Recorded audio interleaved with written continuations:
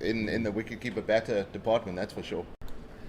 Yeah, there's plenty of them. A man also from the Hollywood Dolphins who's making his way to Australia at the moment. In Australia, the Kaya Zondo, who for many years was knocking on the door of Porteous selection as a wicketkeeper batsman, now having his chance as a batter there for the South African team, and starting that series against Australia soon, as it's Hendricks towards us now. Yeah, it's good to see Andile Peklakwaya in the Dolphins lineup as well, playing regularly again for his domestic side. I think it's important that he gets game time, that he plays regularly, and that he contributes properly for his domestic side and tries to win matches for his side and get back into that into all formats for the Proteas. Yeah, absolutely, David. It's he has a key role to play, a nationally contracted player, and a key role to play for the Dolphins and for South Africa in the season to come. Oh, that is another beauty from Hendricks to end the second over, and score is 4 for the loss of 1. That wicket was Chepang Ditole, caught in the first over by wicketkeeper Smith off the bowling of Berger. So 4 for 1 after 2 overs.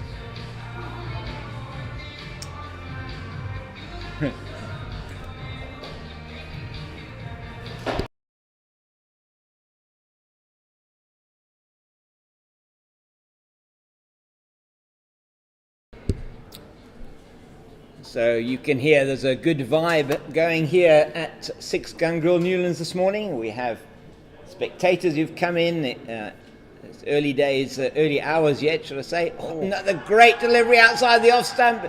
Huge appeal. He's given him.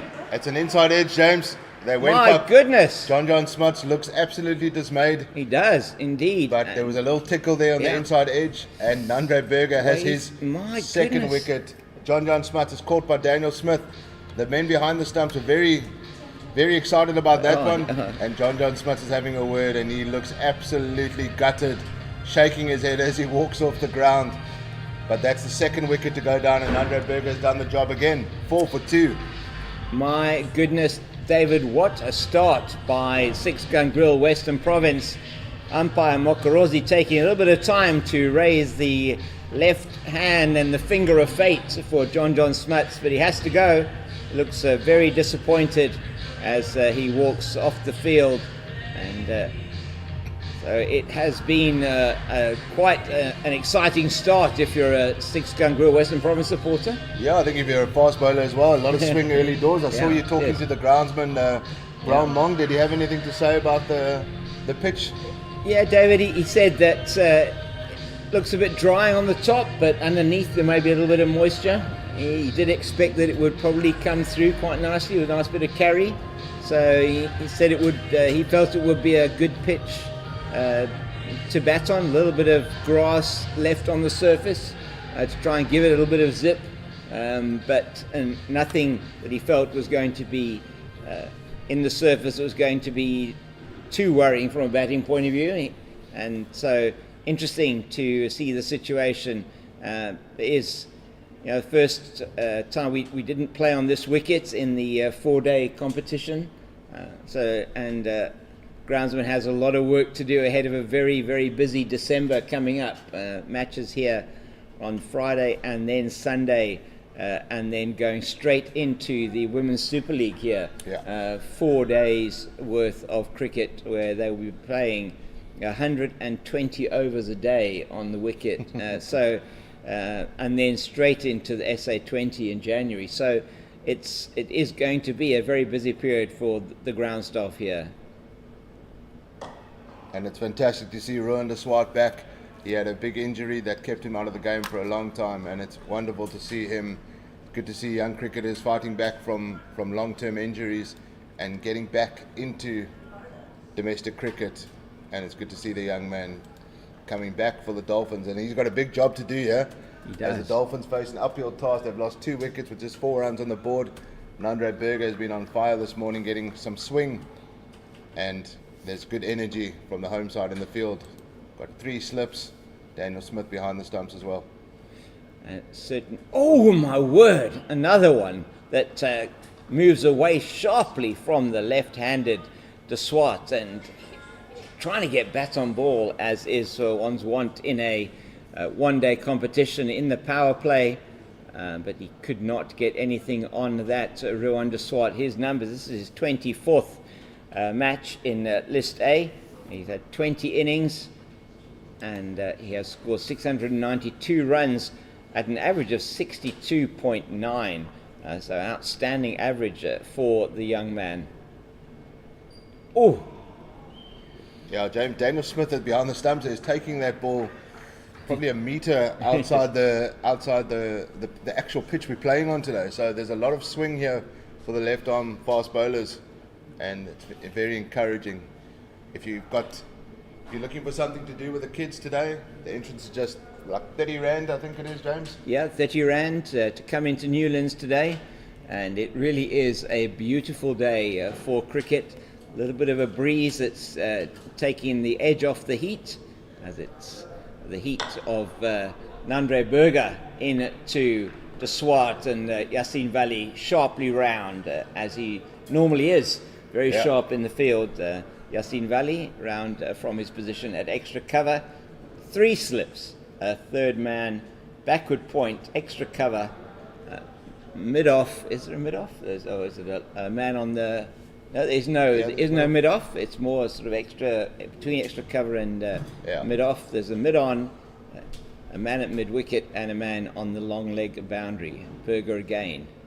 Oh, another beauty, David. Yeah, rip snorter there from Berger, and he finishes the over well. And that's a maiden over there, the third over so far. He's wicket maiden, 2 for 2 from Nandre Berger, and he'll be very happy with that. Nandre Berger, you've given George Linder his birthday present. I think so. No need to deliver a bottle of something later on. You've done your bit to give him a good start to his captaincy. First time George Linder is ever captaining a professional team. Wow. Which I think is, in his long career, it's quite amazing to think that. But he is one of those guys that just deserves a bit of leadership. I think Wayne Parnell will take over the captaincy when he comes back from the T10 league in Abu Dhabi. I think he's on his way back. He's just missing the first game.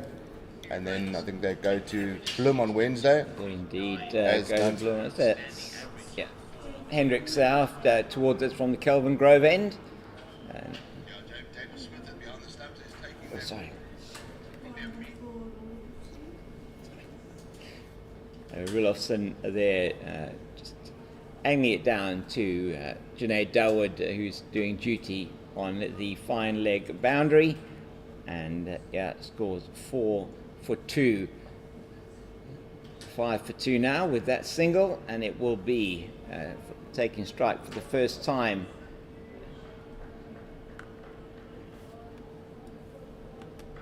At the Weinberg end, facing up to Bjorn Hendricks, it's going to be Ruan de Swart. That is a beauty from Hendricks. My goodness, aren't they bowling well? Yeah, that was beautiful. Bjorn didn't shout for that one. He knew that the umpire indicated that it just hit the thigh on the way through.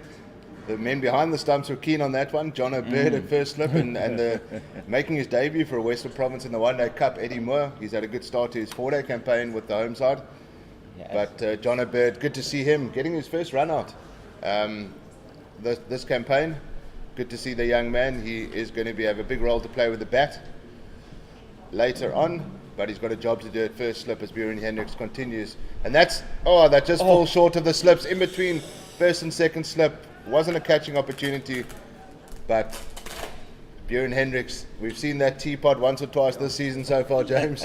We have indeed. But Ruan de Swart just played that with soft hands. That didn't carry to first or second slip. They dived in between each other, and they just get a single down to third man.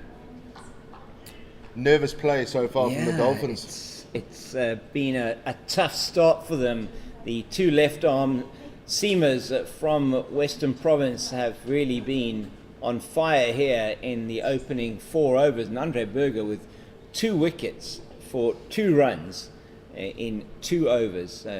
All the 2s. And that's Tony Dezorzi in from mid-wicket. And there is no addition to the score. and Wilofsson just I managing thought, to work that into the leg side. I thought we would see maybe Tony De Zorzi having the number 304 on his back, maybe changing his number of 33. I did have a little chirp to him to say, why not? You deserve it. He does, but yes. he carried on with his traditional 33. Yeah. But wow, I think people are still talking about that innings that we saw just over a week ago. Incredible. And he'll be looking for a good one-day cap campaign.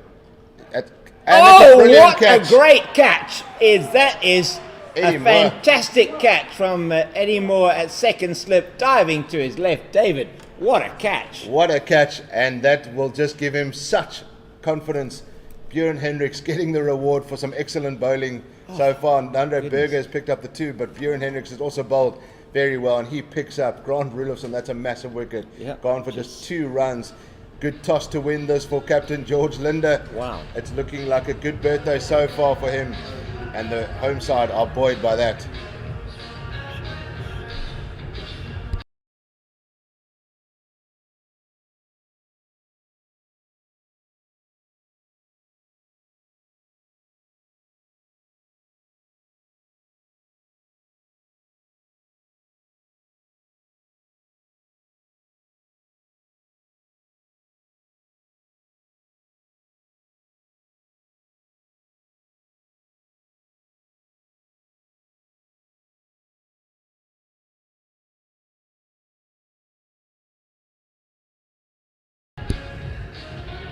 Yes, the fall of that wicket brings Jason Smith to the stumps, and he's played 55 matches, 50 innings, 1, 2, 3, 4 runs that he scored.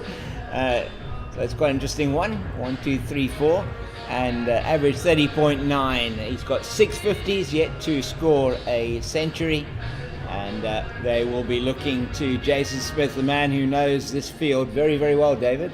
Yeah, Jason Smith, one of the hometown boys, Cape Town boy. I'm sure he'll have some of his family out here today, coming out to support the Dolphins. It will be weird for the family, but they're used to seeing him out in the blue of either the Cape Cobras or Western Province, but he's got a massive role to play here. He didn't expect to be coming in at number 5 in the 4th over, and that's exactly what Western Province have forced. We're still in the power play, James, 10 overs in the first power play, and so far they're doing the job, the 2 seamers. They are indeed. It's been impressive by them as they take a quick single, and that would have been very close had Yassine Valley hit the stumps to potentially run out That would have been Jason disastrous. Smith. It would have been disastrous, but he gets off the mark with that very, very quick single and through for the run, and takes the Hollywoodbets Dolphins to 7 for the loss of 3. Yes, 7 for the loss of 3 wickets. After 4 overs, Hendricks picking up the wicket of Grant Rudolphson in that over. Brilliantly caught at second slip by Eddie Moore, and just reward to Captain George Linder for firstly winning the toss and electing to bowl, but not only that, but also keeping the attacking field in.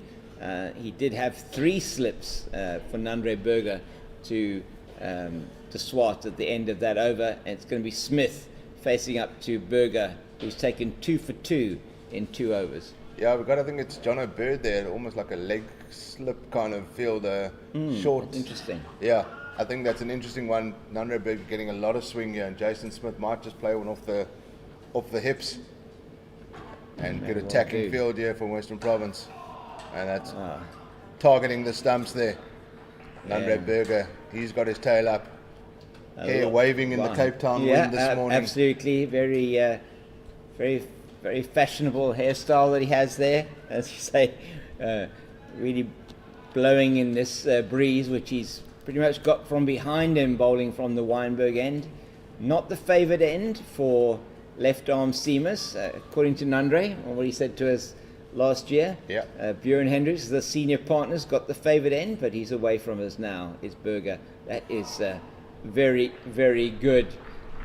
Shorter ball to Jason Smith, just saying, welcome home, Jason. Yeah, they're good mates. I know that they play a lot of FIFA together, but there's no love lost when it comes to competing against each other. They'll be looking to go after each other. And it's important thing here, no Dane Patterson in the squad for this game. It's important that the likes of Tsepo Moreki and Miklali Mpongwana are going to have a big role to play to back this good start up as Nandré continues. Absolutely, that's to that man that David was describing, John O'Bird, who is down there at that sort of, it's almost a leg gully, isn't it, position. And so the field is 2 slips, third man, backward point, mid-off. There's a big gap in the covers inviting the drive, which those 2 slips are waiting for. A big gap between the wicket keeper and first slip. And then we have on the leg side a mid-wicket, leg gully, and a man at fine leg. That's Berger really bowling well in this spell. Just these 2 seamers picking up from where they left off in the 4-day competition, where the Western Province seam attack, as you said, David, was really on song. Yeah, very much, and it's important to get a good start in this tournament. James, there's no semi-finals in this tournament. The top 2, end of 7 rounds, goes through to the final. Wow! So you're playing for those top 2 positions, and if you lose a couple of games up front, you're going to be in danger. Oh dear, it's not good there in the. At mid-wicket, is that Miklali, is it? No, Junaid Dawood. Junaid Dawood, sorry. At mid-wicket, just misfielding there, and Jason Smith can get off strike. A little bit of a blip there, and Junaid Dawood needs to be on it. So Jason Smith's numbers in List A, 54 matches, 49 innings, 9 not actually. You got 1, 2, 3, 4. That's now 1, 2, 3. How many? 5 or 6? 6. Yeah. 1, 2, 3, 6. He had 1, 2, 3, 4 runs, high score of 81, average, as we said, of 30.65 with a strike rate in the. Oh my goodness! Unplayable there from Nandré Berger. Wow! Hand is in the air, going. Still. How did that not find the edge? And Luanda Swart gets out the over, survives it. That's 5 overs done. The score on 8 for 3. What a start here from the home side. Wow. Nandré Berger, 2 wickets for 3 runs in his 3 overs. Incredible stuff from Nandré Berger and from his partner at the other end, Bjorn Hendricks. And still only 5 overs to go in the power play. And the Dolphins batting at only 1.6 runs per over, which is completely understandable given the circumstances in which they find themselves at the moment. So, very interesting situation as Hendricks comes away from us now. Smith is all defence into the offside, and that is fielded in the covers by Miklali Mpongwana, who is at extra cover. So we have 2 slips, a backward point, extra cover, mid-off, mid-on, mid-wicket, a man at long leg. We also have a man at third man, as is normal in the 1-day competition. David, don't see that man at third man at all really in the 4-day games. Past umpire Steenkamp now is Hendricks. Oh! Beats the inside edge of Smith's bat, and again so close to that inside edge. Good bounce, good carry, and Daniel Smith doing the business behind the stumps twice this morning already, David. Yeah. He's had a good start to the game so far. Daniel Smith, he's integrated beautifully into the side now. Straight swap for Carl Verena behind the stumps, but he's been making the team as a batsman alone, and he's had a good start to his season. Bjorn Hendricks continues. Yeah, well played by Jason Smith, yes, and his namesake, Daniel Smith, in terms of the surname at least, is only in his 6th List A match. The youngster,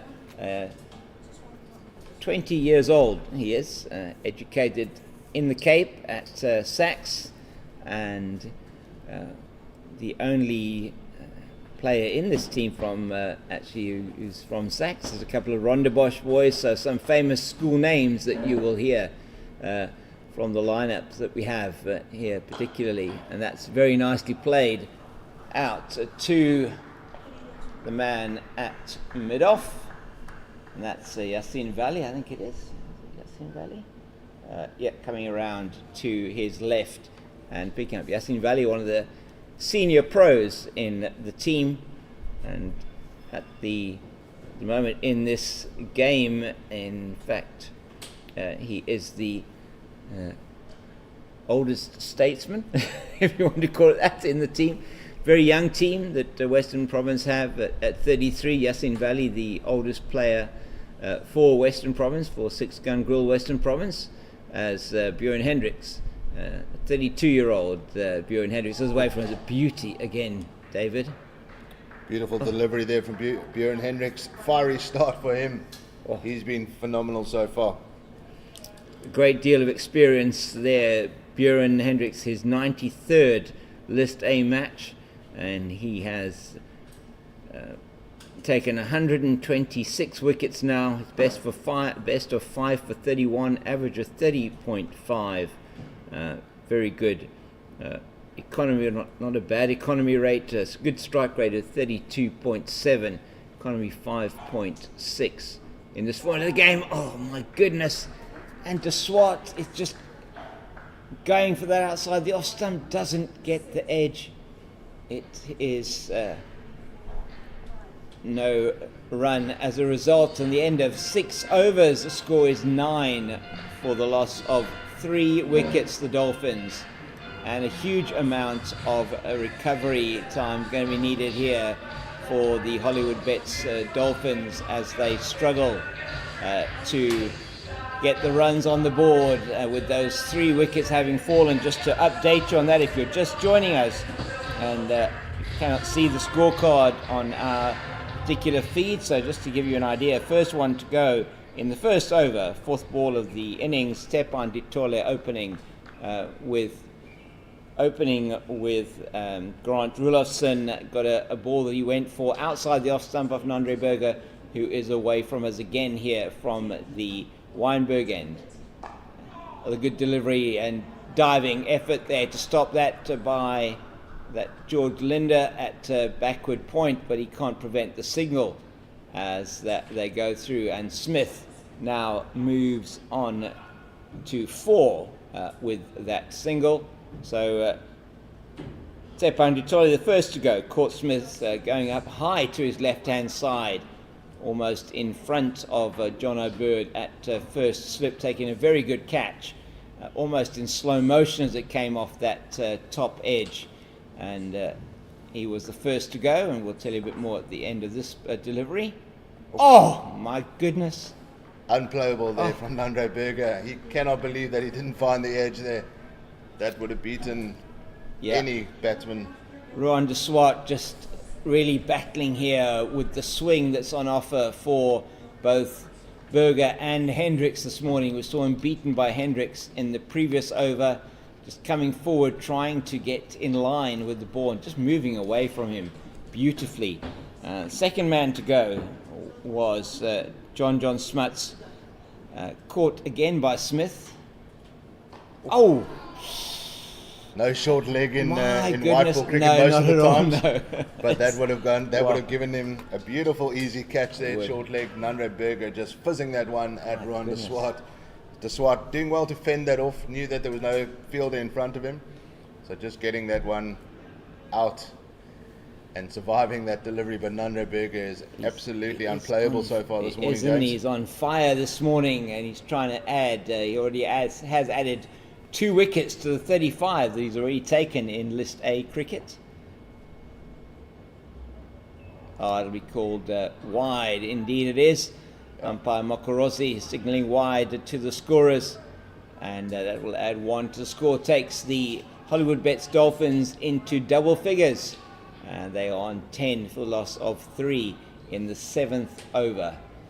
And yes, 7th over, and this is a match playing here.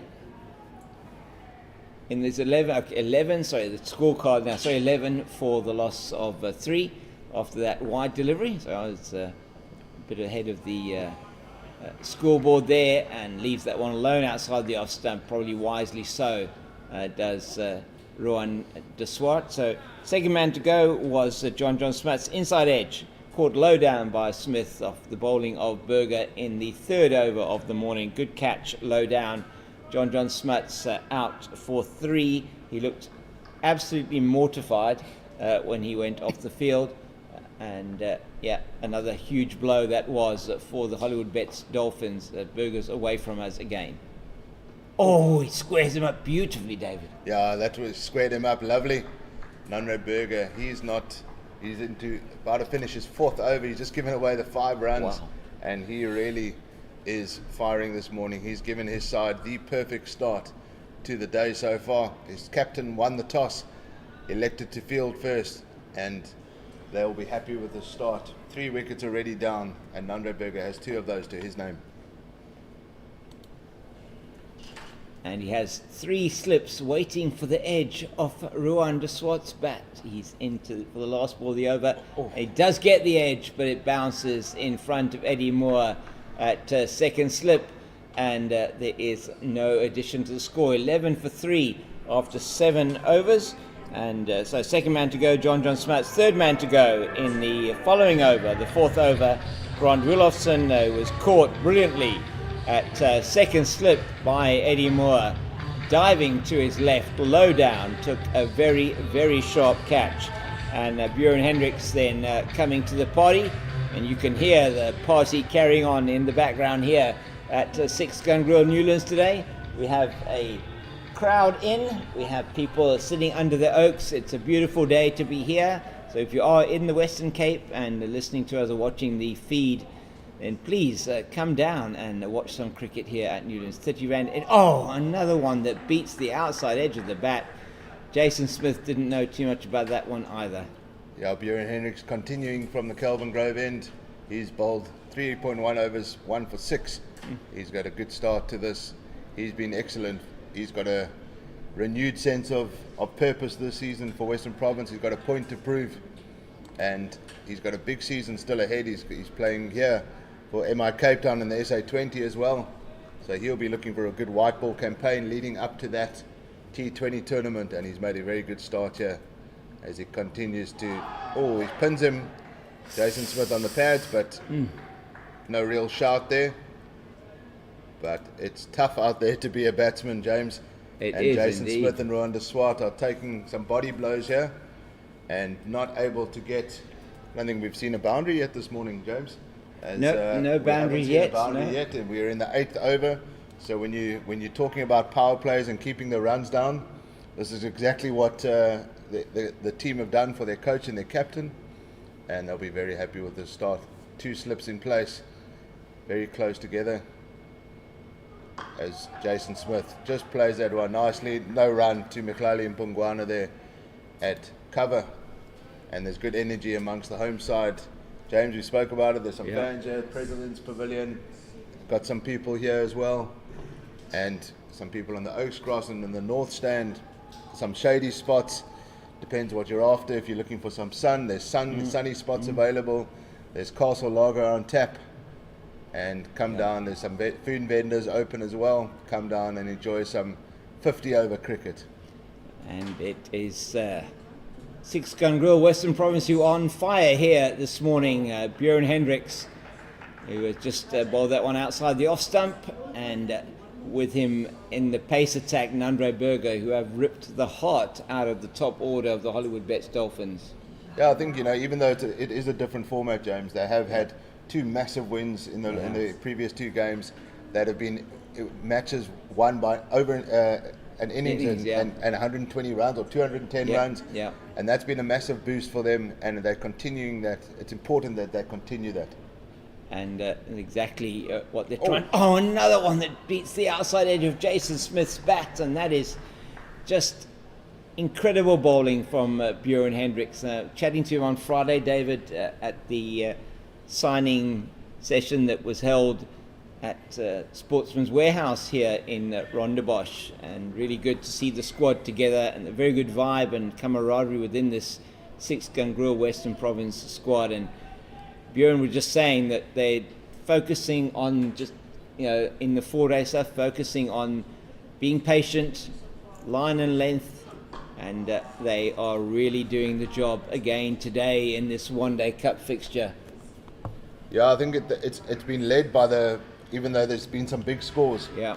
It's been led by the bowling attack, as Yes, Tony yeah. DeZorzi alluded to in one of his interviews, that the bowlers have set the game up for the batsmen.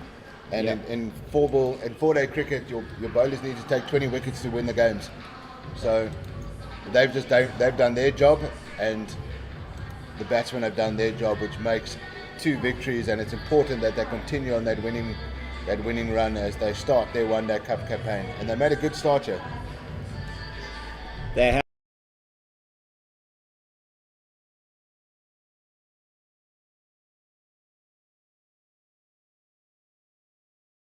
away from us again for his 5th over. It's down the leg side. That one again will be called a wide by umpire Tom Mokorosi, who gave that decision earlier on today against John Smuts, caught off the inside edge to Daniel Smith. And it's been a morning to remember if you are part of the 6th unit. Right.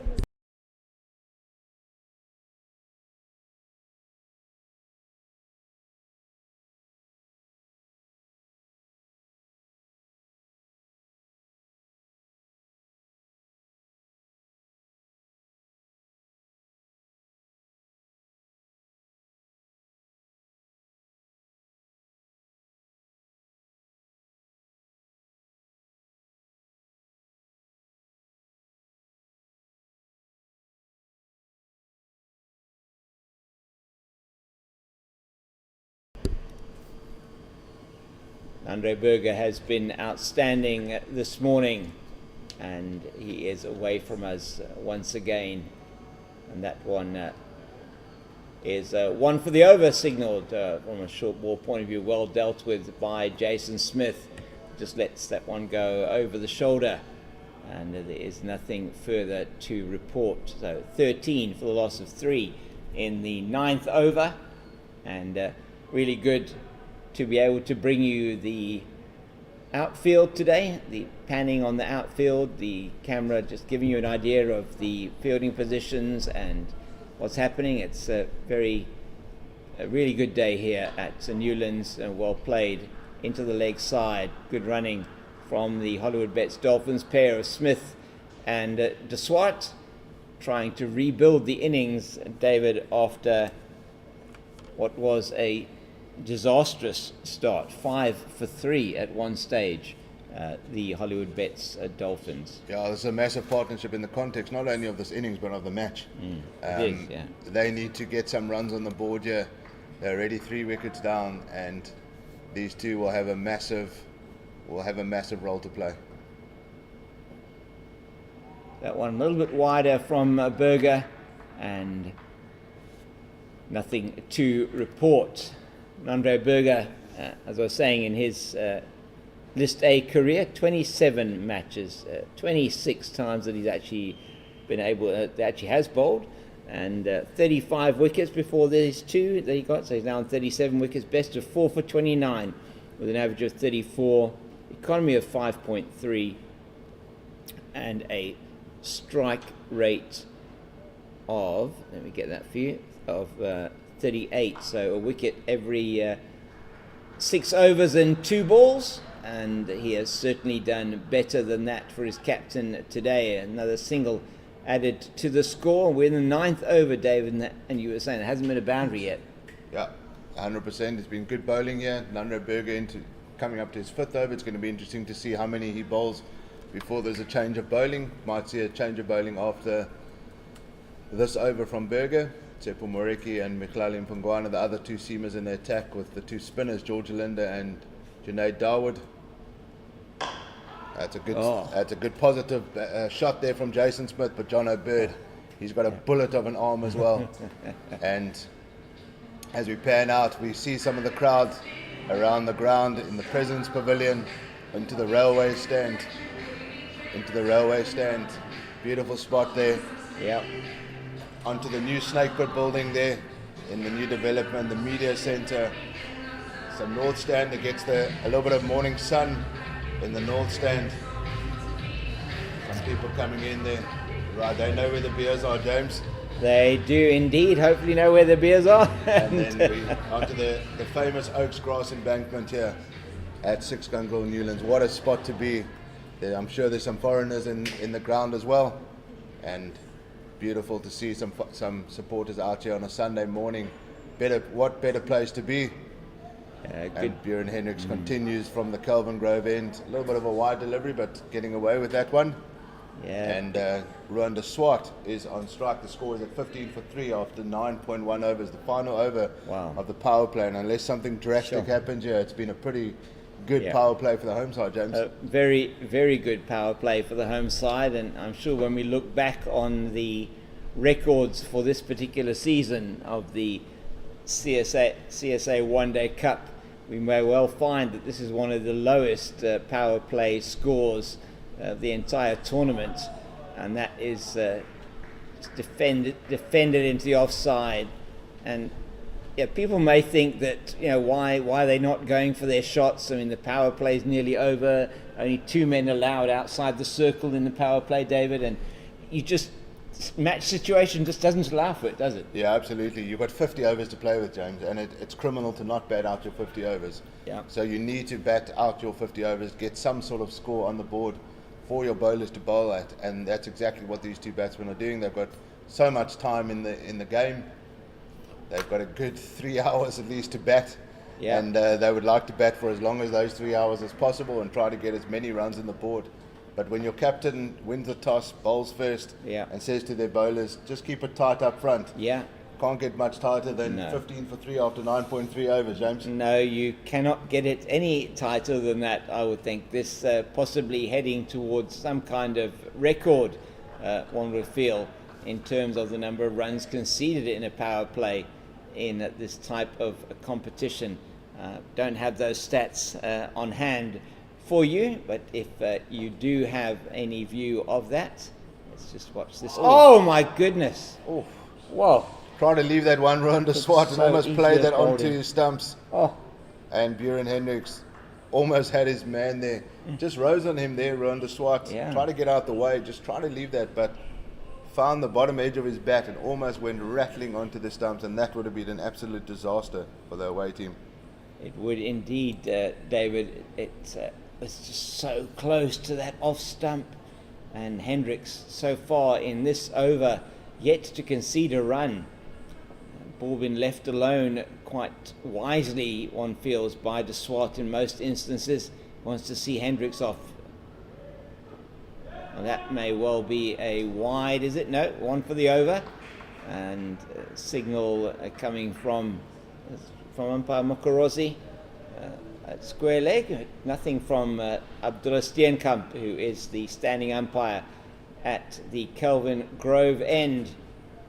And so one ball left in the 10th over before the power play will be finished. It's 15 for the loss of 3. Hendricks towards us from the Kelvin Grove end. Oh, nasty one into the body, fended off by de Swart, and he manages to get a run off the gloves. That must have really hurt as it clattered into him. Good over from Hendricks comes to an end, as does the power play, David. 16 for loss of 3 after 10. Phenomenal start, and we see the first change coming here. Tsepo Moreki will be replacing Nandre Berger at the Weinberg end. Tsepo Moreki had an excellent T20 tournament, was the leading wicket taker for Western Province. He's had a good 4-day campaign as well. Been one of the stalwarts for Western Province this season. He's been excellent, and his efforts have been phenomenal so far, and he's going to have a big role to play here to continue the good start that Nandre Berger and Björn Hendricks. Tsepo Moreki has played 50 first-class list day matches, and he will be looking for a good start. He's bowling from the end that Nandre Berger took 2 wickets for 9 runs in his 5 overs, and he'll be looking for that swing as well to the left-hander, Ruan de Swart, up front. He's on 4 not out, and Jason Smith is with him on 5 not out. The partnership is at 10, and this is a big partnership, James. Big session coming up here with the new bowlers coming in, the change of bowlers. Yeah, it's going to be huge for the Hollywoodbets Dolphins now, just to make sure that they continue with this consolidation that they have, and that they ensure that they don't lose any more wickets. They just keep those wickets in hand ahead of later in the innings. And Teppo Morecki is going to try and change that. David, he's a wicket-taking bowler. We've seen that in the 4-day competition. Saw that last year. He was the outstanding bowler for Western Province in the One-Day Cup last year. Yeah, he's really had a fantastic couple of seasons with the white ball. Yeah, that's going to be the first boundary of the day. Well played by Ruan de Swart down towards the railway stand, and the first boundary goes to de Swart. Ball just retrieved there by the captain, is it? No, it's not. That looks like Nandre Berger walking back there. It is indeed Berger who chased that one out to the railway stand. And they have got the boundary figures off the mark. And in the 11th over, yes, you heard right, the 11th over, first boundary of the second ball of the 11th over. Morecki away from us now. Oh! That's better from Morecki. A little bit fuller there. That previous delivery that he went for a boundary was too short. And Ruan de Swart didn't play it with too much timing, but he got it away for the first boundary of the day. And that's a good response there from Morecki. I always feel in white ball cricket that when he bowls a little bit fuller, that is a lot more effective. He does get swing on the ball. And if he does get, he could find an outside edge there. We've got Bjorn Hendricks and Eddie Moore at first and second slip respectively. And they are looking to get into business there. Teppo Morecki so far continues from the Weinberg end. Big gap between the wicketkeeper and first slip as he's bowling across the left-hander. That one is down the leg side. Signal wide once again by umpire Mokorozi. That, I think, is the third wide of the innings so far. It is indeed. And they've all come from this end, the Weinberg end. And good bowling early on from Nandre Berger. A wicket in his first over and in his second over. And since the wicket of Rulofsson in the fourth over, where he was caught by Moore off the bowling of Hendricks, these two have consolidated. And that one's still moving and swinging, David. Yeah, it's after it passed the bat. Bit of inconsistent over so far from Morecki. He's going to need to find his line and length. He's going to need to find that radar. He needs to keep it tight, continue. Yes, they've only conceded 21 runs so far in the 10.4 overs, but he doesn't want to give away any free runs. When you've got them down, you need to keep them down. And as the home side, they're going to be looking to do just that, keep the pressure on for the entire innings, however long that might be. Yeah, the Mihlali Mpongwana, who missed the second 4-day game out of injury, as it's Morecki away from us now. Another good delivery outside the left-handers off stump. And umpire Mokorozi is very unhappy here with Teppo Morecki. He is looking at his follow-through, with him bowling over the wicket to the left-hander, just trying to angle it across the left-hander, and he's just not able to, on his follow-through, David, it seems like he's not able to run off the pitch quickly enough. Yeah, he needs to be careful there. The umpire is not going to be lenient on the bowlers. They need to maintain the pitch. That is a beauty. My word, David. Incredible delivery from Teppo Morecki there, just angling away slightly from the left-hander. So we see again a picture of this beautifully picturesque ground, probably one of the most beautiful grounds in the world. Crowd in today, which is absolutely wonderful to see, and there is plenty of space, as you can see here. Just panning across there and showing you the railway stand area, which according to groundsman Bram Mong, probably the best place to sit in the ground. Others may or may not agree, but railway stand has always been my favourite place, just in terms of being square of the wicket. It's Hendricks to continue and that is down the leg side, and he is signalled wide by umpire Steenkamp. First wide of the bowling of Hendricks, just searching for that swing in to the right-handed Smith, and just can't get the radar right on that occasion. So Smith at bat, and Smith the wicket keeper. So Jason at bat, Daniel the wicket keeper, and Hendricks towards us now from the Kelvin Grove end, outside the off stump, just holding its line, and nothing further to report. Yeah, interesting to see Bjorn Hendricks continuing. He's just given away given away just 8 runs, so I think he's deserved another over. Important to keep him on strike, and it's going to be interesting to see if he maybe bowls 6 or 7 overs up front, and then 2 or 3. They know that they need to break this partnership as well. They really get into the middle to lower order early doors, and he might not even get through his 10 if they continue bowling how they've been bowling. So I think it's a good move from the captain here, George Linder. It's an attacking move. Absolutely, and he's in the rhythm, Bjorn Hendricks. He had a very good season at Leicestershire in the British summer. Just saying there that he really enjoyed his time over there, and won't be going back the next year. I see they've signed Bjorn Mulder. They have indeed. Bjorn Mulder came in during their season last season, had a really good campaign for the Foxes there. Good. Yeah. And he's been re-signed, which I think is great for him and for South African cricket. He's a good all-rounder, excellent all-rounder, and going to get another gig there in the UK in the county cricket. I think that the first season in county cricket is always tough for any bowler. And Bjorn Hendricks didn't get too much success there, but he enjoyed his time there, and at a good club there, Leicestershire, run by the CEO Sean Jarvis, who does an excellent job there, lovely man. And I've had some dealings with him, and he's really doing some good work. Tough being one of the smaller counties with respect to it is them. Second division at the moment in the county championship, and had a very, very tough 4-day season. Nothing to report of that delivery from Bjorn Hendricks. Had a tough 4-day season, and but this season ahead, apparently Bjorn saying that they have signed.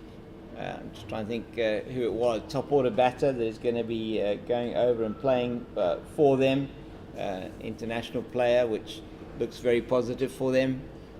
They had a few issues there, in particular with inconsistency in the top order. Just nicely rode the bounce there. Jason Smith down to fine leg, and that's the end of. Is it the end of Bjorn? No, still one more delivery left. That wide early up. Changing over for the left-handed de Swart. 23 for 3 in the 12th over. Hendricks still bowled outstandingly well, not yet conceded 10 runs into nearly the end of his 6th over. You say Leicestershire in the second division, second tier, had a much better one-day competition, and T20 Vitality Blast, they did quite well. Well bowled by Hendricks once again. It's been an outstanding spell from him, David. Yeah, you'll be very happy with that. I don't think he's going to bowl 7th over. He's looking a little bit tired, and I think he's done for the day. George Linder goes up to him and just says, "Thanks, mate. You've given a good start. You've done your bit." Daniel Smith giving him a pat on the back, as well as Eddie Moore. He's done a job. The senior bowler in this side, 6 overs, 1 for 9. Pretty good start to his Sunday. You cannot ask for better than that.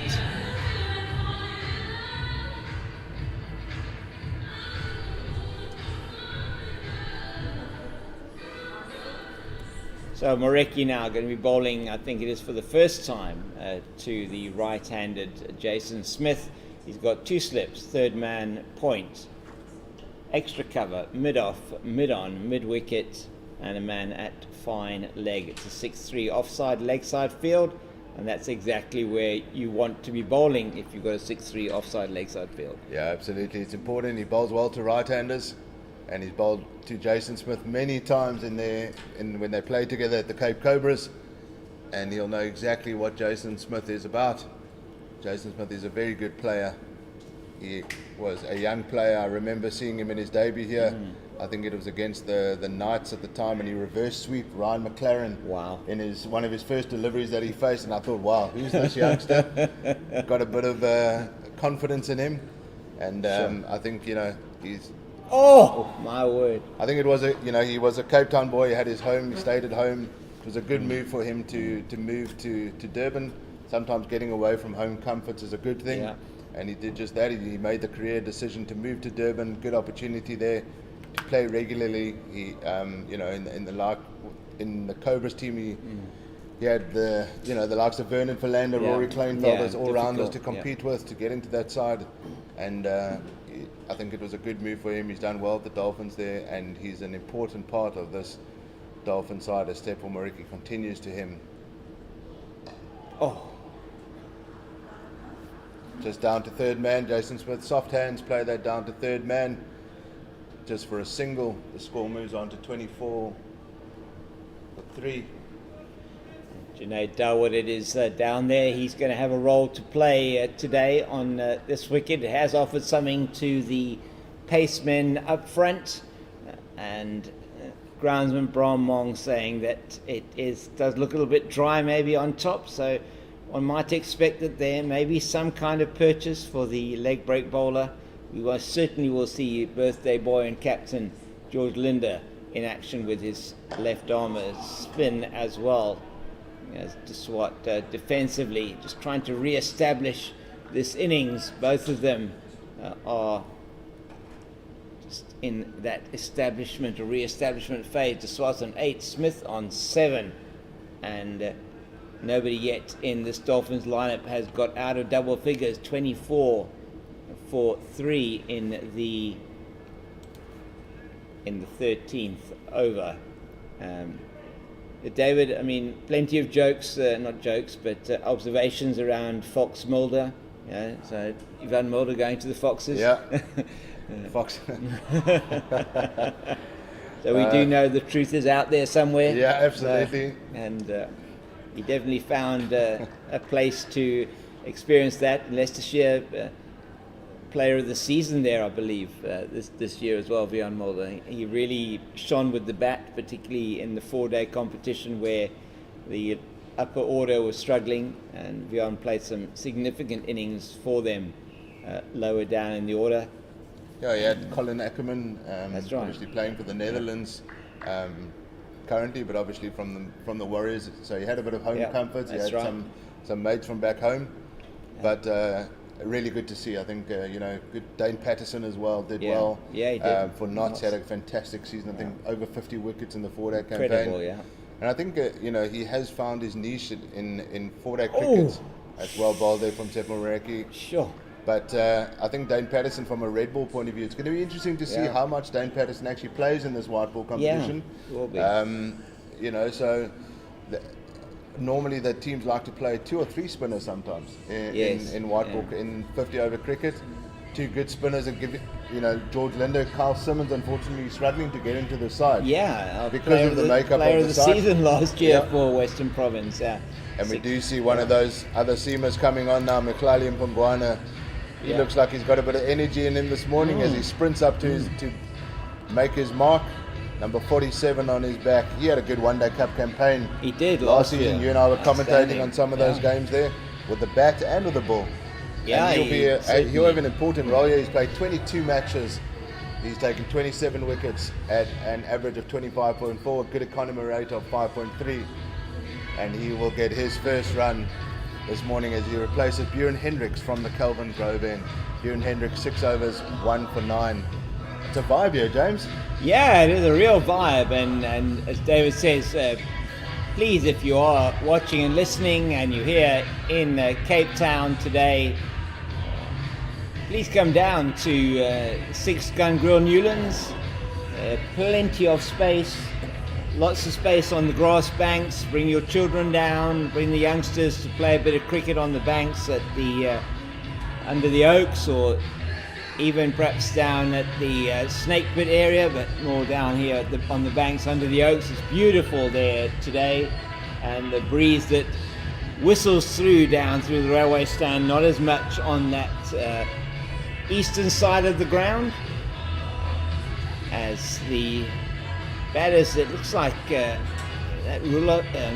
Swart just getting a bit of attention there in the middle. I'm going to put the glasses on him. Seems like he has a slight issue with his right arm. He's just having a bit of attention there.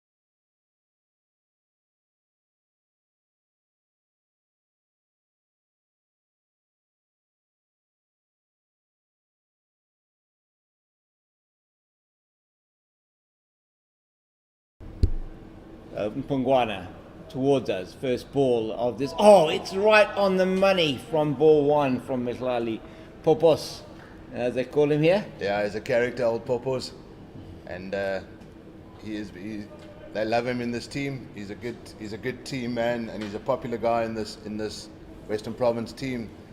And he's got Tony DeZorzi there at mid on, and Yazin Valley there, two of his mates at mid off and mid on, and he's got a big role to play here, coming into Jason Smith, missing the bat first up. And he's bowled him! Oh, off the inside edge, I think, right onto the top of the stumps, and Jason Smith is gone. He has to go, and a great delivery from Mihlali Mpungwana, and the fourth wicket falls for the Hollywoodbets Dolphins of the score on 24 after 13.2 overs, and it's going to be time for some drinks. That's Jason Smith, bowled Mpungwana for 47 minutes, 30 balls, no fours, and it has been a great morning so far for Six Gun Grill Western Province, 24 for 4, and we'll be back with you after the drinks break.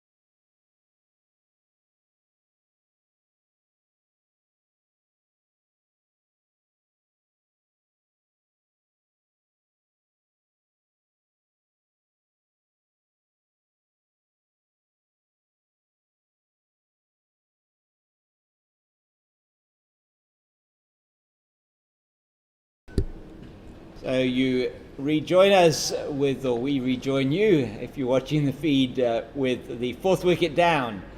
And it is now the Andile Pehlwayo, the all-rounder for the Hollywoodbets Dolphins, and the Porteous, who is at the crease. And Andile Pehlwayo has a huge role to play here for his team today. He's there because Jason Smith was bowled by Mkwana.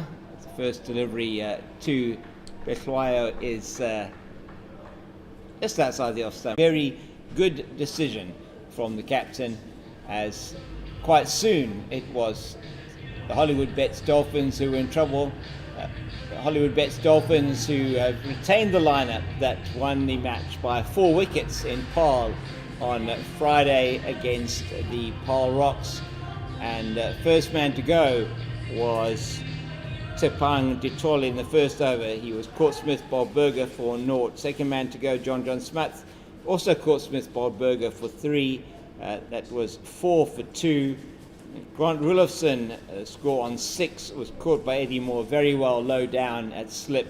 Second slip off Hendricks, for 2. And it was 6 for the loss of 3, as Mareki's away from us now. That's nicely ridden on the bounce down to long leg by De Swart, and he moves to 14. And 43 for 5 is the score. 43 for 5. The fourth wicket and the fifth wicket both falling at 24 in Mhlali Mpongwana's first over, and that he came in replacing Bjorn Hendricks at the Kelvin Grove end, the 13th over of the 14th over of the innings, bowled by Mhlali Mpongwana. And he took the wickets of both Smith and Pehlwayo, as Porteous defends once again to the captain, George Linder, at backward point, as Tsepo Mareki is midway through his 5th over at the moment, and he has bowled particularly well, David. I think it was just the one boundary that he did concede, and he has bowled exceptionally well, has Tsepo Mareki, for his captain, the outstanding bowler for 6th Gangrel Western Province last season in the one-day competition. Just strays onto the pads. It will only be a single down to long leg. That's Mhlali Mpongwana down there, and they just trot through for the 1. So 24 for 4. Jason Smith was bowled by Mpongwana. Beautiful delivery, the second ball of his over, of his spell, and just took the top of between middle and off. May have just been a slight inside edge from Jason Smith, but totally cut him in half, and he had to go back to the pavilion. And 2 balls later, Andile Pehlwayo chipped it up to mid-wicket, where Eddie Moore said thank you very much, and took the catch. Good delivery here from Tsepo Mareki. Just teasing that little one outside off stump. Ron Swart not knowing exactly where his off stump was. Leaves that one alone. Didn't need to play that.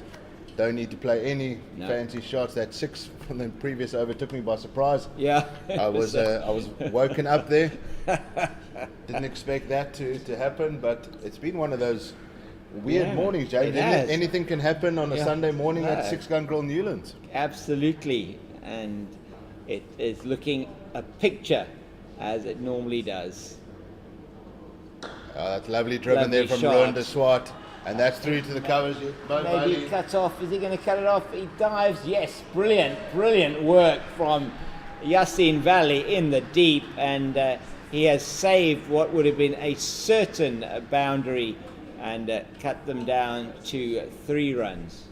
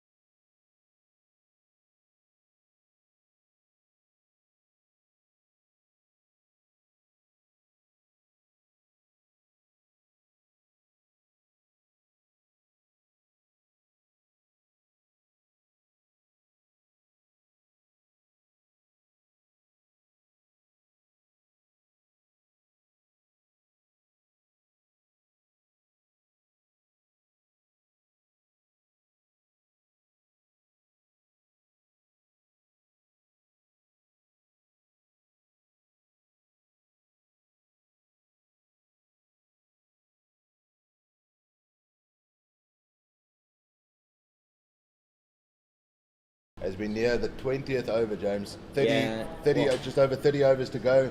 Need to bat through these 30 overs. They've lost 5 wickets in the first 20 overs.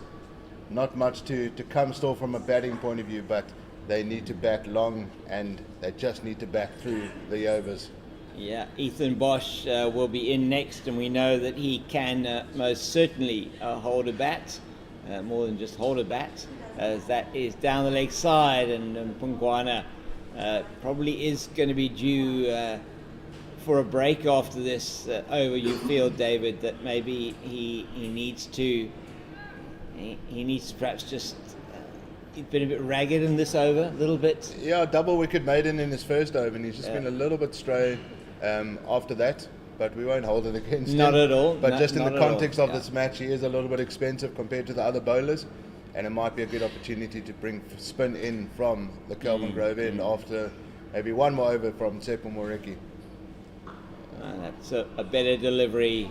Don't want to run out now No, from they the don't, Dolphins' no. point of view. No need for quick singles now. Just bat and play good cricket shots. Play the ball on merit. Don't chase those boundaries No. just yet. No. The key is now just to bat through these overs, try and get to some sort of a score. Yep. And Newlands, I mean, we've seen some big score over the last Yeah. 50 over cricket. Yeah. I recall a game here against the Titans a couple of seasons ago, and Ferran Biardin, Aidan Markram at the time. It was over 400 runs in that innings. So this field has seen a lot of runs in white ball cricket of late. Gone are the days of restricting sides to 180 and still being able to defend that.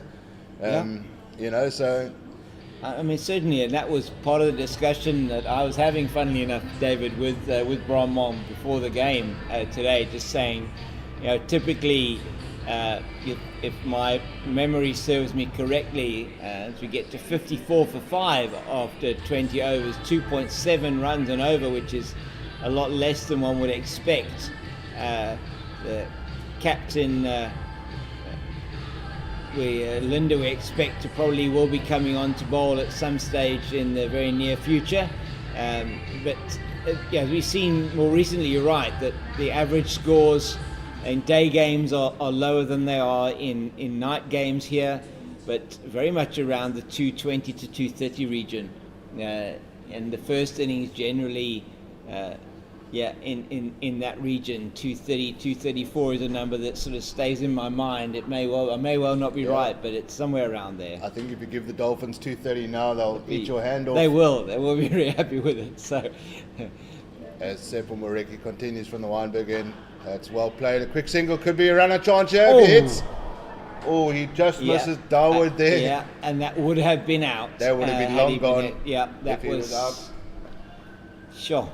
That's a risky run there. That Very Porteous risky. taking a very risky run. It sat beautifully for Junaid Dawood to field that. And if he hit the stumps there, that would have been a disastrous wicket for the Dolphins. Too risky at this juncture. Yeah. No need for that. The young man, just keep your head, keep cool. You've been there for 21 deliveries so far. You're batting with the set man, Rohan de Swart, who's been there for 52 deliveries. 22. This partnership is absolutely key for the Dolphins if they are to post any decent score on the board. Well, at the moment, that in what I would call as they go off that number, they were on Hollywoodbets. Dolphins were on the Hollywood number there, 55 for 555, which is always the telephone number of any Hollywood movie, or it's the first 3 digits of the phone number. So they are off that 555 now, 56 for 5 they are, and these two put on 32. So. Not only consolidation, they've certainly had some speeding up of the run rate. Porteous with that towering 6 into the railway stand. Yeah, there was 29 runs in the 5 overs leading up to that, in between the 15th and the 20th, so a lot better than the 9 runs in the previous 5 overs. So there has been a little bit of an acceleration from that side. The run rate's gone up to 2.7, which is still obviously very low, but it's better than what it was. And this has been good from these two batsmen so far. A little bit of a dodgy run earlier this over, which wasn't needed, and I think they must just keep their heads, try and bat for as long as possible. They've got all the time in the world. Well, this has to be, isn't it, the accumulation stage, David, in the innings one feels. Good bowling from Tsepo Moreki. Tsepo Moreki has got a huge gas on him. He's got a huge engine. We might even see him bowl 6 or 7 on the trot. Yeah. And Beklali Mpungwana, I think we're going to see spin from this end. Let's see if George Linder or Junaid Dawood. I do see Nandre Berger warming up though, David. So maybe they're giving Nandre a bit of a spurt from his preferred end, the Kelvin Grove end.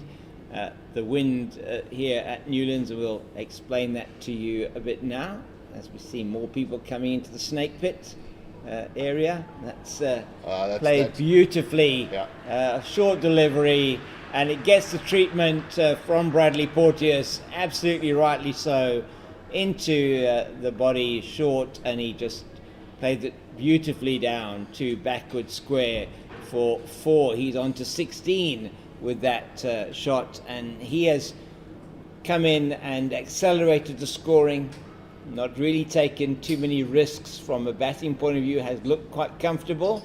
Has taken a couple of risks from a running point of view, should I say, but not necessarily from the batting aspect, and looking good out there. Oh my goodness. And as I say that, of course, he takes on the short ball and misses it. Yeah, that was a decent over there from Tsepo Moreki, just giving away the one boundary there, splitting the fine leg and the square leg fielders. Well played, and they need a boundary, not every over necessarily, but every couple of overs, put away the bad deliveries. And Tsepo Moreki, Junaid Dawood, it looks like, is going to be coming in from, we didn't see him warming up much, so maybe these youngsters these days, maybe they don't warm up too much. But Junaid Dawood is getting his first run. Interesting to see the captain bringing him the leg spin in before him. Well, I was going to say, George, I was going to say to you at the end of the last over, knowing George, the way that you know George, I think that he probably would give the other bowler the choice of ends rather than himself. I think Junaid Dawood just played the 20 list A matches. A lot of those would be for the Western Province semi-professional side. He's taken 17 wickets, best for 4 for 25. He is a wicket taker in T20 cricket. He's been picked up by the Sunrisers Eastern Cape in the T20, the SA20. And he's really trying to make a name for himself in white ball cricket in particular. And he comes in to Rohan de Swart from the Kelvin Grove, and de Swart just picks up a single to mid-wicket. Mo Valley, he's an energizer bunny. And he's always a live wire in the field. I'm sure the Valley family out in force on the Oaks Grass embankment, I'm sure. And the people that have come in the early doors were rewarded so far with a great start for the home side. 5 wickets so far taken by the home side, 21 overs in. And they have seen some excellent cricket. And that's exactly what the home crowd want to see. They want to see their home team doing well. There's a game coming up on Friday. There's a good weekend of sport coming up in Cape Town next weekend. Absolutely incredible weekend. Cricket here on Friday and Sunday, as well as the HSBC 7 series at DHL Stadium in Greenpoint. So if you want to stay southern suburb side, you come to the cricket. You want to go Atlantic Seaboard, you go to the rugby. And somewhere in between, there's some restaurants and bars around that you can find. And very nice time of the year. Very, very nice eateries here in Cape Town. Huge vibe on it's Long Street in town, the waterfront, and that's very nicely played by Porteous out to the man sweeping on the cover boundary, and they go through for another single. So I haven't seen much of Porteous live before. But he's looking like a solid batsman. He's coming in number 7 today. So let's see what he can do. He's done a good job so far. He has indeed. He needs to do even more, and he needs to back through as long as possible. Junaid Dawood has made a good start so far to his first innings. Yeah, he's been on the spot so far. Very, very, very important for a spinner to get them pitched in the right area, get that rhythm going. And he's beautifully reverse swept, but that's outstanding fielding from Nandre Berger. at a 45 position here on the offside to the left-hander, and that beautifully fielded, diving to his left. It is his stronger side, but still, you've still got to field them, haven't you, Dave? That saved a certain boundary. Yeah, no risk shot there from Ruan de Swart to the reverse sweep. Oh. That's well played well bowled there from Junaid Dawood. Just holding that one a little bit back, a bit slower. And that's a good first over there, just conceding the 3 runs as the score moves to 63 for 5 after 22 overs. Ruan de Swart 25 not out, and Bradley Porteous 17 not out. The partnership has moved to 39, James. Yeah, good partnership very good. here, much needed they were 24 for 5. They've taken the score to 63, but there's no respite as Nandre Burger, it looks like he's coming back into the attack from the Weinberg, and he's bowled 5 overs, 2 for 9. Dot balls out of the legitimate balls bowled. He's bowled 30, and 22 of those have been dot balls. Incredible stuff from Nandre Burger. He started the slide at the top order of the Hollywoodbets Dolphins lineup as he got the wicket of Ditole and Smuts in successive overs to reduce them at that stage to 4 for 2. And he was on fire from the word go, getting bounce, getting a bit of swing, movement both ways, away from and into the left-hander and right-hander. And he's bowling now to the left-handed de Swart. Oh, he gets the edge first up, and it's gone down to third man. They get the 2 because it was quite wide of the wide third man. Who is Björn Hendricks down there, and they come through for 2. But that was an edge that went over where there were a second slip would have been, and on the money first up again is Nandre Burger. Yeah, it's an important spell, this. It is. If he can nip one, I think that's why the captain has brought him back, because they need to try and break this partnership now. Yeah, one more wicket, and Ethan Bosch comes to the crease, and you feel Ethan Bosch probably the last of the anywhere near recognised batters, somebody who can do something. Ethan Bosch with the bat. I'll give you an idea of his numbers as well shortly, just to sort of set the scene in terms of that.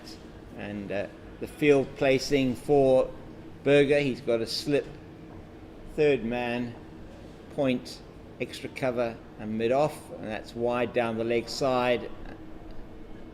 Actually over the line of the leg stump as the batter ducked. So umpire Mokorozi, who does not signal wide of that, and that was interesting. I think the batter batting on probably off stump, David. Ruan de Swart, the left-hander, seemed like he's batting on sort of an off stump guard. That was something that, when I played cricket years ago, that you certainly you saw very rarely. And that is the second one, I think, for the over. Was the first one for the over. They're signalling. Didn't actually signal it earlier on. So some fire still in the belly here of Nandre Burger. Yeah, very much so. He's come back for his second spell. Had an excellent first spell. And continuing to attack is Captain George Linder. Nobody in the deep on the offside, so inviting Ruan de Swart to play that shot through the offside should he get the opportunity. Oh my goodness. Fired in at that leg stump there. Toe breaker there. I know. Wasn't Akram. But, jeez, that was a good delivery. Ruan de Swart did very well to get his bat down to that. That was a bat breaker, if there ever was indeed. one. And had he not managed to hit that, I think they would have been appealing in the dressing room for the leg before wicket. Yeah, very much. And I don't think Tom Mokorosi on this side would have any hesitation there. If that hit the pads, he was gone for all money. Yeah. Just getting the bottom of the bottom of that bat down, coming in at probably at about 140, 145 clicks. He is. It's not easy to do. Seriously working up some pace here, Andre Berger. So good to see him back in this team this season after having spent most of it on the sidelines last year. Nicely fielded by Tony DeZorzi in the covers, and he just looked like he might have tweaked that hamstring slightly there as he moved off to his left. Hopefully not. Such an important man in the Six Gun Grill Western Province batting lineup. So the end of the over, 23 gone, 66 for 5. Yeah, we see some crowd here, James. I've just seen the President's Pavilion is looking nice and busy. Yeah, good. And the Oaks Grass Embankment, the North Stand, all looking nice. And people we've got a new cricket shop here at Six Gun Grill Newlands, the cricket company. And if you're in the ground and you're listening to the commentary as well, go and visit the shop there for all your cricket needs. There's some Newlands merchandise there as well. Some fantastic Six Gun Grill Western Province merchandise, some shirts there as well. Oh! That's LBW saving. He's given him, and that is the end of Ruan de Swart. And he will be mortified by that. He'd done all the hard work and a great delivery from Junaid Dawood. And he traps him in front, and that is the 6th wicket down on 66. 66 for 6. His 28 runs has come from 62 balls, 44 dot deliveries, 2 fours. And he's gone. That's a big wicket. Huge wicket for Six Gun Grill Western Province as Ruan de Swart has to go. 28, as David said, and Junaid Dawood, the leg spinner, doing the job for his captain. What a great breakthrough from them. As we just pan to the scoreboard here, you will see Tutoli was the first wicket to go. 0, Grant Rulifson 2, John Smith for 3, Jason Smith for 7, Andile Peklakwao duck. And Ruan de Swart has just gone now as Ethan Bosch comes to the crease. He's played 29 matches, 359 runs, got 350s to his name, so can bat. Highest score of 68. Dolphins versus the Lions in Joburg last season. And he's a decent batsman, a good all-rounder. Absolutely. Brother of Corbin Bosch. And he's got a major job to do here for the Dolphins. And son of Tertius Bosch. Yeah, was fast bowler, former fast bowler. Right. The late Tertius Bosch. I remember watching Tertius growing up. He was a fiery fast bowler. Was, indeed. And he's passed that on to his 2 sons. But this time his son has got to do a job to do with the bat. He can bat. I've seen him bat. He's scored hundreds as well. I think in first class cricket he bats quickly, but Dolphins don't need him to bat quickly. They just need to bat long today, as he just gets off the mark with a shot down to long off. Bjorn Hendricks doing the fielding there. A big innings for him. And Bradley Porteous now the set man. Yep. He needs to bat through, and he's got an important role. He's on 17 not out. Somebody needs to get past the 50 mark at least here, James. Yeah, exactly. For them to post anything significant. 67 for 6.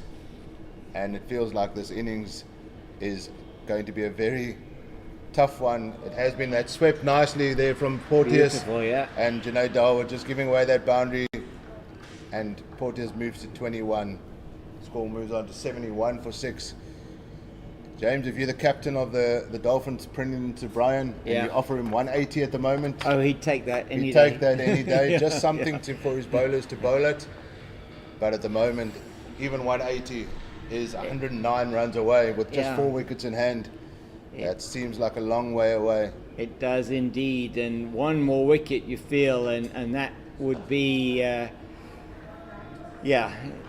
one would feel that it could then end quite quickly for them. These two certainly have got the ability and have the opportunity to do well here for their team. They're going to need to stay there.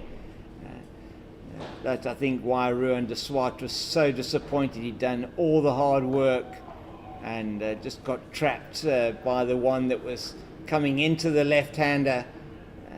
The standard leg break delivery coming into the left-hander, and pretty much missed a straight one almost, it seemed. So yeah, that was not a great shot there. Good bowling, yeah. From the Swat, he was the set man. He needed to get through to a half century at least, and try and go on from there, maybe an 80 or even 100, but that wasn't to be. 28 falling for 28, and Andre Berger continues as they look to continue the pressure on this Dolphins batting lineup. There's no let up from either end. Not at all. And that's good to see from the home side, relentless. That's what winning sides do. We saw that in the red ball cricket, and we're seeing it again here. They're keeping the pressure on as Tefo Moreki looks like he's limbering up as well. It's very interesting to see as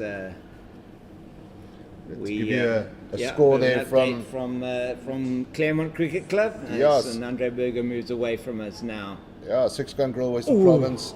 Ladies are in action there against the Northwest Dragons. They won the 50 over match yesterday, and they've scored 135 for 9 in their 20 overs. Not a great start there for the Western Province ladies. Andre Steyn and Laura Goodall, the two openers, going for ducks. Nadine de Klerk for 8, Delmi Tucker also a duck, and then Stacey Lakay, she's making an appearance again. 79 from her off just 50 deliveries. Incredible. And then Kelsey Adams 27 of 39. So those two really kind of saving the day and getting the score, and that's covered. Well played. That's going to go down to the boundary in front of the scoreboard on the offside for yet another 4 to Bradley Porteous.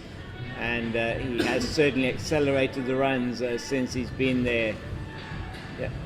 So Masabata Klaas and Zintle Mali doing the job there. 3 wickets for Klaas and 2 wickets for Mali. And another 2 wickets for Alyssa Oaksleben, the spinner. And certainly both Mali and Klaas both having played for the Momentum Proteas. Masabata Klaas yesterday also leading the attack for the Northwest Dragons, as Berger, and again just this time defended into the offside. So the Northwest Dragons have taken to the crease. They're 11 without loss after 2.5 overs. Nadine de Klerk and Dami Tucker opening the bowling there, and it's going to be a tough one to defend that relatively low score. We were there yesterday, James, and we saw some big runs, some excellent cricket there. Northwest Dragons, we didn't think they would get that close. Well, they only fell 23, 24 runs short. Right. Ilza Salir with a fantastic century there, 120 odd, and this is played down to the man at deep backward square, and they take the single. And so yes, uphill battle there potentially, defending just under 7 and over, but anything can happen in T20 cricket. Yeah, very much so. They've got the bowling lineup to do that. They've got the confidence. They're unbeaten in the T20 competition. They lost last week in the 50 over. No, lost last week in the T20. Okay, sorry. So they remain unbeaten in the 50 over competition. Won no result against the Hollywoodbets Dolphins in Durban, and the remainder of the matches in the 50 over competition having won all of those so far. The only setback in the T20 competition against, as you said, David, last week was against the 6-gun grill Garden Route Badgers, the SGGGRBs, down there in Oudtshoorn, and again well bowled by Berger. Oh my goodness, once again they take a risky run, and that was so close once again to being a run out.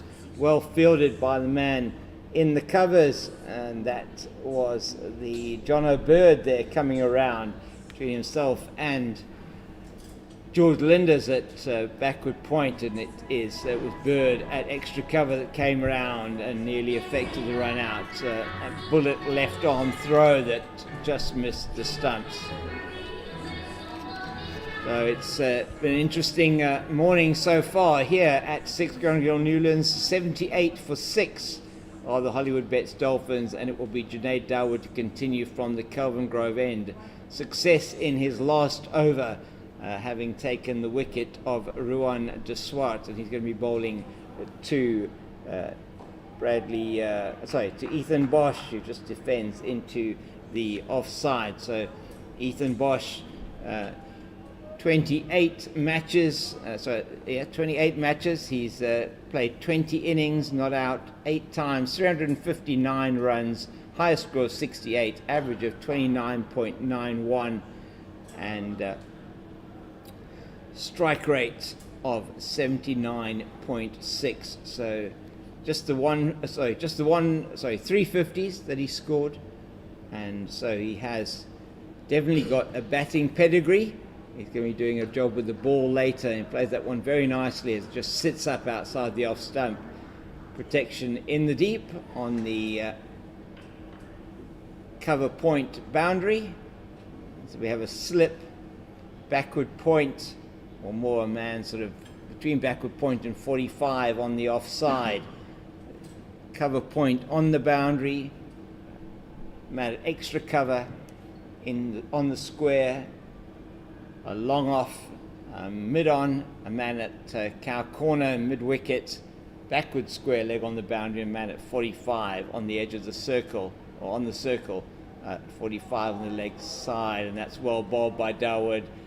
Misses the outside, in fact misses everything, and through to Daniel Smith, the young 20-year-old who is keeping wicket today for Western Province in the absence of their 4-day captain and Captain Carl Verena, who is in Australia with the Porteous team, and that is well played by Porteous out into the covers, and they will take the single. So this partnership crucial for the Hollywoodbets Dolphins to make anything of this batting innings. Porteous 28 not out, Bosch facing who's on 3 not out, and plays that one to the man at square leg, and they go through for the single. Good fielding in front of the railway stand. End of another good over from Dawood. 3 overs, 1 for 12. Very important wicket of Ruan de Swart. So interesting that we have had now, this is the another 24-year-old David in Ethan Bosch. So it seems like there are a number of 24-year-olds in this team for the Hollywoodbets Dolphins. Bradley Porteous, Ethan Bosch, and Ruan de Swart, also 24-year-old, and the Western Province lineup also very youthful look to it, as it's Nandreberger away from us now at the Weinberg end. He really has been bowling with fire and accuracy as well, David, this morning. Yeah, he's been good. He's into his 8th over, given away just 18 runs. He's bowled every single over from this end of the ground. Not his preferred end, but he's bowled every over from this end. Maybe he prefers to bowl here in white ball cricket. Yeah, maybe. But he's been on the money up front. I think we might see George Linda come on at some point. He mustn't be one of those humble captains. He's the lead spinner in this side. Yeah. And we need to see him in action. 6 wickets in, perfect time for a spinner to come on. Absolutely. Especially when one feels the batting team, they're going to be looking at this. They are batting at 3 runs and over. They continue to do that and keep the wickets that they have left, those 4 precious wickets that they have left. They keep them intact for the next 10, 15 overs. You feel they may be able to get a score well in excess of 150. That's well played down to the boundary by Porteous. Once again, he's looking really good, David. Yeah, that was flat batted, just whacked down to the square leg boundary, and the fielder, John O'Bird, on the square leg had no chance getting that, and Nandreberger concedes the boundary. We won't hold that against him too much. He's done a good job so far, but Porteous, you need to put away the bad ball when it does present the opportunity. That's that top one edge. is in the air. Is it going to carry to John O'Bird? No, he it's just incredible. misses it. Whoa, what an attempt by Bird in the deep there. My word, that was a really great attempt to take the catch. Yeah, the pigeons scattered there as they Yeah. saw John O'Bird running towards them. And he could have dived on one of those, but Good. he made an incredible effort to get to that. A good effort, but it just kind of landed a couple of centimeters before him. Just held up a little bit. But a bit of a false shot there. My goodness, yeah. Teased him again with the short delivery, but a slow delivery, and the Oh, umpire will one's signal called a that wide. a wide. Nandre Sure. Berger not getting away with that one, and the extras move to double figures. James, one of the top scorers of the day, that moves to 10. 8 wides and 2 leg buys. So, in that instance there with Jono coming in, the birds of a feather weren't flocking together, David. The pigeons scattering as he took his dive towards the ball. I think at the best of times when you see John O'Bird hurtling towards you, he's a big unit. Yeah, he is. You get out of the way. Oh, that was a good Coming delivery. around the wicket, a different line there from Nandre Berger. Good thinking bowler, trying something a little bit different. And a slower ball, I think it was as well. So something very different, looking probably to get Bradley Porteous to attack the ball and maybe play a bit earlier on that one. So yeah, good thinking from Nandre Berger. Not able to get the false shot. There was that one top edge, which was the false shot earlier on in the over, where the catch nearly taken by John O'Bird coming in from that deep square leg region, and just not able to take the catch, which would have meant the 7th wicket down for the Hollywoodbets Dolphins. And it's been an interesting morning's play as we are now in the afternoon here at 6 Gun Grill Newlands, and thank you for joining us. This broadcast brought to you with the compliments of Cricket South Africa on the Cricket South Africa YouTube channel.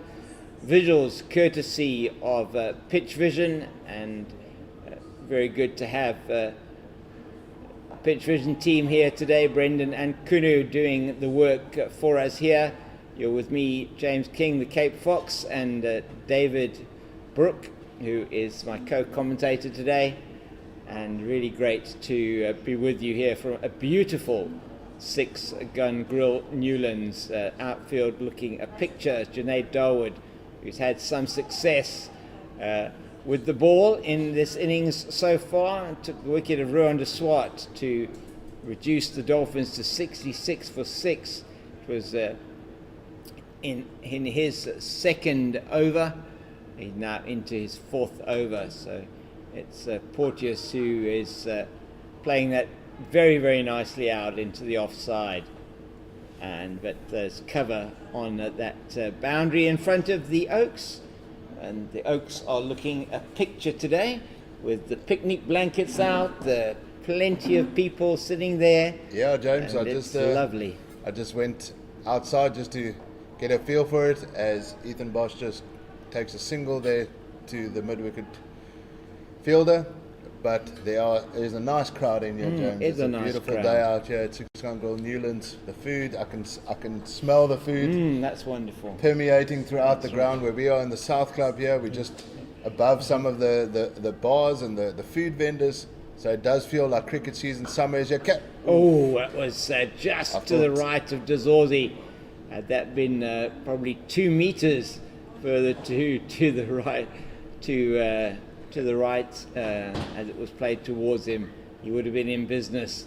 So acknowledging there to Dawah, perhaps his anticipation was not quite where it was going to be, Tony Dazorzi, but no harm done, as that's beautifully played by Ethan Bosch out to the deep mid-wicket, between mid-wicket and mid-on boundary, and that goes down for 4, and that's 97 now for 6 after 28 overs.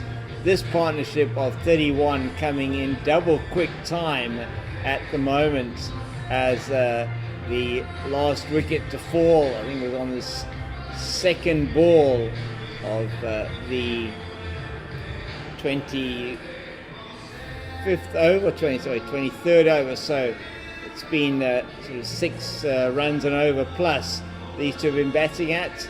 And you've called it, David, quite rightly. George Linder, the captain, is going to be coming on from the Wynberg end.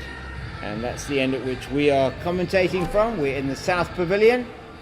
And the media centre directly opposite us in the North Stand, behind which is the Kelvin Grove Club here. Those of you that know Cape Town and know the Newlands area well. Kelvin Grove end, and then the Snake Pit building, the new building behind the Snake Pit, where there's probably about 40 supporters sitting under the new trees there, and that's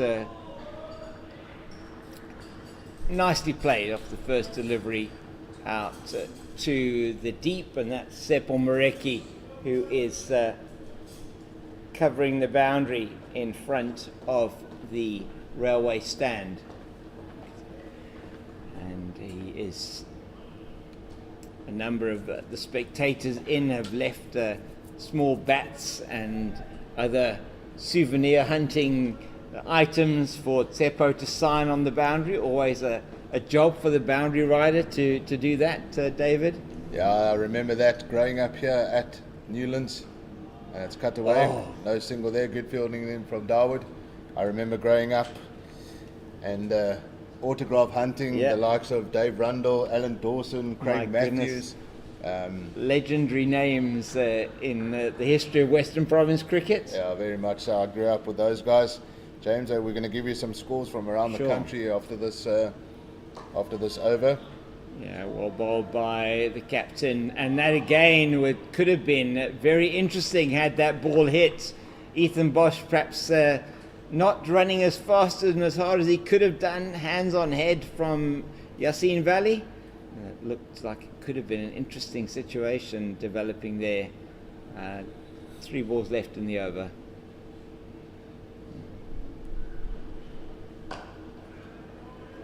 That's good from the captain, yeah, Linda. Very good. Nikolali Mpungwana at mid on doing the fielding there.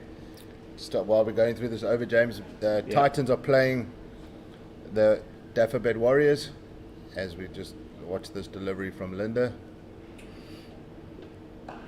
The Titans are batting first. Devald Brevis, 45 he made. He's out of 45 deliveries. Javeshan Pillay, who had a good T20 tournament, he scored 69. Neil Brunt, LBW to Tristan Stubbs. Okay, so Tristan Stubbs doing a job there with the ball. They will, and that's good fielding. Well fielded by Yassine Valley. That's hurt that hand definitely, but he's prevented what looked like it was going to be a boundary, and it's the 100 up for the Hollywoodbets Dolphins. That's 100, as you can see there on the screen, of 182 balls, 137 minutes, 7 fours and 1 mighty 6 off the bat of Bradley Porteous. And that's thanks to our cameraman there who's giving us Kunu, who's giving us those visuals with the roving camera, and we're very happy to be able to provide you with more of a view of the field today here at 6 Gun Grill Newlands. And it's an all spin attack at the moment from the home team, as it is going to be Junaid Dawood from the Kelvin Grove end, and that is played from in front of the stumps by that Porteous, and he gets away with that one down to Yassine Valley, still feeling his hand after he took the sting off that shot in the previous over. Yeah, he did well. That backward point. He did well, but it has stung his hand, and that's swept and should just be one. Goes quickly to Miklali Mpungwana down at square leg. That sounded beautiful coming off the bat there. Just the one run there. Just going back to that Titans game, James, 186 for 3 after 35.3 overs. Wow. Okay. Run rate of 5.24. Good to see Aiden Markram. He's in the runs again. Yeah. He scored a half century in the last game, in the loss against the Lions for the Titans. He's on 45, and Sibs Makanya is on 7 not out. McLaughlin Pongwana just a little bit misfield, but not costing any more runs there. But Donovan Ferreira still to come, so Corbin Bosch still to come there. So they've got a lot of batting still to come, and they're going to need to put a score on the board there. But the Warriors have done okay so far, and just one apiece for Akona Manyaka, Tristan Stubbs, Sia Plaiki there in that game over there. And I'll get you the other scores from around the country. Darwood continues, and it's been a good over so far. Some good shots as well. Played some good fielding down on the boundary by Pongwana. That is up in the air. I think it's over the man at mid on it is, and it's gone down to the boundary for 4. And that is another boundary to Porteous, who moves on to 43. The partnership now is worth 40, and that is now by far it's equal to the, not quite equal yet, sorry, it's just 2 runs shy of the best partnership of the innings so far. But it's Darwood again, and that's to Dezorzi at mid-off, sorry, it's at short extra cover, and there is no run. I'll get that right in the end.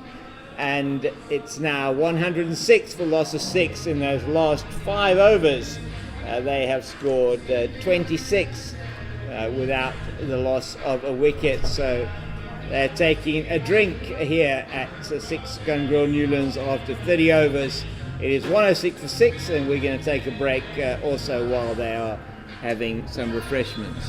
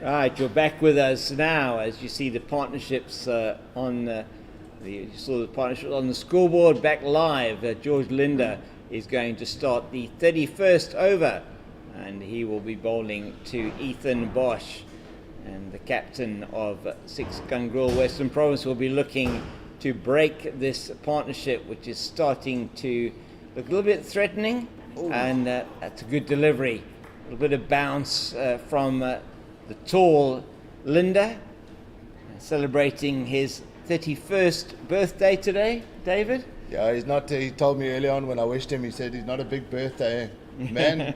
But he will enjoy his birthday if they walk away today with a win. That's right. His first win as captain.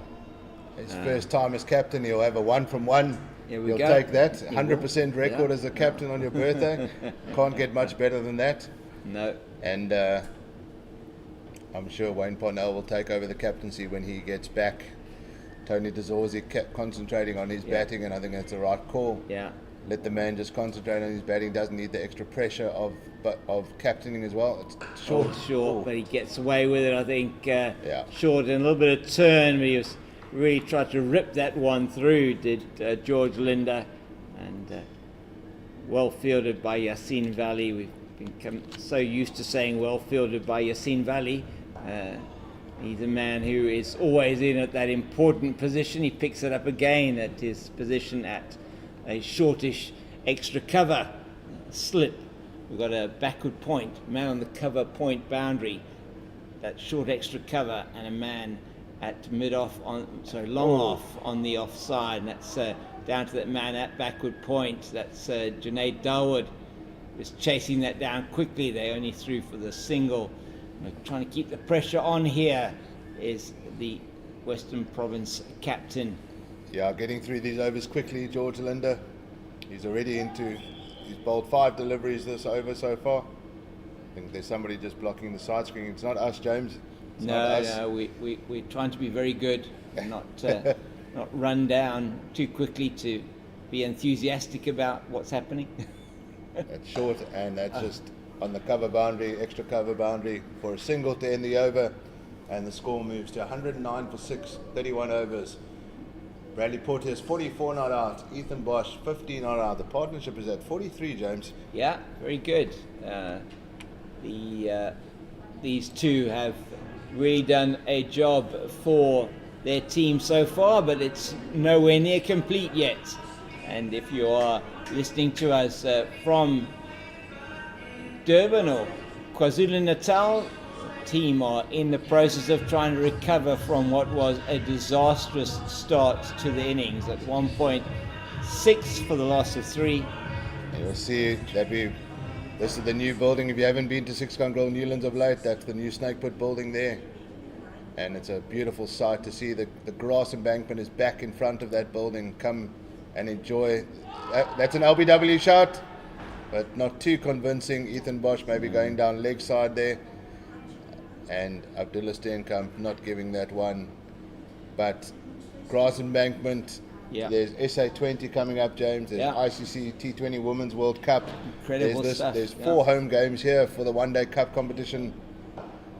2 of them over the next weekend, the 9th, Friday the 9th. It's a day-night match against the Northwest Dragons. And then Sunday, big one, North-South derby. The Huge. Momentum Multiply Titans are in town. That should be a cracking game. Always a big match. Always a big match. The Titans, Get your tickets from just 30 Rand online at Ticket Pro or at the gate on game day. That's up in the air, but that looks like a massive hit from Ethan Bosch. And that goes all the way for 6. Yeah, that is a huge hit from Ethan Bosch. And that takes the partnership to 49 for these two. Bosch on to 21. And that went well over the boundary and bounced in to the concrete in front of that Snake Pit building, which David was talking to you about just a little bit earlier. He really got hold of that one. And now the captain being asked by the man at mid-on, should I not be moving back onto the boundary? They want to tempt Bosch to go for that shot. And it's... George Linder's done very well there, and that's the 50 partnership from these two batsmen, Porteous and Bosch. That's an excellent partnership in the context of the game. It's come in just 52 deliveries, 32 minutes, 5 fours, 1 6. This has been an excellent partnership, and just given this Dolphins lineup a little bit of positivity. And shorter delivery just held back, and Porteous just knocks that to the mid-wicket boundary. Tsepo Moreki, they're doing fielding, just the one there. But it's been a good partnership. Under pressure, the 2 youngsters come into the party. Ethan Bosch, we saw his stats when he walked in. Decent stats. Can definitely hold the bat. He can hit the long ball. And he's done just that this over as he goes for the sweep, and that's another boundary. Yeah, that's well 4 played. runs, well played there from Ethan Bosch, and an excellent over there for the Dolphins. The score moves to 121 for 6 after 32 overs. Porteous is 45, Ethan Bosch 26 now, and there's 18 overs left, James. Now we're talking potentially that 180. The Dolphins could be looking at a little bit more positively. Well, I think they're looking, these two stay together, then you're looking at easily 200 plus. I mean, 18 overs to go. If they can bat at 5 and over, they're going to get to 210. So one feels that is a possibility. The wicket is looking now like it's as flat as a pancake out there, and it's really looking good for batting. But George Linder may have something to say about that. Oh my goodness, he got some good turn on that one, David, outside the off stump, and Porteous it was trying to flay that one through the offside and not getting anything on that, and Linder will be encouraged by that. He's got a bit of turn, got a bit of drift in as well with that wind coming from behind him and across the ground, and it has been quite breezy here in Cape Town today. Yeah, James, Bjorn Hendricks has got 4 overs left in the bank, and he's just gone for 9 runs. Yeah. They don't want to be bowling out these 50 overs, so I think it's time to bring him back. Yeah. We might see him coming in from the Kelvin Grove end. We're just looking to see. I think so. I think Junaid Dawood should be taken off now. I think if you're looking at it there, it was very expensive in his last over. He took that wicket, which was really crucial of Rohan Deswat. But he's now going for over 6 and over. Yeah. And that's well out of the ballpark compared to what has happened, and that would have been a wide had he left it. Got away with that one. Reached for it, didn't he? He did get away with it, George Linder, that time. Yeah, he's lucky to get away with that one. Just Porteous couldn't help himself, but he got bat on ball, and Mo Valley just restricting that, and George Linder knows he got away with that one because he doesn't have much protection out in that extra cover boundary there. No. So he got away with that one. Oh, that's just much better. A little bit in the air. Seppo Mariki just looking to keep this down to a single, which he does exactly that. And this is a good over so far. I'm not seeing Bjorn Hendricks warming up there. No. But it would be, from a Western Province point of view, they need to break this partnership now. This could be the difference between a score of 210 and 160. And Bjorn Hendricks is at fine leg. Short fine leg. But we're not seeing him limbering up. So maybe they are going to give Junaid Dawood. Maybe I just wouldn't. He is running to his mark, but let's see. Maybe he is. And it does look like he is marking out his run up there. Definitely is Bjorn Hendricks. Dawood is making his way to a position of mid off to the mid on, to the right hander. He's moving around now to more of a mid wicket position. And so yes, it is going to be Bjorn Hendricks. You called it, David. Hendricks to take up the attack from the Kelvin Grove end, where he had some success in that first spell, as you said. Well, 6 overs in that first spell, 1 for 9 with 1 maiden, and really was an outstanding opening attack from 6 Gun Grill Western Province early on. And Andre Berger and Bjorn Hendricks working in tandem to rip out the top of the order for the Hollywoodbets Dolphins as he's towards us now. We might see him go all the way through now. Oh, and that's a good delivery first up. Just a false shot there from Porteous. And Midoff does the fielding, but we might see Bjorn Hendricks, if he breaks his partnership, we might see him run through. If not, we might see him bowl 2 overs and then maybe hold 2 back for the latter part of the innings. But Western Province, they don't want to be bowling out these 50 overs, to be fair. No, they want to, off the start that they had. I mean, they had them 24 for 5. A reminder that was the case. There's been 2 very good partnerships since then. Porteous and Deswat putting on 42. And now Porteous and Bosch already on 56 for this partnership. from a neutral point of view, James, you do want to see a little bit of a chase. You do, yeah. But from a Western Province point of view, you definitely don't, especially when you had the team 24 for 5. They've done well to get to 122 for 6. Just losing that 1 wicket has been good from Porteous, Bosch, and earlier on from Ruan de Swart. Yeah. But the score, even though they've made a good fight back so far, it's still not enough runs, you would think. The pitch is not doing anything. Catch him. Crowd catch. He had me. Yeah, he had me. It was played it into the ground. Nice height coming through for Tony De Zorzi. Porteous had not been afraid to play his shots. He's only 4 away from what would be a well-deserved half century for the young man, 24-year-old from KwaZulu-Natal, and he is looking to improve on his highest score of 66. Bradley Porteous, he's got the 2 half centuries so far to his name in List A cricket, and played for KwaZulu-Natal under 17s as well. 24 years old he is, as is Ethan Bosch, his partner at the other end, also 24 years old, another product of KZN. Went to school at Hilton College, one of the famous private schools in the KZN Midlands. Good bowling from Bosch here, David. From Buren Hendricks. Bosch, listen to me. Hendricks, yes.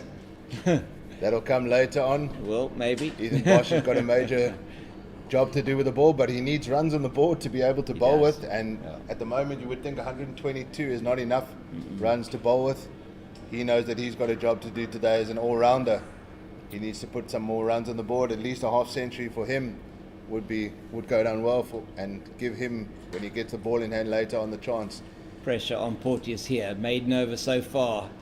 Oh, and it's gone off the edge, down past the man at slip, down to third man. He takes a single, only 1 off the over, David. Yeah, good comeback there from Buren Hendricks, just finding the edge of the last delivery, and just the 1 run off the 34th over. That's 123 for 6 after 34 overs, 16 overs to go. If I do my maths correct, what's that, 96 deliveries left. Yep, 96 deliveries left. A run of ball, you're looking at about 220. Yep, that's right. right. That's exactly what the kind of score that they would be targeting. If these two are still there, it will probably be a bit more than that. Yeah, might be. Just back through the overs and try and get something on the scoreboard that you can defend. 220 would be par at the moment for them. 250 would be absolutely incredible. Yeah. But first port of call, get through 150 and see where you go from there. Right. It's just taking it, small targets now. Make sure you don't get too far ahead of yourself, as that's nicely swept down to the man at backward square on the boundary, and they just take the single. Porteous moves 1 closer to that half century, but it's going to be Bosch facing now. George Linder looking to keep that ball outside the off stump, try and get them sweeping across the line, or playing across the line. That's very nicely fielded on the edge of the square by Tsepo Mareki, who is at that backward point position. There's a man at slip, backward point, man on the deep cover boundary. That's Junaid Dawood, extra cover. The man in close there is Gavin Kaplan, who's on the field, and that's played straight to Gavin Kaplan. Gavin Kaplan on the field. I'm not sure who he is on for at the moment. We'll have to have a look at it and see. Got Nandre Berger in front of us at a wideish long off. Klali Mpongwana at mid-on. On the pads again, swept down to the man at backward square. I think it could be Mo Values off the field. Maybe that. Yeah, it is Mo Values off the field. Yeah. Yeah, maybe that. Just checking on that hand, stinging still from that ball that he fielded. Didn't look comfortable. No. So just checking. He's got a job to do with the bat later on. No need to risk him.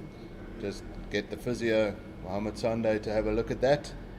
Yeah. As George Linder continues, and that's Nicely fielded by Gavin Kaplan in that short extra cover position. If there was a man that's going to replace Mo Valley in the field, it would be Gavin Kaplan. Yeah. He's a live wire in the field. He's taken some blinders in his day, the young man, and he's just a good team man. He's good energy about him, and he loves his cricket. It's good to see the young man on the field, and that's swept from Ethan Bosch, and he's looking for two here. Two, is he? Will he get it on the arm? Looks like it. Yeah, Jonah Bird's got a bullet of an arm, but he can't stop them from taking two to finish George Linder's fourth over. He's conceded 12 runs, and the 35th over comes to an end.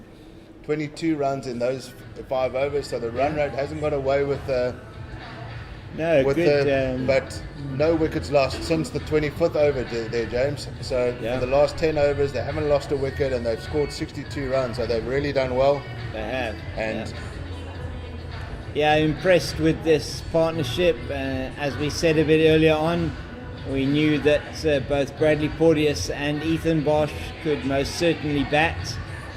Bosch with 3 half centuries to his name in this List A cricket. Porteous so far in his short career, 2 half centuries.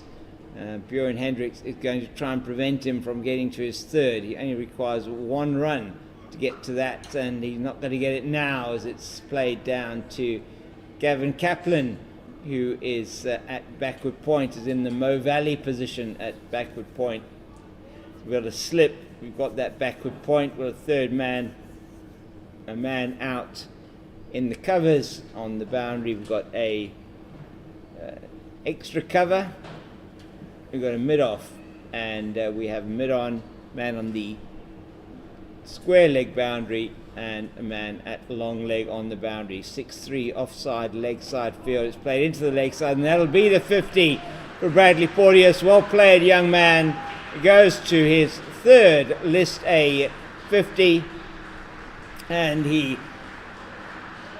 shows his bat to the crowd, appreciative crowd that have come in here this morning. And the numbers, David, are? Yeah, his 50 runs has come off 73 balls, 5 fours, 1 6 at a strike rate of 68.5. So he's done well here for his team. Much needed. Somebody needed to score a half century if they were going to get to any form of respectable score. And he's done the job for his team, but he knows his job is not finished. He needs to now back through. Oh my goodness. And Ethan Bosch just missing that one as Bjorn Hendricks almost finds the outside edge. But well played, Bradley Porteous. He's done a job for his side today, coming in at number 7, 24 for 5 he came in, James. Wow, yeah. And he's done an excellent job. Really kudos to him. But he knows that at 129 for 6, there's still a massive job to be done. He has to bat out the 14.3 deliveries. He has to be there at the end, whether that's 18 on out or doesn't matter, but he has to be there. They need to get some sort of score on the board. The run rate is just 3.6. And Ethan Bosch is angry with himself as he flays outside off stump yet again and almost finds the edge. Bjorn Hendricks is just teasing him outside that off stump. And it's a good contest here between these two. Yeah. But going back to Porteous, he knows that 50 is good, but it's not good enough just yet.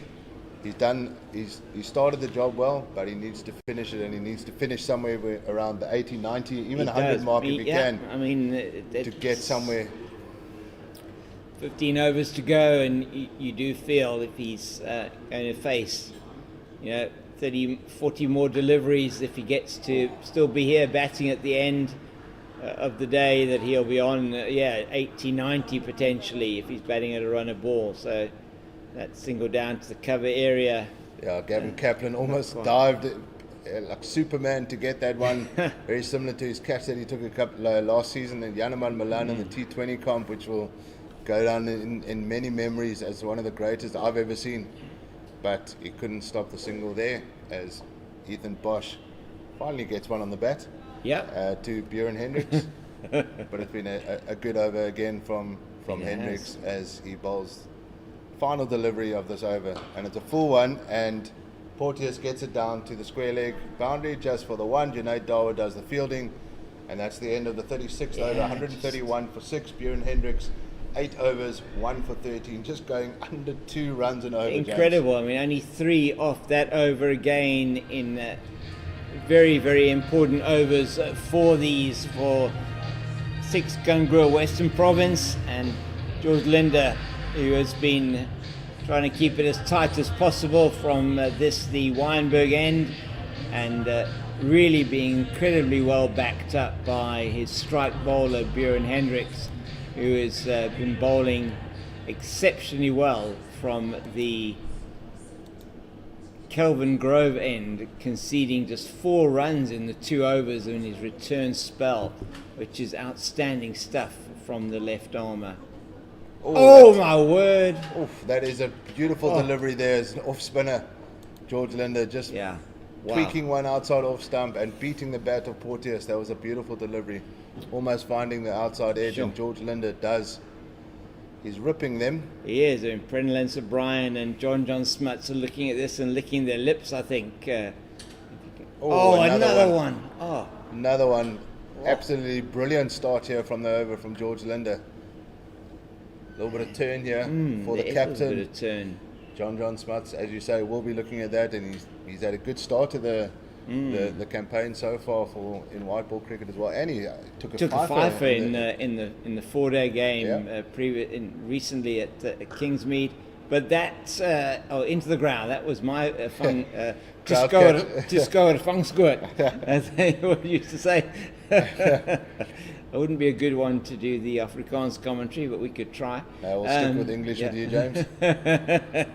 But Gavin Kaplan there doing the fielding and just keeping the runs down, as he does it again. He does, and indeed. No runs so far, 4 deliveries in. He's getting through these overs very quickly. Overrated, obviously, very key to the fielding side. Yeah, they don't want to be penalised any points on the scoreboard. No, it's the umpires are very strict of late.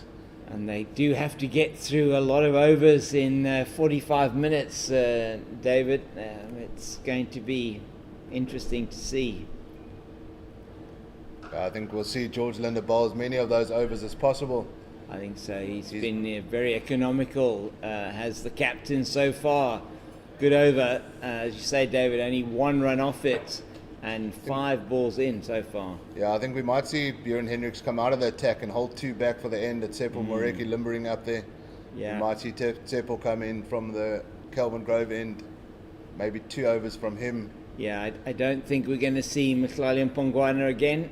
No, the captain's got 10 overs out of Mpongwana and Darwood, so that's 10 overs gone for 58 runs and 2 wickets. And, so a little bit expensive in the context of the match. So he's got 10 overs out of his 5th bowler, effectively. He has. So he's going to look to bowl himself out, and then he's got Sepal Moreki, Bjorn Hendricks and Nandre Berger still to finish off their overs. And we've seen Sepal Moreki just that. His 6 overs have gone for 20 runs. He hasn't got a wicket, but he's bowled well today. Yeah, and very he's got a job to do now. Very economical. And the captain himself, 5 overs, 0 for 13. He has kept it very tight. He and Bjorn Hendricks have really pulled the run rate back a bit. They haven't been able to get beyond that 3.6 runs an over. The last few overs have not been expensive. Sepal Moreki, we know, can be a little bit more costly, but he does have the opportunity to strike. So he does have that golden arm, David. Yeah, interesting. No slips in place, obviously. He's looking forward to keep the runs down.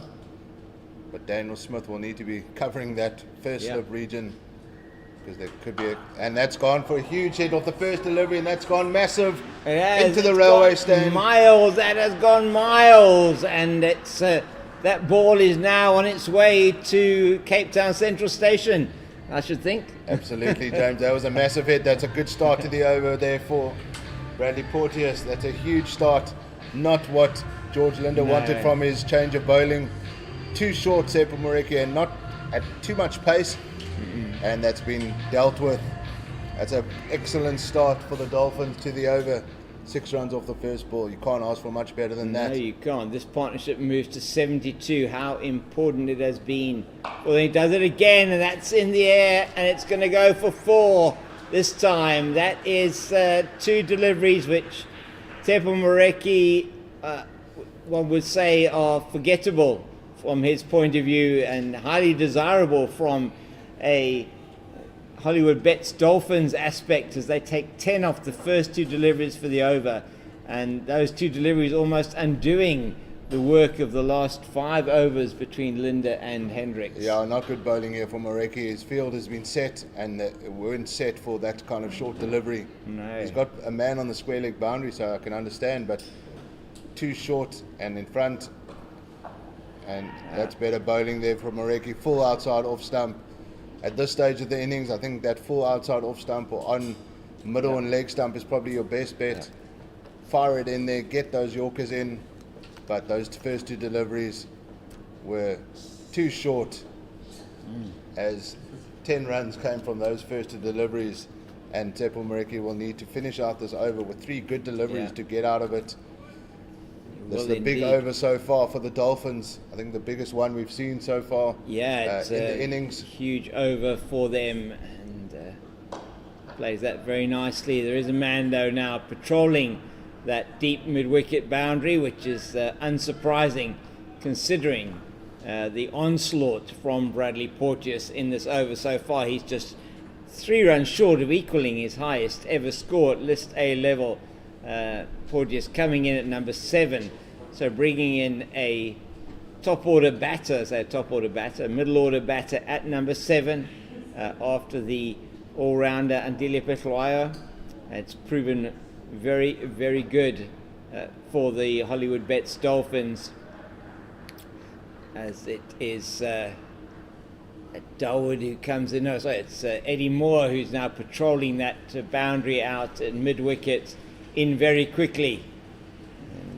He's not bowling to his field here, Mareki. He's got a man out at extra cover. He's got a lot of protection on the offside, and every single delivery, barring the 1 dot ball, has been on the leg side. Yeah. So not bowling to his field here. And but a wicket can change all of that. Can. And if he removes Porteous in the next 2 delivery, the next 1 delivery, which he doesn't, and they'll be looking for 2 here, and they'll pick it up after a slight misfield. Junaid Dawood on the square leg boundary with the misfield, and that's an excellent over for the away team. 14 off that over there, David. So that is an outstanding over for the Hollywoodbets Dolphins, and puts this partnership up to 80. Takes Porteous is now on 65, but it'll be Bosch who's going to be facing the first delivery of the next over from the captain George Linder.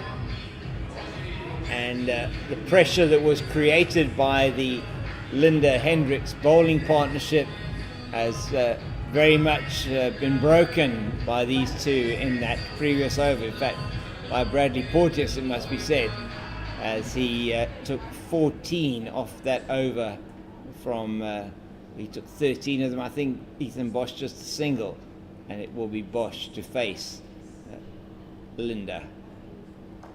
I think that's very good bowling. You saw Ethan Bosch advancing a little bit, just dropped it in short. Yeah. And good thinking, showing George Linder showing all his 31 years not of cricket experience, but of experience. Absolutely.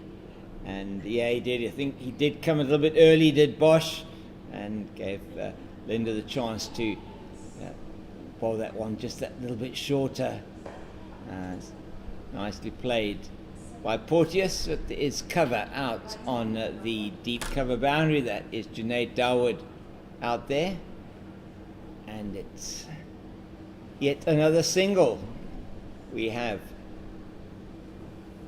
11 overs, and 4 balls left in this innings, which at one stage didn't even look like it would possibly get to this point, as it's Mpungwan who does the fielding on the edge of the circle at mid-on. We got a slip, a man at 45 on the offside, but a deep cover point, extra cover, long off, long on, or mid-on, deep mid-wicket, deep square leg, and a man at 45 on the leg side. That's played straight to Tony DeZorzi at extra cover. Just the 1 bounce. There's 2 balls left in the over. George Linder, as you say, getting through his overs very quickly, David, and trying to restrict the run rate, which is very important. We have got a game on now, one feels, at 149 for 6. Yeah, very much so. The run rate is moving towards the 4 run per over mark, and the Dolphins will be happy with this. They are about to breach the 150 mark. Small margins, small milestones. Yeah. I'll take that. And George Linder. Nicely bowled again from Linder. It's been another good over from him as the 150 comes up for the Hollywoodbets Dolphins, and you can see that on your screen. 150 of 242 deliveries, 10 fours and 3 sixes. All of those pretty mighty, it must be said, all coming off the right-handers' bats into the leg side field, and has been a great recovery by these two. 84 is the partnership now for the 7th wicket from Porteous and Bosch, and it is Porteous who's actually gone to his highest score in List A cricket. 67 beats its previous highest of 66, and it will be Mareki in to him now, and that is much better from Tsepo Mareki. Yeah, bowling to his field this time. He knows that he's got protection on the offside and he needs to bowl to his field, and he did just that. He didn't do it in the previous over, but he's looking to started well there. Yeah. At the start of his 8th over, he's gone for 34 runs. Hasn't taken a wicket yet, but he's bowled decently throughout the day. A little bit loose in the previous over, but he's looking to... His captain needs 10 overs from him. Yep, he does and indeed. He knows that he needs to keep the run rate down. Much better. We're just seeing Wayne Parnell. I think he's arrived just this morning. Great. Okay, awesome. I see him walking around.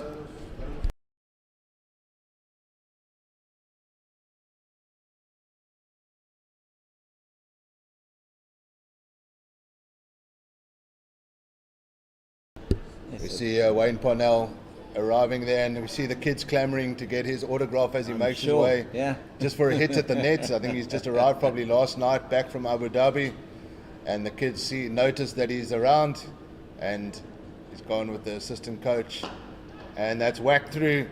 It's going to go for 4. That is, it goes between the man at deep mid wicket on the boundary and the man at mid on.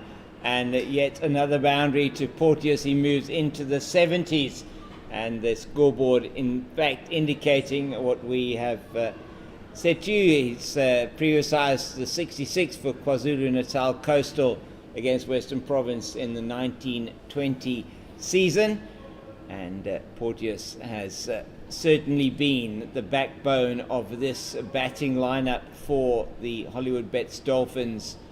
And a young man I haven't seen before, but he's certainly doing the business for his team out there today.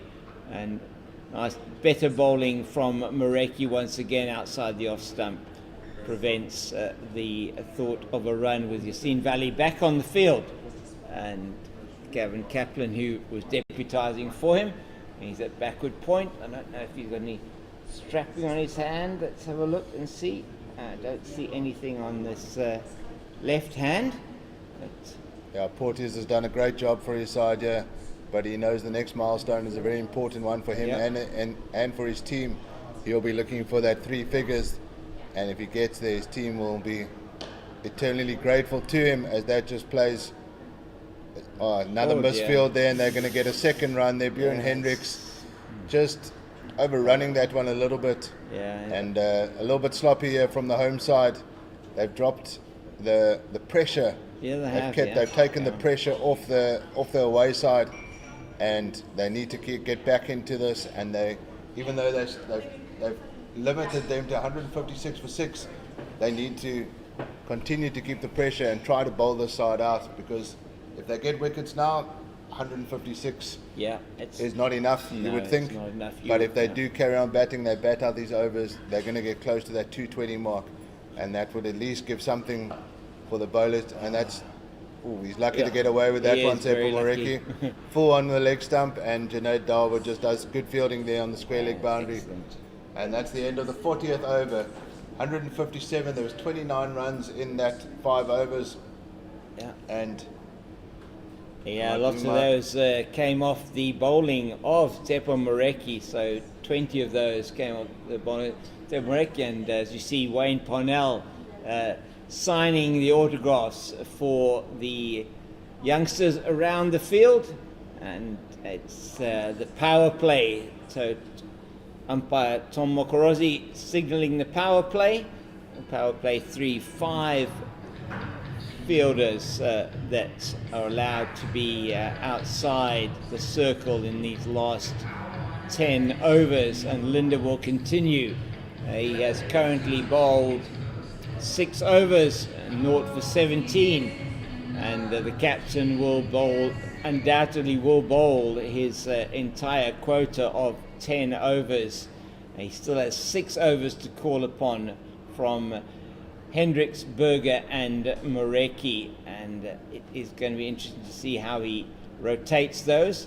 I did see Nandre Berger doing some warming up, so maybe he will take over from Tsepo Moreki on the other side, and it's been a pattern here which is normal with the slow left arm bowler, or left arm orthodox bowler, and the abbreviation SLA, slow left arm, so it's a bit harsh perhaps on the left armer, but fielded out in the cover point region, and it will be Bosch to face, and it's it's been an excellent partnership so far from these two batsmen. Ethan Bosch has had a job to do. He was in this lineup coming in at number 8. His team needed him to play that all-rounder role, and he's doing just that with the bat. He's giving himself and his fellow bowlers something to bowl at. Thought we're sitting here at 1 o'clock as the clock ticks to 1 o'clock, James. That's a lovely shot. Great shot. That is a brilliant shot there from Porteous, and he takes his score to 79, the partnership to 97, as he plays it through the offside for 4. And Bradley Porteous certainly has got that feeling there, as he sweeps beautifully down to backward square for the single. Yeah, I don't think we can underestimate how important this partnership has been for the Dolphins. They were staring down the barrel early on, James. It was 1 o'clock, and we thought we might be already into the Western Province innings by now. Yeah, we'll be at home. But lunch has been put off the burner. Oh my goodness, that went through everything. I think what has happened potentially there? Off the pad as it was going down leg side. No, nothing. Yeah. Given his runs, okay, so that was very interesting. So must have got an edge onto that, maybe into Daniel Smith's pads behind, but not much of a reaction from the players on the field, funnily enough. So the energy's definitely interesting. dropped. It has completely dropped from Sixgungrua Western Province, and that's a mis-stumping from Daniel Smith. That should have been taken, one feels, as it went through. It was advancing down the wicket, Porteous, and didn't get bat on ball. Yeah, George Linder's done a brilliant job so far. His 7 overs on the trot have gone for just 25 runs. We feel that he might bowl through, and I think he'll try and get his 10 overs in one spell. And Ethan Bosch 35 not out, Bradley Porteous 80 not out. The partnership is 99 unbeaten so far, and the score is 165 for 6 after 41 overs. 9 overs left, 54 deliveries remain in the innings, and they'll be looking for at least a run of ball to take them to that 220, even 230 mark, James. Yeah. And that would be when they were 24 for 5, they would have bitten your handle for that. Oh yeah, absolutely. As it is Nandre Berger that is coming back from the Kelvin Grove end this time. And George Linder, I think, could be a little bit disappointed at the end of that over with the fact that stumping not taken. It's been a bit of a tough time, as you said. Just the pressure that seems to have been taken off. Nandre Berger is going to try and change that, and he has been on fire today. He's been bowling well, striking in his first and second overs, and looking like he could take a wicket at any time. Nandre and with acceleration and their partnership on 99, these two, Ethan Bosch on strike, perhaps looking to try and think about getting well over 200. Could be the ideal opportunity if you're a Six Gun Grill Western Province supporter. You think Nandre will take a wicket. It's well played there from Ethan Bosch. Knew that there was a gap there on the leg side, and that's the 100 partnership from these two batsmen. You can hear the Dolphins on the right of us, James, and that's come off 110 balls, 9 fours, 2 6. Bosch has scored 36 of those, and Porteous 63 with 1 extra, and that's an incredible partnership under the circumstances. It is indeed. Well done to these two 24-year-olds from KZN. They have taken their team to what is going to be something at least that they can bowl at against Six Gun Grill Western Province. That's picked up off the pads very nicely. 1 bounce down to Eddie Moore, who's patrolling now at deep mid-wicket. Bradley Porteous, his highest score in List A cricket, 81 not out, and with 8.5 overs to go, you feel that if he is going to be there at the close of this innings, he will definitely have got to 3 figures, and it will be a great moment for the youngster, his maiden first List A 100, as Ethan Bosch done that a couple of times, David. Yeah, he has, and but he's also hit some good shots. He knows that he's scored 36, he's there at 36. Next milestone for him will be looking at that half century, and he knows he needs to get there for his team to get that to the magical, I say magical, but under the circumstances, it is magical. At 24 for 5, 200 would be magical for them. Yeah. But still, if you look at it, Western Province won't be too disheartened. They've bowled well. They know that this pitch is flattened out as and that's good running there from the Dolphins. They pick up 2. Direct hit, but Abdullah Steenkamp, it was in position, but he was. My goodness, that must have been very, very close. One feels to a run out as Porteous coming back for the second. And the ball from the deep. Who was that? John O'Bird out there? Yeah, John O'Bird with the bullet arm there from Birdie. Absolutely. It just flew into the stumps. Maybe that will lift the Western Province team a little bit down in the field at the moment. They're still well ahead of this game, James. Let's not kid. No, they are well ahead. 169 for 6 is still a very good score if you're the bowling side. But they would have wanted to have bowled them out by now. But there's still, you would think not enough runs on the board, but the momentum is definitely with the Dolphins in this inning so far. Now, at least, we weren't saying that about 2 hours ago. No. I mean, 2 hours ago, 24 for 5, 66 for 6. It was looking for all love and money that it was going to be a situation.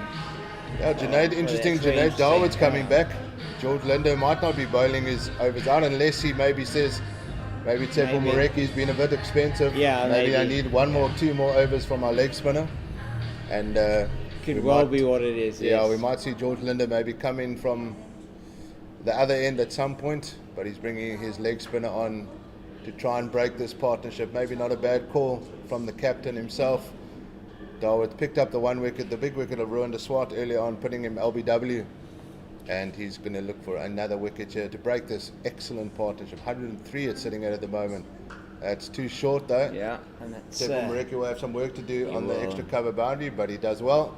And he fires it in, just restricting that to 1. A little bit short from Dawood, but he does have protection. He's going to need to, what's he got here from a field point of view? He's got a man, a third man, backward point, short cover, protection on the extra cover boundary, man at short fine leg and square leg boundary, and on the long off with George Lindo will do the fielding. He's got protection there as well, so he's going to need to keep it on that offside. The ball will be as a standard leg break delivery, turning away from the right hander.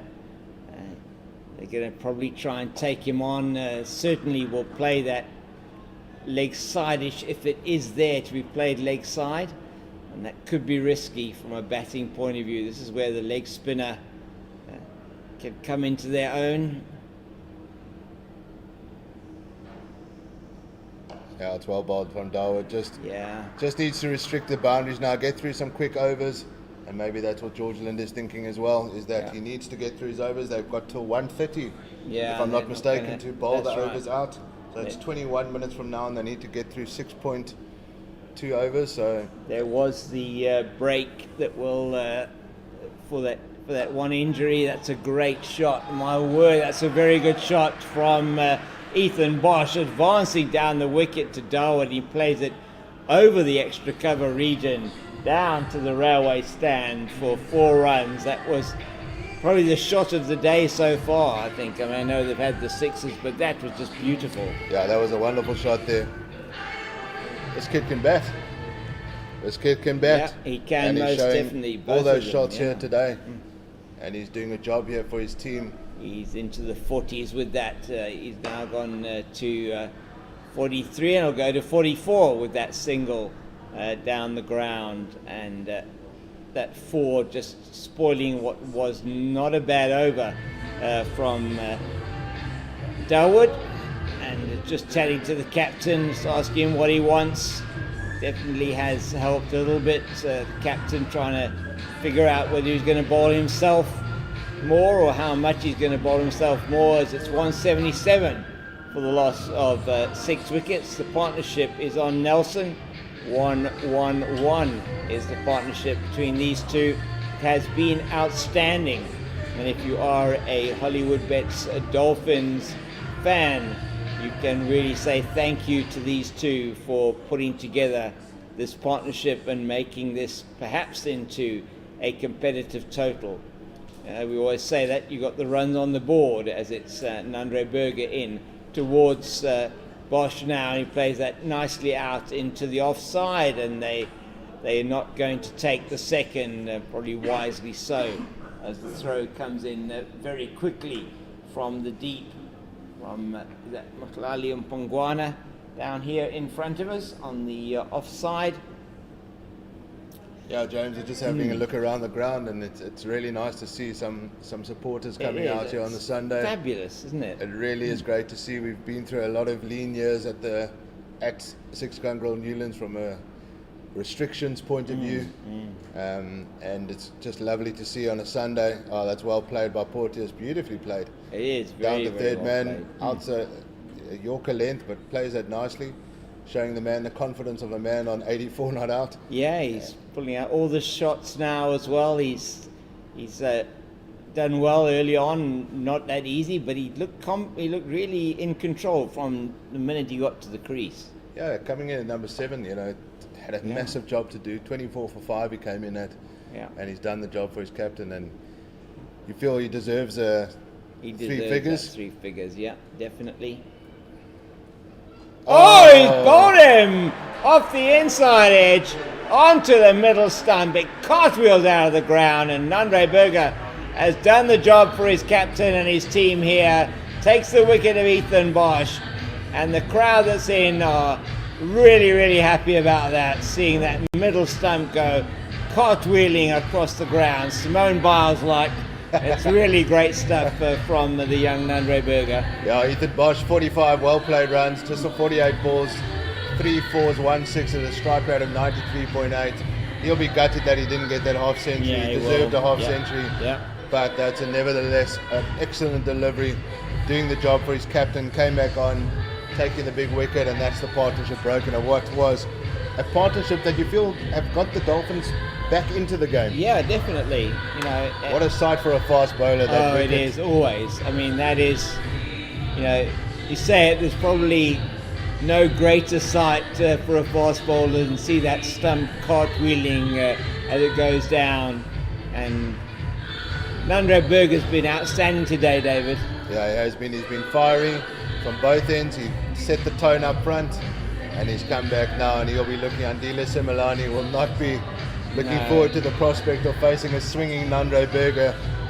Not at all, and Nandre Berger now, his 3rd wicket, 3 for 32. He's got 3 balls left in this spell, and he'll want to try and pick up Andile Similani with these last 3 deliveries that he's got.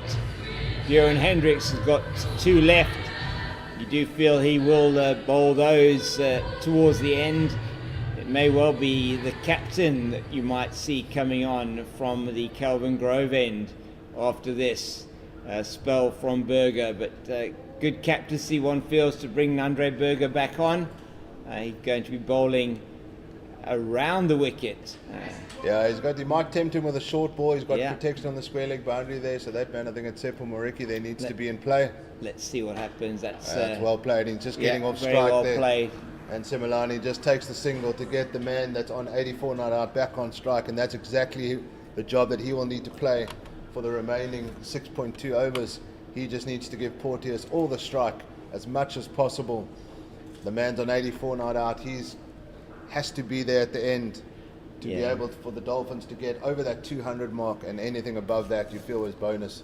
Yeah, I mean, if they can get into that region, it would be very good for them, as Berger's in again around the wicket this time to Porteous. Oh, that's a misfield there from John O'Bird, unfortunately. Oh dear. And that will be 4 runs. You cannot afford those misfields at this stage of the innings. And Jono will be very hard on himself there. He knows he could have done better there. And that's a boundary conceded. Nandred Berger knows that the pressure has just been taken off a little bit. Yeah, Andile Similani, a really young man, in only 19 years old, in his 5th or 6th, I think it's actually his 6th only List A match. It's beautifully played by Porteous into the leg side, and it goes all the way for yet another boundary and takes him into the 90s. And great innings here this has been from the young man. Yeah, James, I think you have to cancel your 9 holes that you had booked for 4 o'clock this afternoon. Yes, I mean, I think when you're 24 for 5, you could have been on the phone there to your golf club. Well, I had already booked it. I thought it was all over the bar shouting, but unfortunately for Not to be. Western Province supporters, and but thankfully to the neutral, it's we have great, a game on here. Nandred Berger's 10 overs, 3 wickets for 41 runs, just the 1 maiden. 3 wides, 4 fours come off his bowling. 2 of those came in that last over. Last over, can you believe it? But nevertheless, an excellent spell there from the fast bowler for 6 gun girl Western Province as Junaid Dawood comes in, continues from the Weinberg end, and no run off the first ball, and they'll be looking through for no boundaries in this over. Well, they want to keep Similani on strike, don't they, as well? I mean, he's only got 14 runs. He's only batted twice in the 5 matches that he's played. He's regarded as an all-rounder, right-arm fast bowler, right-hand bat, and he is seems like a product of the academy Sunfall Education Trust, I think, in KZN. So education with Sunfoil. And, that's well bowled there from that Dawood. Is out. He's stumped him. Daniel Smith has got his man. Junaid Dawood has got his man, and that is Andile Similani well stumped there by Daniel Smith off the bowling of Junaid Dawood, and the 8th wicket falls with a total on 188, and only the 1 run for Andile Similani off of 4 balls. Yeah, more importantly as well, there's 3 balls in the over. You've got the wicket and you've got a new batsman on strike, and Porteous is on the other end. And that's the most important thing from a 6 gun girl Western Province point of view. They'll be happy with that. Dawood's done the job here. Good to see him coming back and taking that wicket that his captain's asked him to do, get through the overs. And the Dolphins are now in danger of being bowled out before the 50 overs, which will help the over rate from a Western Province point of view. But the man Porteous is on 92 not out. He needs to get on strike, James. He does. All that matters now. Yeah. Prenelin Sobrian, the captain, comes in at number 10, and he knows that he needs to get a single, get Porteous on strike, and just stay there, because there are 5.5 overs still to go, James. That's 33 deliveries, that potential run scoring opportunities. Sobrain has played 83 matches, Yeah. 350s to his name, so can hit the ball. And his high score of 86 KZN versus Namibia when Namibia were playing in our domestic competition. Yeah. They've done well on the world stage, Namibia, and obviously seen the benefit of that. But Sobrain comes in, he's not looking for boundaries, he's just looking to get off strike. There's some opportunities on the leg side to pick up that single. Just get Porteous on strike. Porteous is the man in 92. He got to be there at the end. But Darwood will be looking to keep him off strike for the remainder of this over. It's been a good over so far. No runs and the 1 wicket for Junaid Darwood. Good captaincy from George Linder to bring him back into the attack. Yeah. I think it was necessitated by Tepo Mareki being a little bit expensive and having to bring the spinner on for a couple more overs. He does well to get away with that one. Well, he did get away with it. He did well with his own bowling, so he had a job to do there. And perhaps Sobrain. not what Sobrain was expecting first up to get that full toss in what would have been a really it looks like they might good see situation. this over out. A wicket Could maiden be a could be. wicket maiden, my in the goodness. 45th over, that would be a good job from Darwood and might even get him one more over. It probably will get him one more over, especially if Sobrain's on strike one fields at the end of the over. Which is going to be, the end of the next over. That's a maiden over. Yeah, I think Wicket Daniel Smith did so well with that stumping there. You know, he obviously noticed that Similani was just venturing out of his crease, and he was quick onto it. And Abdullah Sternkamp had no hesitation in giving that one out. Excellent wicket made in there from Junaid Darwood. Ewan Hendricks is coming back into the attack. Right, yes. So he's got the 2 overs left from Hendricks. And he has got himself who he can bowl, and he has Junaid Darwood as well. So there is definitely going to be the opportunity to bowl out with either himself or with his Hendricks back into the attack. 8 overs, 1 for 13, and he was outstanding in his opening spell.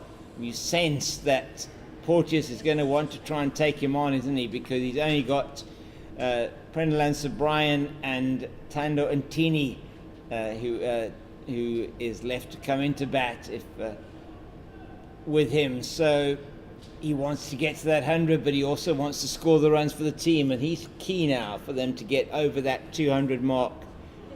And just plays it into the offside. He's not going to go through for 2. Sobrain not able to do that, and just as well. They didn't go through for that 2, but that is not what the team needed at that point, you feel. Yeah, I think Tepo Mareki did well there to restrict that to just a single. It's important that Sobrain's on strike from a Western Province point of view. But just like from a psychological point of view, if the Dolphins get to 200, that'll give them a massive lift. It will, give them something to bowl at, and it will keep them in the game. From 66 for 6, it certainly would. It would give them a huge boost to get up to that number. So Ewan Hendricks continues from.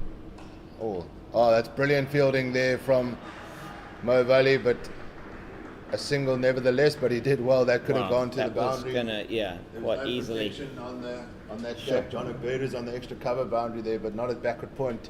Mo Valley certainly stopping the boundary there, but a single nevertheless, and Porteous is back on strike. He's on 93.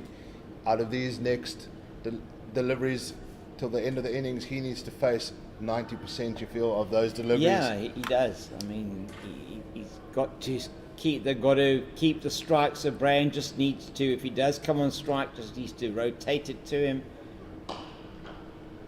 Straight to Tony Dezorzi at extra cover, and he does the job. No run there. Bjorn Hendricks just not looking that comfortable in his follow through there. Maybe he's going to be coming around the wicket here as he does just that. Just not comfortable with the foot marks there on his follow through coming over the wicket, and he's going to be coming around the wicket. Interesting. Always fast bowlers like to bowl, change the line of attack in the final overs and Bjorn Hendricks might be looking to fire that outside off, full outside off. Yeah. Let's see what he's got up his sleeve here. Short, and Yeah, Porteous. you cannot bowl there. You cannot bowl there. That's No. too short, and Porteous deals with that, and that's a 4. He moves to 97, nearing that magical 3-figure mark. The first time he would have reached there in his list A career, and the young man would deserve 3 figures.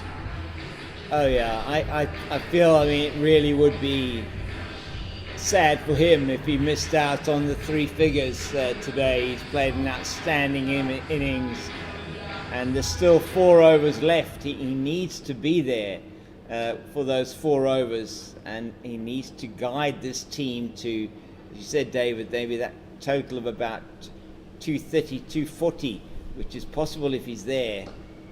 Yeah, I think once they need to bat the overs. That's good running there, taking the single off the 5th delivery of the over. Sobrain just needs to survive the 1 delivery, playing like an experienced batsman. He is playing like But he is the man he is the man that needs to see this innings through for the Dolphins, get over that mark, and as you say, 220, 230, they will now be targeting.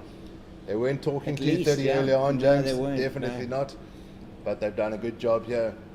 De Swart, as Ethan Bosch as well, doing a good job to stay with Porteous.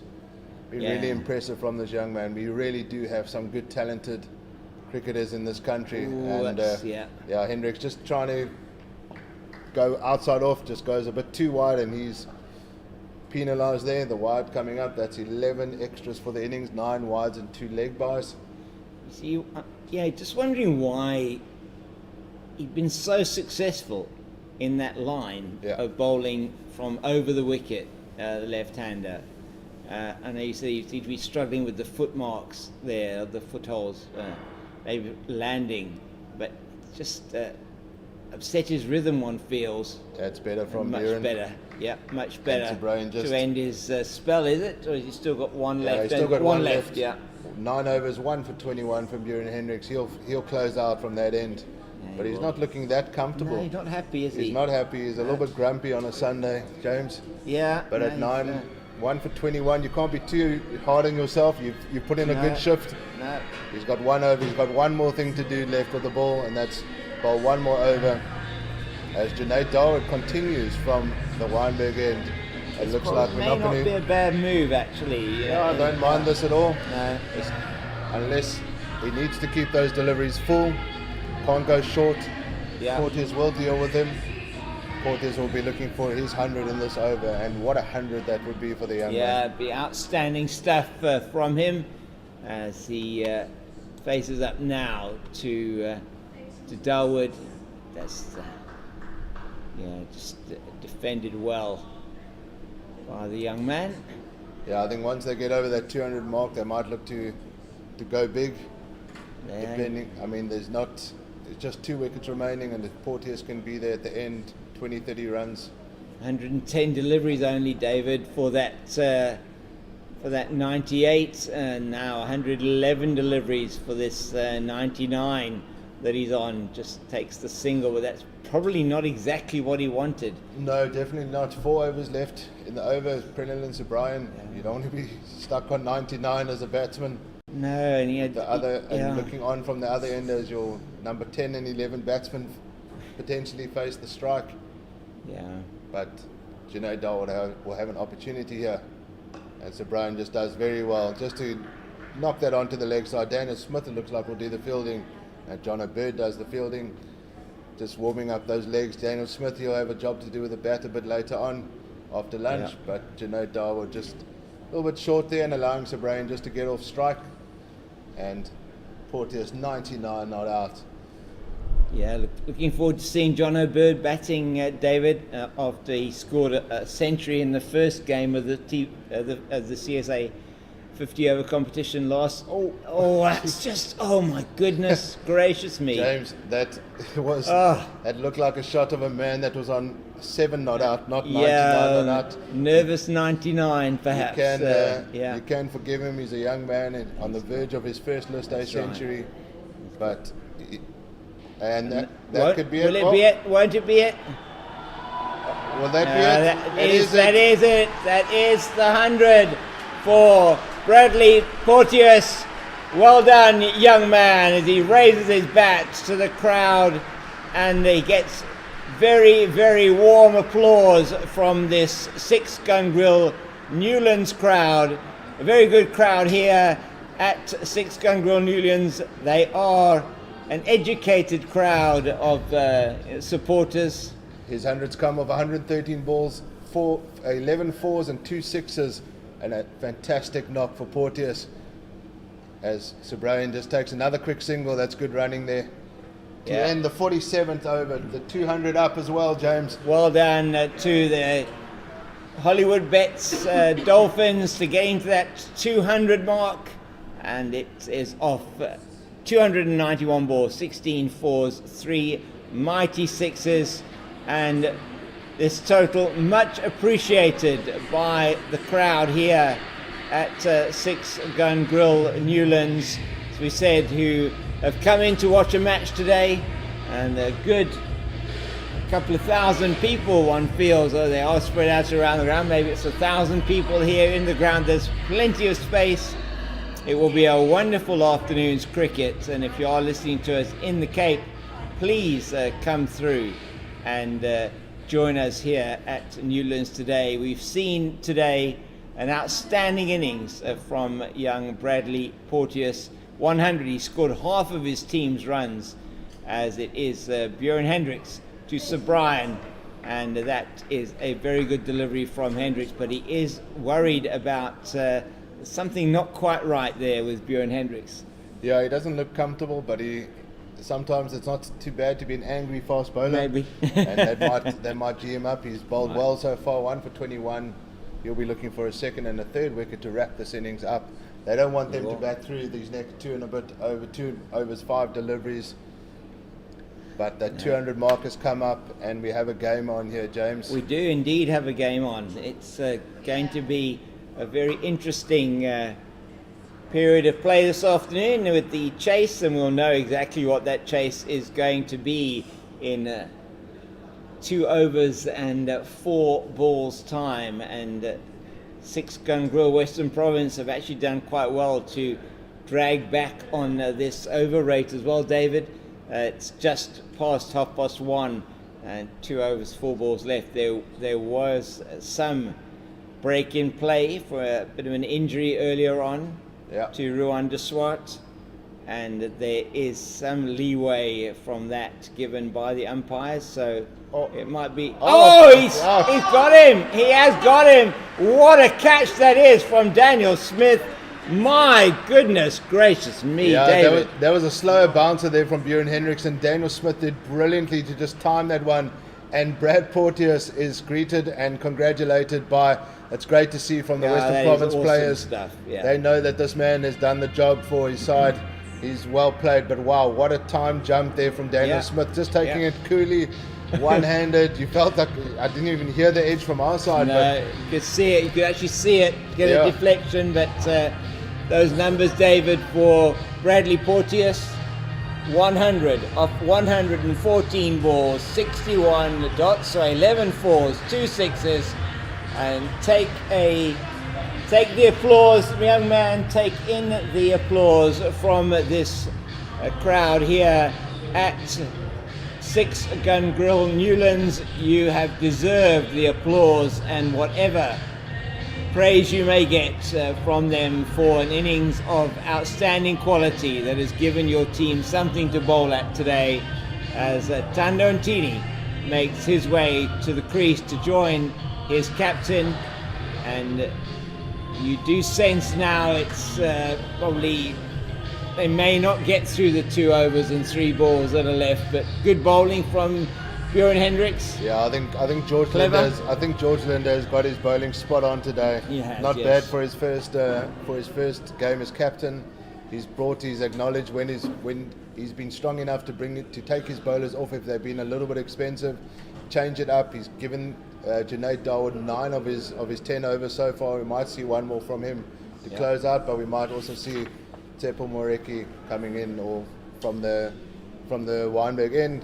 But Bjorn Hendricks will be looking to wrap up this innings now. 3 overs left in this over as Tando Ntini Also a man that's played down in this Yeah. region as well, at Western Province and Cape Cobras, made his debut here, went to school at Wynberg, and has a little job to do here. He's got more of a job to do with the ball a bit later on, and but he has a job to bat out these overs. Just bat. There's 14 overs, 14 balls left in this innings, and they will look to bat all 14 of those balls and try and get up to that 220 mark, and that will be game on at 6 Gangrel Newlands as Bjorn Hendricks comes in. Expect a little a little short delivery. Oh no, Bjorn does not look comfortable there. No, he doesn't. No, he doesn't look comfortable. But I think he bowled well there. He did. I thought he might bowl the short delivery to Tando and Tini there, and it just did just that.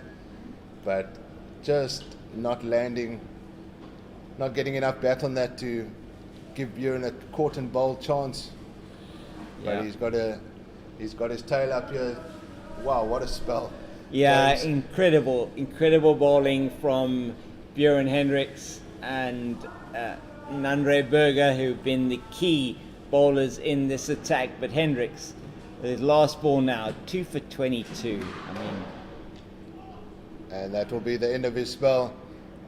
And they take the single, so it will be Ntini on strike, the left-handed Ntini on strike to and he's called Dawood. And he's called straight away to the 12th tee to say, I've done my job. Just gingerly walking off a little bit, maybe a little bit of a knee tweak. Just stretching that right knee, isn't it? But he's done his job. 10 overs, 2 for 23. Bjorn Hendricks, what a spell of bowling. He's been incredible the last few months that we've seen him bowl. Amazing, And the Western Province side, he's just conceding the one boundary there, 2 wides, 2 wickets.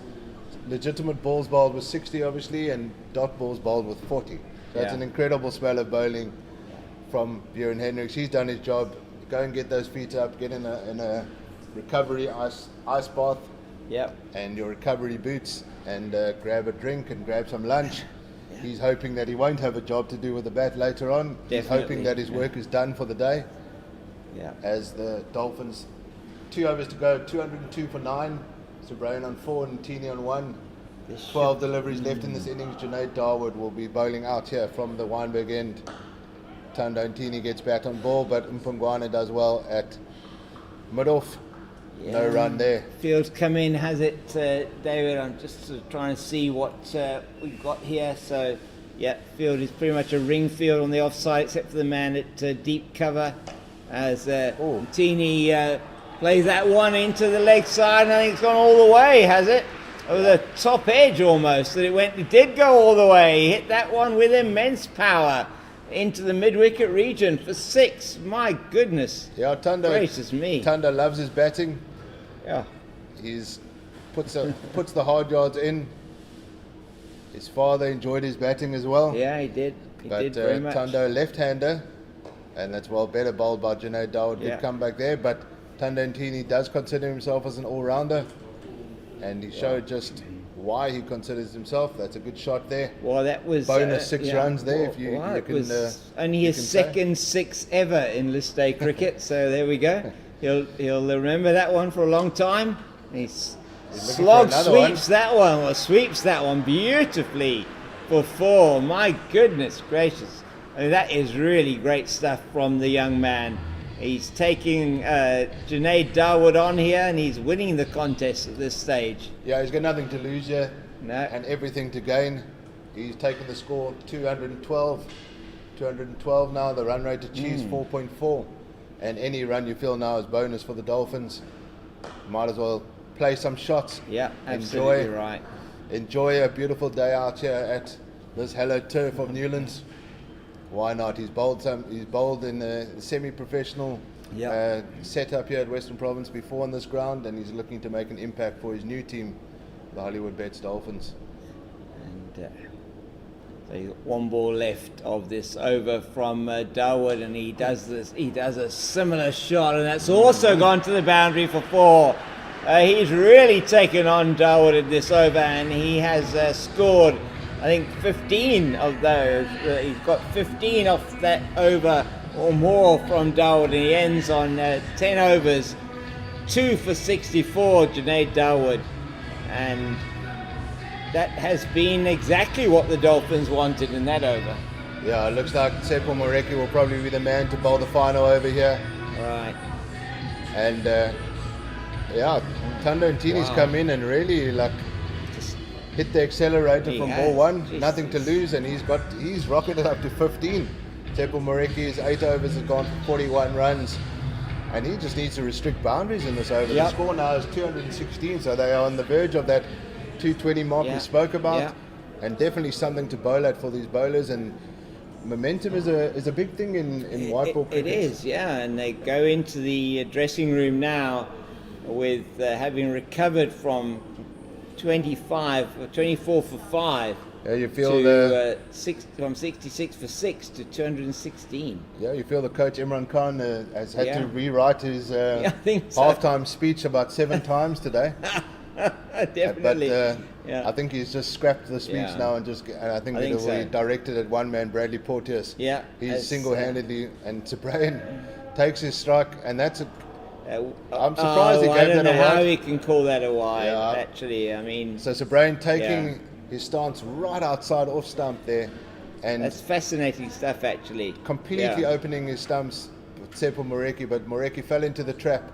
Bowled it down leg side, and I'm surprised the umpire gave that a wide. To be fair, if he was standing normally in normal stance, that's a wide any day in white ball cricket. But the fact that he's so far outside off stump, you feel. I'm not quite sure what you're supposed to do as a bowler in that situation. Very difficult one. I mean, you're supposed to bowl where it's hard, and Sabrain that slow ball. He is way too early on the shot. That is intelligent bowling from Moreki. He's taking a leaf out of Kaya Zondo's book. You know, in terms of his stance, he's been a little bit of a funny stance sometimes, Kaya Zondo, of late, but not too bad to show a bit of innovation. No, it is throw innovation. The bowler off a little bit. I mean, that definitely did throw Seppo Moreki off that first delivery, and doing it again here. He's got the ability to then move his foot back, but it is difficult. And Abdullah Steenkamp also, as the umpire, has a job to do in terms of understanding, as that's played into the leg, into the offside, and that's good running from these two as they take the man on at long off, and they come back for the second. Yeah, you can see the Tony DeZorzi out there at long off. You can see the frustration here in the Western Province players.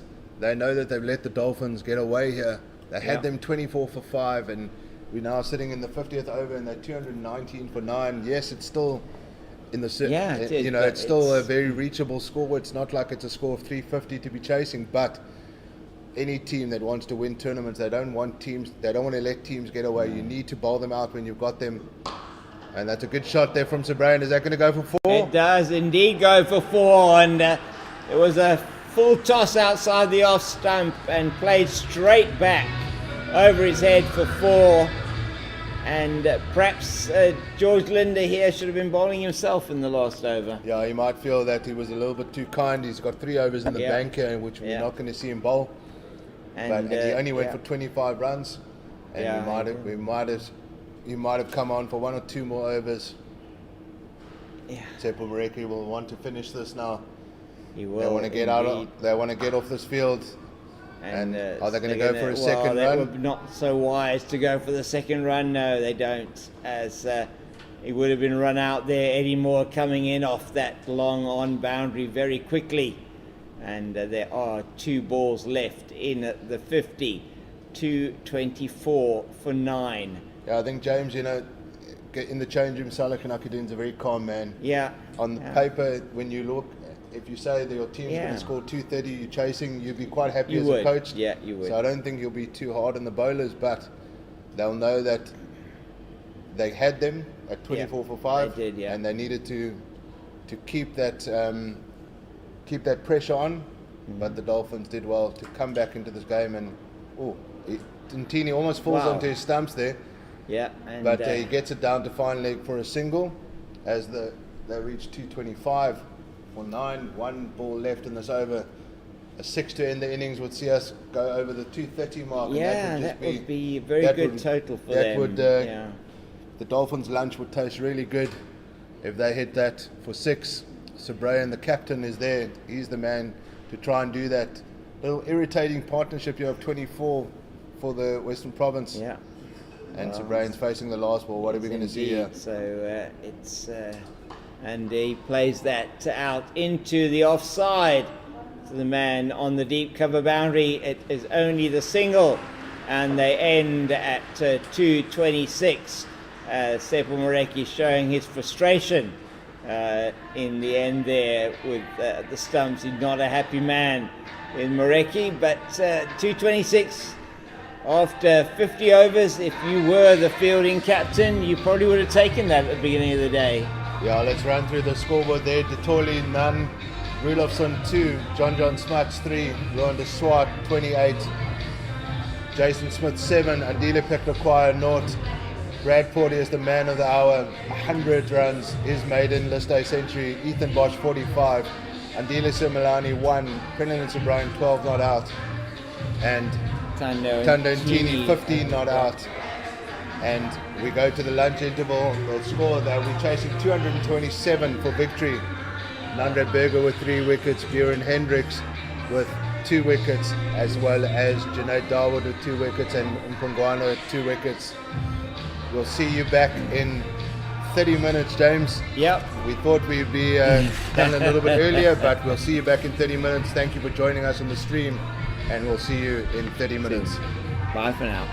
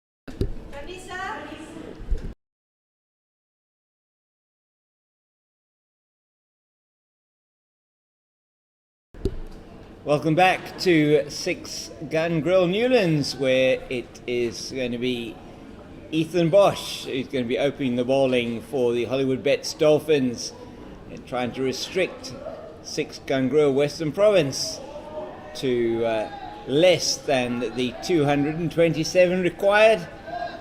And Tony DeZorzi lets the first one go over the top of middle and off stump. And Ethan Bosch coming off the back of a very good 45 he scored in that fantastic partnership of 113 with Brad Porteous. He's straight down the leg side. Tony DeZorzi gets 6-run grill Western Province off the mark with that 4 down to a fine leg position, and they are underway. 223 needed now to win the match. DeZorzi with the first boundary in the first over, and that just straying down the leg side there. Ethan Bosch bowling here from the Weinberg end. He's right arm over the wicket to DeZorzi, that's outside the off stump. Nothing to report. With me is David Brooke.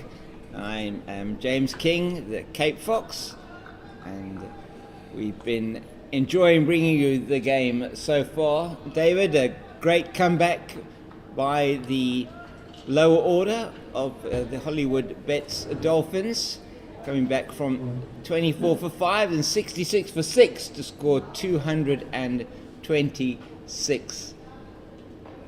As Bosch now gets his line and length right. Yeah, it's going to be an interesting chase. It's one of those awkward totals. Yeah. And it's a total that the Dolphins didn't think they would get to, so they'll take that. Yeah. But it's still when you restart the innings, you'll be confident as a batting side to chase 226, 227 to win. Yeah. It shouldn't be a problem in the face of things, but runs on the board, there's still runs on the board. That's right. And the Dolphins bowling lineup, they did well to restrict the Rocks last match, but Paul's a different pitch, as we know. Yep. And the spinners come into play a little bit more there, but the fast bowlers will have a job to do. Ethan Bosch did a job with the bat. He scored 45 earlier on, and he gets some good pace and bounce early doors here starting from the Weinberg end. Tony DeZorzi up front. Good to see Jono Bird getting a run out this season. Tough to get into the side at the moment. Kyle Simmons as well. Jono Bird struggling to get into the side, and that's a good thing from a selection point of view, I suppose. It's a good headache to have the likes of Jono Bird and Kyle Simmons pushing the incumbents, but that's solid there from Tony DeZorzi. Good to get back on ball up front, and that's the end of the first over. 6-gun grill Western Province, 4 without a loss, 1 over done. Yes, so Tony DeZorzi, 63 matches, 57 innings, just over 2,000 runs, 2,008 runs in list A cricket, highest score of 137. Pretty good average, 36.5, strike rate 79.24, 300s, 1350s. Jono Bird, young man, 21, is Jono, and 25, Tony DeZorzi. And Jono Bird, 16 matches, 14 innings, 516 runs, not that many opportunities for him yet. 116, his highest score, scored in the first match of the season last year. It's Northwest, if I'm not that's mistaken. correct. There. And then he got picked up an injury and didn't play again, I don't think. Yeah, he has had a couple of injuries. He's a big unit, so he does pick up those kind of injuries, but he's also an extremely fit young man. Yeah. And he just needs a regular game time to really just establish himself. Obviously started SA under 19 level, school level, and he's taken the step up effortlessly to the professional ranks as Tando Ntini, and that's going to be called a wide first up. Indeed. And Tando Ntini, just a little bit of a loosener from the young man there. Yeah. And Jono Bird will be looking to just get his eye in here. No rush. There's no scoreboard pressure in terms of run rate. No. They need to just bat. If they bat 49.5 overs, chances are that they're going to win the match. Absolutely. And so there's no run rate pressure. Put away the bad ball, get the singles. There are singles on offer, and just get through that. Another wide there from Tando Tini. My goodness. Excessive swing, but Grant Rulofson behind the stumps, taking that almost in front of second slip, not even first slip. Late swing there. Abdullah Steenkamp saying, there's nothing I can do about that. No, he's just starting it too wide outside the off stump to the left-hander. He's now already changing his line. What that does, change your line of attack, should I say, is coming around the wicket from the Kelvin Grove end. He's got a 7-2. He's got a 7-2 offside leg side field. You have to be very careful if he's doing that. And that is another wide given. My goodness. Yeah, it's really struggling, isn't he? Yeah, he was warming up in the break, so there's no excuse for being cold. No. And he's just got his line wrong. And 3, you don't want to be when you've just got 3 wides. I mean, when you've just got 226 on the board. Yeah, you can't be giving away 3 wides in the first 3 deliveries of your spell. And he needs to get back on track here. It's going to be a long over here. John O'Byrne gets bat on ball and he gets off the mark. He'll feel good about that. He just wanted to get bat on ball in a live match situation, and he's done just that, and he'll be happy with that. It's always nervous, no matter who you are, no matter how many games you've played. That just getting off the mark is always something nice for the batsman, especially when you haven't played the entire season. Well, that's right. It's very good just to, just get the legs going as well, get the single, rotate the strike a bit, give them something to think about, and it's just, with a 7-2 offside field, there was always going to be a run on the leg side. As Tony Dazorzi, very fortunate there in playing that one down into the ground, just missing the off stump as it bobbles over that off stump, and he manages to get away with that one. My goodness, that was very close.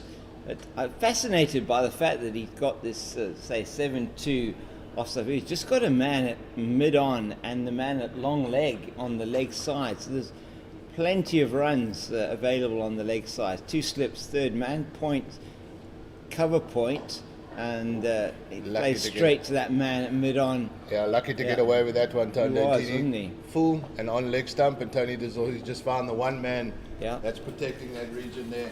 If he got it 2 meters to one side of him, either side of him, they would have gone for 4. And Tandantini's lucky to get away with that one. Been a long over so far. Already bowled the 6 balls, 3 wides in his first 3 deliveries, and he's come back relatively well for the next 3. But it's a long over here. And Tony Dazorzi will be livid with himself there and doesn't put that bad ball away. Full and on leg stump. He knows that he's given a boundary away there. Tony Dazorzi, in the form that he's in, he would have looked to smash that through the mid-wicket region for 4. There's a big gap out that region there, and there's not much protection anywhere else on the leg side. I think he's got a fine leg down this side he here. does. He just got this man at long leg. So much better from Tandantini. Just that's the line that he needs to bowl to Tony Dazorzi. Keep Tony Dazorzi on the offside there. He's got all the protection there. As we look at the snake pit, and we can see some people on the snake pit there. Yeah, looking good. And hopefully some people enjoyed a cold beer on a Sunday, a cold castle lager at 6 Gungrel Newlands. Fantastic to see people on the oaks grass. It's just wonderful to see the picnic blankets, the families out. And we've got a game on our hand, James, as Tandantini finishes the over well. He does, yes. Come back from the young man there, and he's just gone for the 4 runs in that over. That's the second over done. Total 8 without loss. 2 overs in. Tony Dazorzi with that 1 boundary. John O'Byrne off the mark with 1. And 3 extras so far in the first 2 overs. Not good from the Dolphin side of things, as Ethan Bosch will be looking for the breakthrough here. They need early wickets here. They do, because they need to keep that run rate down. I mean, it was... the first 10 overs, I think, power play was 16. I'm just trying. I can actually make a note of the power play numbers for the Hollywoodbets Dolphins, but having lost those 3 wickets early, and then slumping to 24 for 5. I mean, to get back to 226 was really outstanding. And Brad Porteous getting that 100, exactly 100 in his first List A 100. Yeah, and I think it really looked outstanding. That was really good from the young man. And I think just from that's beautifully timed there from John O'Bird. And who's that? Ruan de Swart, I think that is. Yeah, it is. Yeah, taking it almost behind him there. John O'Bird is a hard hitter of the ball, and backward point is under the pump there with that shot. Just that had 4 written all over it if he beautifully timed shot there. Yeah. But what Western Province don't want to do, they don't want to lose early wickets and put that unnecessary pressure on. That's the role of these opening batsmen. They'll be looking to see through the new ball. Yeah. Just break the back of this chase. Really get ahead of it, and that's well bowled there from Ethan Bosch. Beauty. Just break the back of it and just not put any unnecessary pressure. There shouldn't be pressure on there. If they put on a good opening partnership at 4 to 5 runs and over, that'll break the back of the chase. And the likes of Eddie Moore, Yazin Valley, Smith, they don't want to put the likes of George Linder and McLeod Pungwana under any kind of pressure, and maybe just come in the 30th, 5th over and finish the game. And that would be a perfect day then for 6-gun Grill Western Province as they look for an opening win here on home soil. Oh, John O'Bird just getting wrapped up there, not knowing where that ball landed up. Try to play it on the leg side. Yeah, just line, struggling a little bit with his line at the moment, Ethan Bosch, and got away with that one. Got away with the short wide one in the first delivery. Been hit straight to the Swart, who is, as you say, at that backward point position. 2 slips, third man, point, extra cover, mid-off. It's a much better delivery outside the line of the off stump, angling across the left-hander. Yeah, the nice thing is, James, is that kind of delivery there, you don't need to play it if you're only chasing 226. Exactly, yeah. I mean, by this stage already, what was the situation was that the Dolphins had lost 3 wickets by the time they got to this score, and it's a very, very good delivery. So there is something in it with the new ball early up, and remembering that they do play with 2 balls in this type of cricket. They play with the one ball from this end and the other from the other end. So it's, as you might have seen on your screen there, the ball being thrown back to umpire Tom Mokorosi, and Abdullah Steenkamp is at the other end. And we just taking a quick look at the ground. We had a couple of thousand people on the field at lunchtime, which was really great to see. Yeah. Love to see the kids getting the love for the game on the field. That's where you grow your love for the game. Tony DeZorzi cannot bowl there. That's exactly what he was looking for in that previous over. Is that going to go for 4? Yeah, it is. And that's a boundary there from Tony DeZorzi. Yeah, very good. 2 full and on leg stump there from Tundo Ntini, and that's an excellent start to the over for the opener from 6-gun Grill Western Province. And he has a 7-2 offside leg side field. You cannot then bowl on the pads. I mean, from a bowling point of view, your captain's asked you to bowl over the wicket. He's bowling around the wicket. He's got to bowl outside the off stump, and that's where your field is set for. Exactly what happens there as the Swart comes around and does the fielding from backward point. You've got 2 slips, a third man, a man at backward point, a man at point, a man at extra cover, and a man at mid-off. So you've got the covers that are literally covering the offside, and that's what they're there for. That's their job. Yeah. That's their job. The Dolphins are in their away kit, their purple kit of their partners. And that's a beautiful shot. Oh, what a shot. My goodness, that is glorious from DeZorzi. There were not a lot of people witnessing that 4-day game that we saw, James, but it's a pleasure for the people to see what Tony DeZorzi is about, and that shot there is exactly why people are saying that come injury or come any next squad, he could be in the mix there for the Proteas. That is exactly why people are speaking of him in that vein. Yeah, and you can understand why. I mean, one of the features of those innings that we saw him play, so after this ball we'll talk a bit about that, was exactly the type of shots he's playing now, which is, that one is slashed over point for 4. Wow, this has been a very good start from De Zorzi. He's trading in boundaries. He has now got 16 off, and there were 4 boundaries that he's hit in that 16. The one tickled down fine in the first over, and then he played the ball in this over. There's been one on the leg side and then 2 through the offside. So he's taking full toll of Tando Antini. He plays another one through the offside. Another one's gone to the boundary. What a shot that is into the railway stand on the left-hand side, the western side of the field. David, this is a display of batting. Incredible stuff. It's 4 boundaries in the over, James. Yeah, it's and incredible. The one on the leg side to start, and then on the offside, he's absolutely pillaged them through the offside there. Tony De Zorzi is looking in fine nick. Red ball, white ball, doesn't matter. No. Form is form, and Tony De Zorzi is doing just that. Tando Antini has gone for 20, and that one is down to third man, and he'll take the strike at the end of the over. Now 25 without loss after 4 overs. 17 off that over from Tando Antini. 4 boundaries and the single, all coming off the bat of Tony De Zorzi, who's moved rapidly to 21 off only 17 deliveries. Yeah, good start here from the Western Province batsman, allowing Jono Bird to just ease his way back into the side. Tony De Zorzi has really taken the lead as the informed batsman in the side, and his job is to break the back of this run chase, and he's doing just that.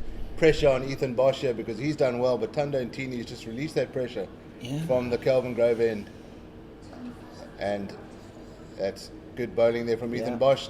De Zorzi loves that shot down to third man, plays it nice and late, but doesn't get through. Rohan de Swart there at point, and pressure's on now for the Dolphins. The crowd cheering every single boundary of the home team.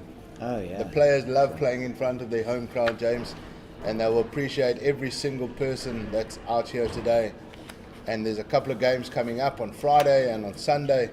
Friday's against the Northwest Dragons, as Tony De Zorzi just beautifully played. He should get come back for 2. Yes, he is, and it's an easy 2 for the left-handed opener from 6 Gun Grill Western Province, coming off 304 not out in the 4-day game against the ITEC Knights, which was won by an innings and 155 runs by 6 Gun Grill Western Province. So he is in good form, is Tony De Zorzi, and he seems to have so much time to play his shots at the moment. He started where he left off in that match. 200 to win now. 27 is the score without loss in the 5th over. A reminder that the Hollywoodbets Dolphins really did struggle at the start of their innings.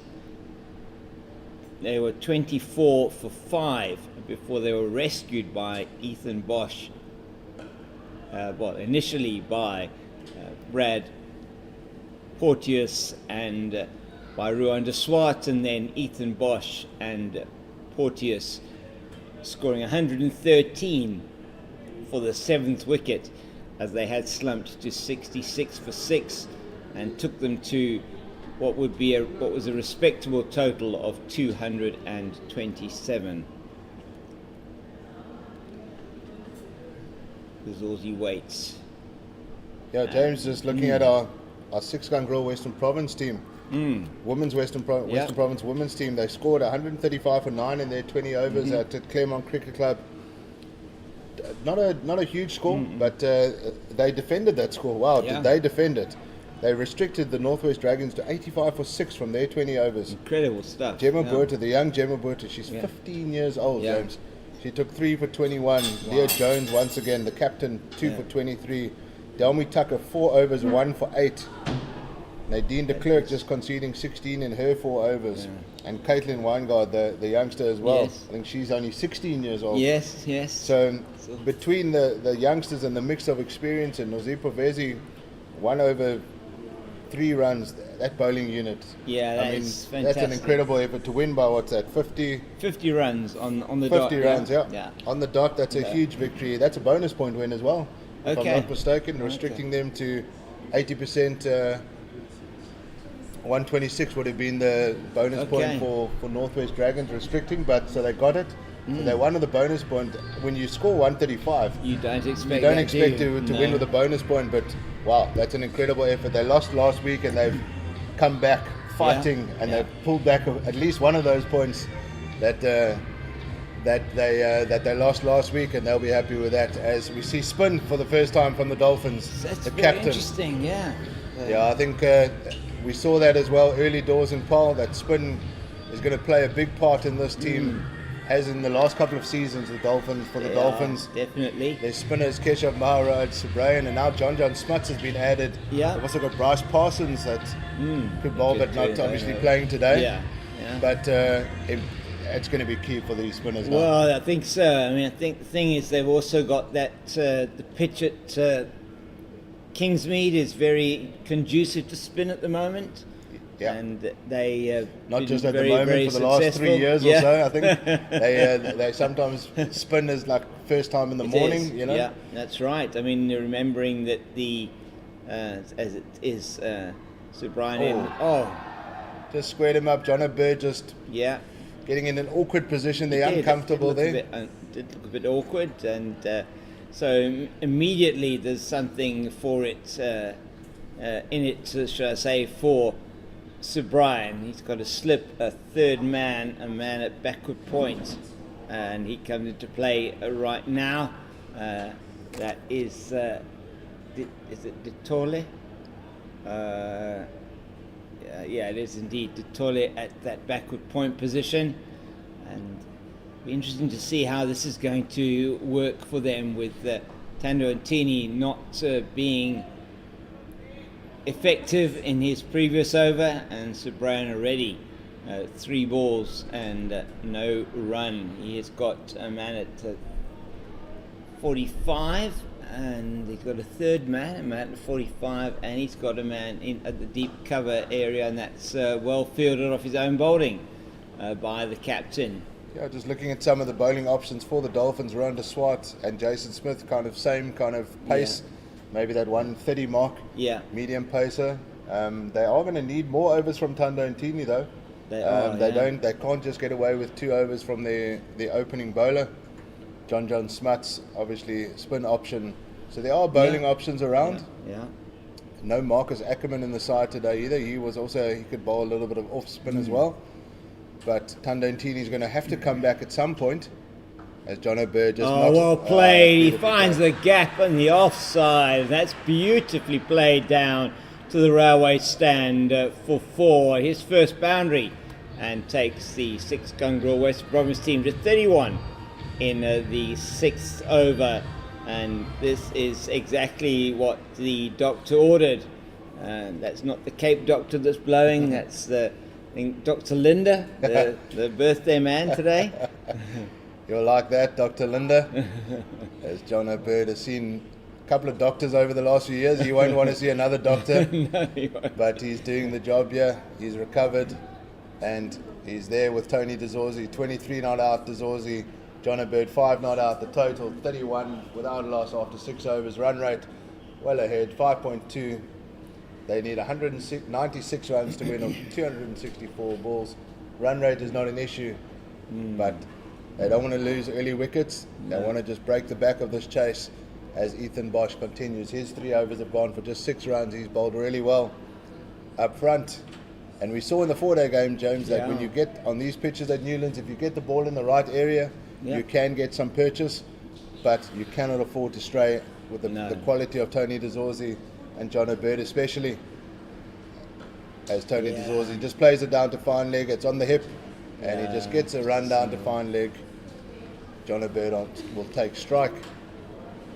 That's Teeny down there at that long leg position. So for the right arm over the wicket, Bosch to the left-handed Bird, we have got a one slip. We have got man at third man at backward point, extra cover, and a mid-off, and that's just played straight back down the pitch. Good bowling. It's a 6-3 offside leg side field, got a man at mid-on, mid-wicket, that's Andile Pechlayo, and then down at the long leg boundary. So John Bird will be targeting that. He loves that mid-wicket region. He's going to be targeting. He doesn't have much. They don't have much protection there. I think that's Pechlayo there. It is. He's looking to get it over him, and if there's anything short, he'll look to dispatch it through that region. No need for quick singles. No need for any risk from the Western Province batsman. Tony de Zorzi did not even leave his crease there.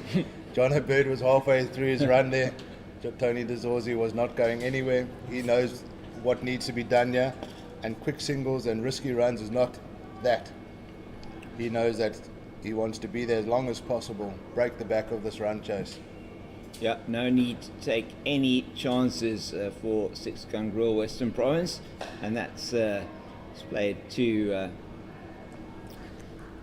Jason Smith there, number 12. I recognise the number. That's right. Yeah, I was looking at the number. I think I recognise it. I've seen that number many times in this stadium here. Jason Smith, a hometown boy, in the colours of the Dolphins today. And I'm sure some of his family that live in Cape Town here will be out here supporting him. It will feel a bit weird for them supporting the away side, but they support their young man, and it's good to see him back home in Cape Town. Oh, it's very nicely played back down the pitch, well fielded by Ethan Bosch on his follow through, just sticking out a big left hand to prevent that from going through. That hurt on the way back past him. Similani does the tidying up behind him, and it remains 32 without loss in the 7th over. You're right, David, there's no need to take any risks. They're well on the run rate. Wickets in hand are absolutely key, and that is over the man, Similani at mid-on. He cannot get there, and he can't get to the ball as it goes to the boundary. Bird did not get all of that. He didn't, but when you're with the power of John Bird, you can get it, even missed timing. That bottom hand came through, and a boundary, and he's replaying that shot. He was trying to get that a lot better timing, but for a man that hasn't played other than a couple of club games, he hasn't played much this season. It's important just to face deliveries. He's been there for, I think that's 17 deliveries now. And he just wants to get time at the crease, and it's the perfect total for him to just bat. Just play your normal shots. He's naturally attacking, whether he's playing 4-day cricket or white ball cricket. He's naturally attacking, wants to move the game forward, but he just needs time at the crease. He's been there now, a few overs. He's getting his eye in, and Tony de Zorzi is doing what he needs to do, just keeping the run rate on track. And no need for any panic. Good start here from the opening batsman here. No wicket lost, 7 overs in. It is a very good start for Six Gun Grill Western Province. And Prenalan Subrian, captain of the Hollywoodbets Dolphins, in to de Zorzi. Quality spinner here in action. And he's doing the job here, the captain. That one just popping off a length, and it looked like the snake pit had been transferred to the middle of the pitch there for a minute. The way that Tony de Zorzi played that one. I think, James, when you're chasing a score like this, it's okay if they're a good couple of overs. You've got to give credit to the bowlers when it's due. That one is beautifully played, well fielded by Tando Ntini in the covers. He's quickly round to his left, and it prevents any thought of a run on the edge of the square. So if you face a couple of tight overs from the bowlers, it's okay. The run rate's not going to suddenly jump up to 8. You just got to keep your patience. You know that there's a bad ball coming, and Tony DeZorzi just playing the ball here on merit. No rush whatsoever. If it's a maiden, it's not a train smash. He knows that Brendan O'Brien is one of the best bowlers around the country in domestic cricket, and he is just doesn't give much away. And Tony DeZorzi just taking the single. It could be the two there, yeah. No, Bird, no, not quite getting around for two. Good fielding in the deep out there. Man is quickly around to stop that becoming any more. That's the Centurion, Brad Porteous, came around and fielded that one. Then quick in the field. Yeah, looks like Andile Peklakwaya is going to be coming on here from the Weinberg end as Ethan Bosch 4 overs, his 4 overs. His spell ends 4 overs, 0 for 11. Andile Peklakwaya, the shaved head of Andile Peklakwaya, he's played 128 list A games. Wow.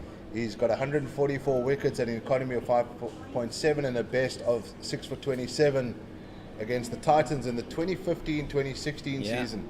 And this is an important spell for him here. He needs to get wickets for this side. Does need to get wickets. Comes off an unfortunate second ball, a duck that he scored there, and he really would be desperate to get in amongst the wickets here. It's Peklakwaya away from his eye. That is not a great delivery down the leg side, and that will be. It's off the thigh pad, so therefore not called wide by umpire Mokorosi, who's standing at the Weinberg end, which is the end at which Andile Peklakwaya is operating. And Peklakwaya, vastly experienced player, as you said, David, vastly experienced, and has been playing, been around for the Porteous for quite a while. It's a very good delivery on the line of the off stump, and he wants to keep the ball in and around that area and try and, irrespective of what the situation in terms of only defending this 227, you want to try and put the batters under pressure.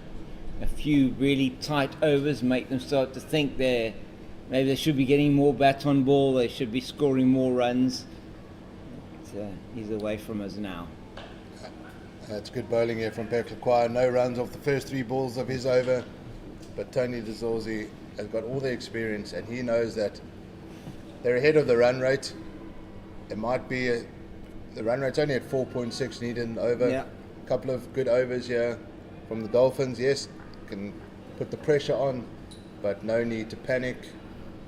Just play normal cricket and take the small milestones to get to the power play. Oh, that's a little bit of swing there from Peklakwaya. Good delivery there coming around the wicket to DeZorzi, but no run on offer. And Peklakwaya has made a good start here from around the wicket. He's looking lean, Andile Peklakwaya. He's looking lean, he's looking mean. Shaved head, beard. I know the feeling. And so it's a good look. It's a good look. That's the shaved head and beard. It's a summer look, James. It's a summer look. Works for some people, maybe not others. No foot movement there from Tony DeZorzi. Reaching for that, as you said, David. No foot movement at all. He's got a little bit more hair than Andile and myself, Tony. Yeah. No, significant amount of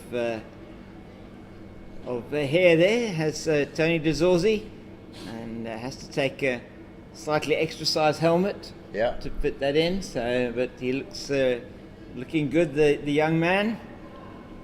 Yeah, I think Tony DeZorzi is the fittest he's ever been, to be fair, and we've seen that in the long innings and that's good running. Yeah, it's very good play. Good play, just getting off strike there, Tony DeZorzi, and that's a good first over there from Andile Peklakwaya. Just the 1 run off that last ball, and that's a good opening over there from the Porteous man. 38 without last 9 overs gone. DeZorzi 26 not out. John O'Bird 9 not out, and the score. Partnership is obviously 38 as well for the first wicket, exactly what Western Province needed. Yeah, exactly. And what the just lay the platform. That I'm sure would have been the instruction from the captain and the coach. So knuck it in as Ethan Bosch is going to be coming on from the Kelvin Grove end. So change of ends for Ethan Bosch. Bowled his first 4 overs from the Weinberg end, and now we're going to see a bit of pace from the Kelvin Grove end for Ethan Bosch changing ends. Yeah, he's changing ends. He's going to be key to this Dolphins defense. Interesting. In the last over of the power play, we have a short fine leg, and that is slashed away down to third man. One bounce to Tando and Tini. A little bit in no man's land there. I don't know whether that's he's supposed to be on the boundary or whether. No, he was. Yeah, it's sort of 10 meters in from the boundary. Yeah, only but bounced maybe once, so. Maybe for that exact shot to hopefully carry to third man. We have a short fine leg. That's John Smuts, who's now walking into the circle in a sort of crouch position. Some good fielding there by De Swart at backward point. So we've dispensed with the slip now, already in the 10th over.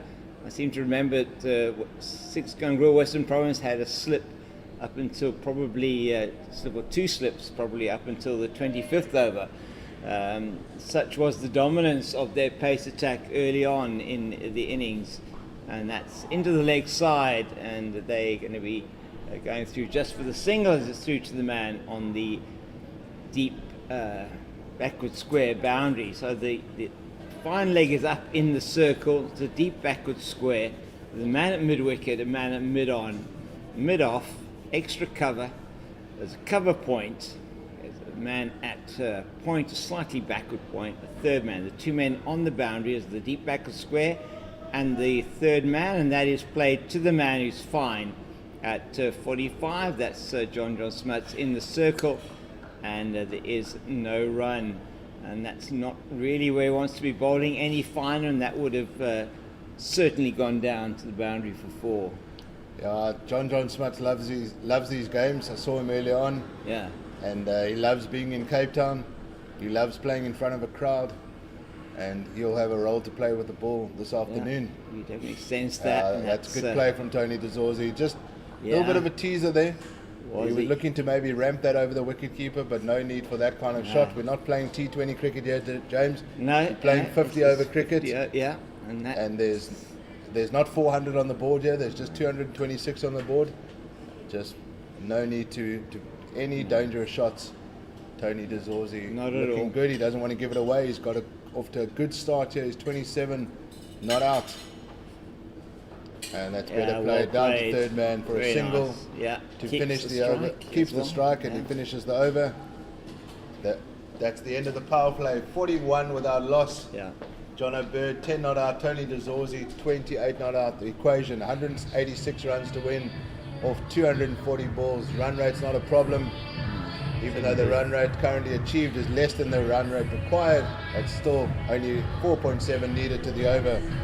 And these 2 batsmen have done exactly what their captain George Linder has asked of them. Yeah. See out the first power play. Yeah. And that's come just comparative score. The Dolphins were 16 for 3 at this stage after 10 overs. Oh my word. And we thought we were in for a short one. Yeah. They did make a comeback, but already the next power play 2 is overs 11 to 40. Obviously maximum 4 fielders outside the inner circle. And this is where the game is effectively going to be won and lost within this next power play, you feel. And you're already seeing that the Dolphins are defending. They've got 4 men already that are outside the circle. And as it's going to be, the captain who's changed ends here. He's bowling from the Weinberg end. And Prenlan O'Brien, he's coming in with his off spinners from the Weinberg end, and that's a natural delivery is that you get turn away from the left-hander, and that is why it makes sense for him to be bowling. John Smuts is going to be doing the same thing, an off-break bowler. It's Sir Brian in again. That good delivery on the line of the off stump. I think that's a bit dangerous from Dazorzi. Definitely, just standing and putting the bat in the way of the ball almost.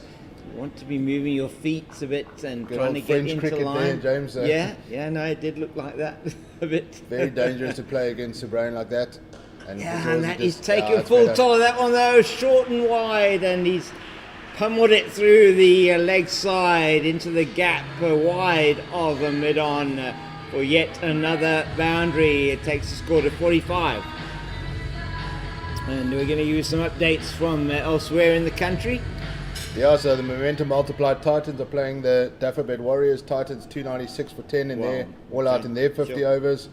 Aidan Markram top scoring there with 89. Oh, he got him! He has got him now. He's played that one straight to the man at that backward point position. Tony Dazorzi is gone. Ruan de Swart, I think it is, that takes the catch. And he had been in that position the whole time. And Dazorzi goes, trying to force the ball in the offside. And the captain, changing ends there, takes the wicket. Dazorzi very upset with himself, but he has to go. 32 he scored of 44 balls, 6 fours in that 32, and 6 Gun Grill Western Province lose their first wicket with the score on 45. Yeah, he'll be upset with himself there. He's got off to a good start there, Tony Dazorzi. He knew that he had a job to do to break the back of this chase, get John O'Bird back in the rhythm of things in his first run out of the season, but he just holds out. And Jason Smith takes the catch, 32 for Tony Dazorzi, and it looks like Eddie Moore. Yeah, should be Eddie Moore. Moore's running out at number 3 there. He'll join. So another 2 left-handers at the crease.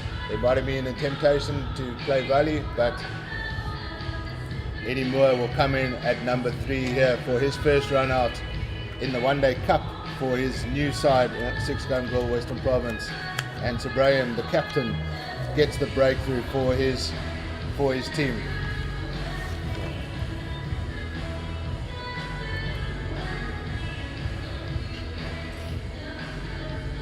He just didn't get over this one, Tony Dazorzi. Yeah, good catch from Jason Smith there. In position nicely and was exactly where he needed to be. Eddie Moore's played 46 matches, 400s, 10 50s, average of 40.7, highest score of 158 EP versus Border way back in 2017, 2018. Feels like a lifetime ago that, James. Feels like a lot has happened since then.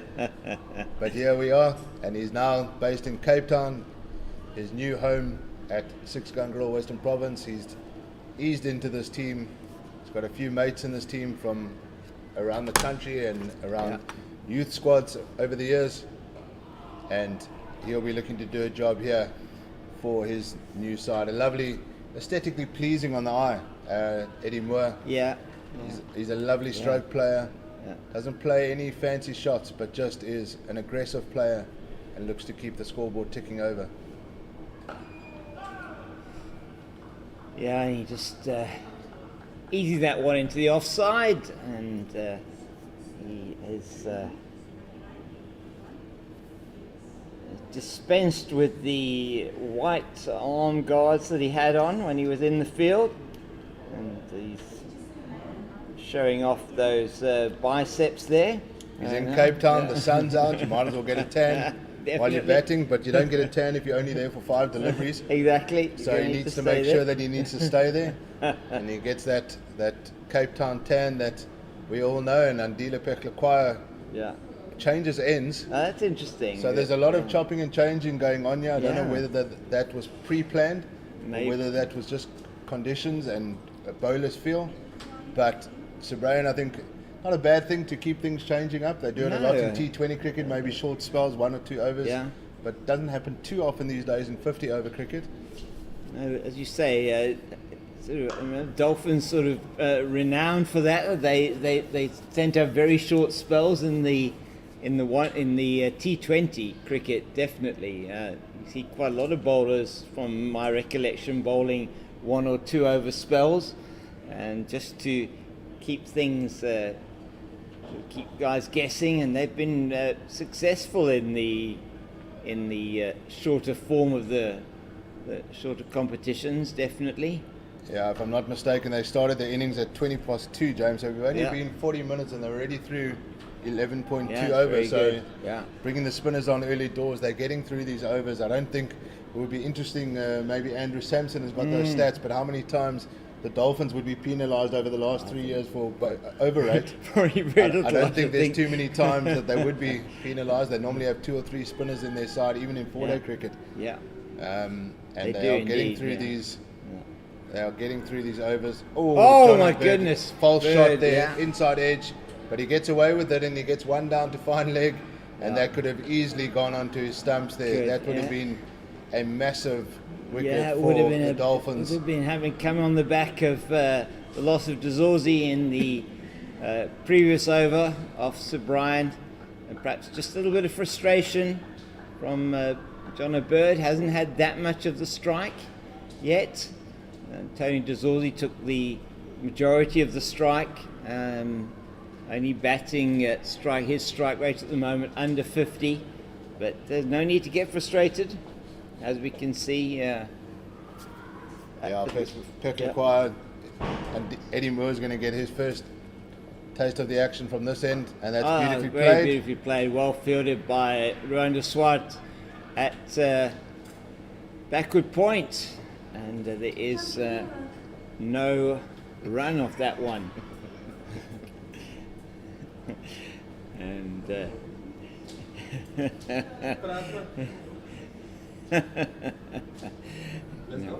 no, we're still on. Pecklacquire continues from the Kelvin Grove end. Yeah. Eddie Moore looks to get off the mark here. He still can't get off the mark.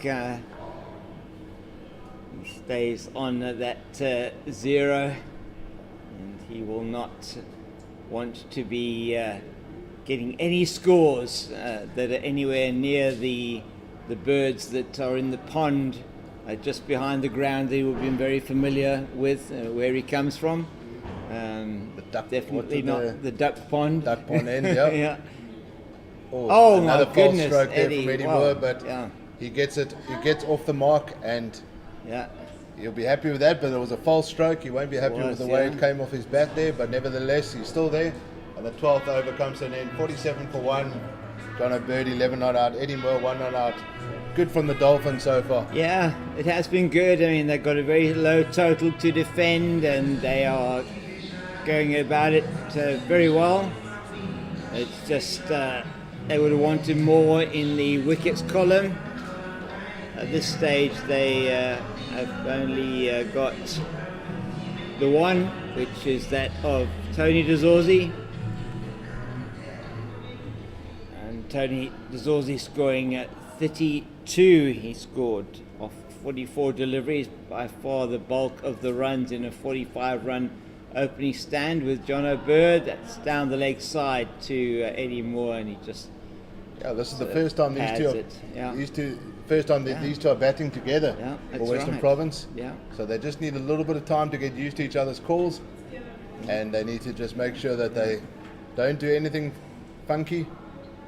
Oh my goodness, that's backward of point, and it's a bit of a chase there for Jason Smith. They'll come through for 2, but that could have been another wicket, not far away from the right arm of That's well Jason bowled there from Smith. Sir Brian. Just held that one a bit Yeah. slower delivery there, and Eddie Moore felt like he played 2 shots by the time he got to was that one. reaching for it, wasn't he? Yeah, he was. And Just needs to get those feet moving, and just make sure that he gets to the line of the ball and the length.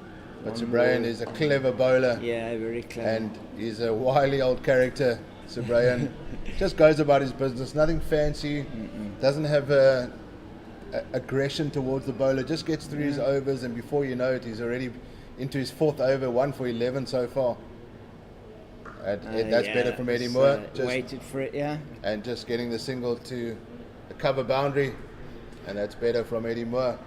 And that's the 50 up for 6 gun Grill Western Province, 50 for 1, and that's come off 79 balls, 8 boundaries, no sixes yet, or 50 minutes, and they'll be relatively happy with that, James. Yeah, they will. I think you would have they would have taken that if you said you were 50 for 1 and this chase, which is not a huge chase, but it's just one of those totals that it's not too big, but it's also not. Yeah, you lose a couple of wickets, it starts to become a little bit more tricky.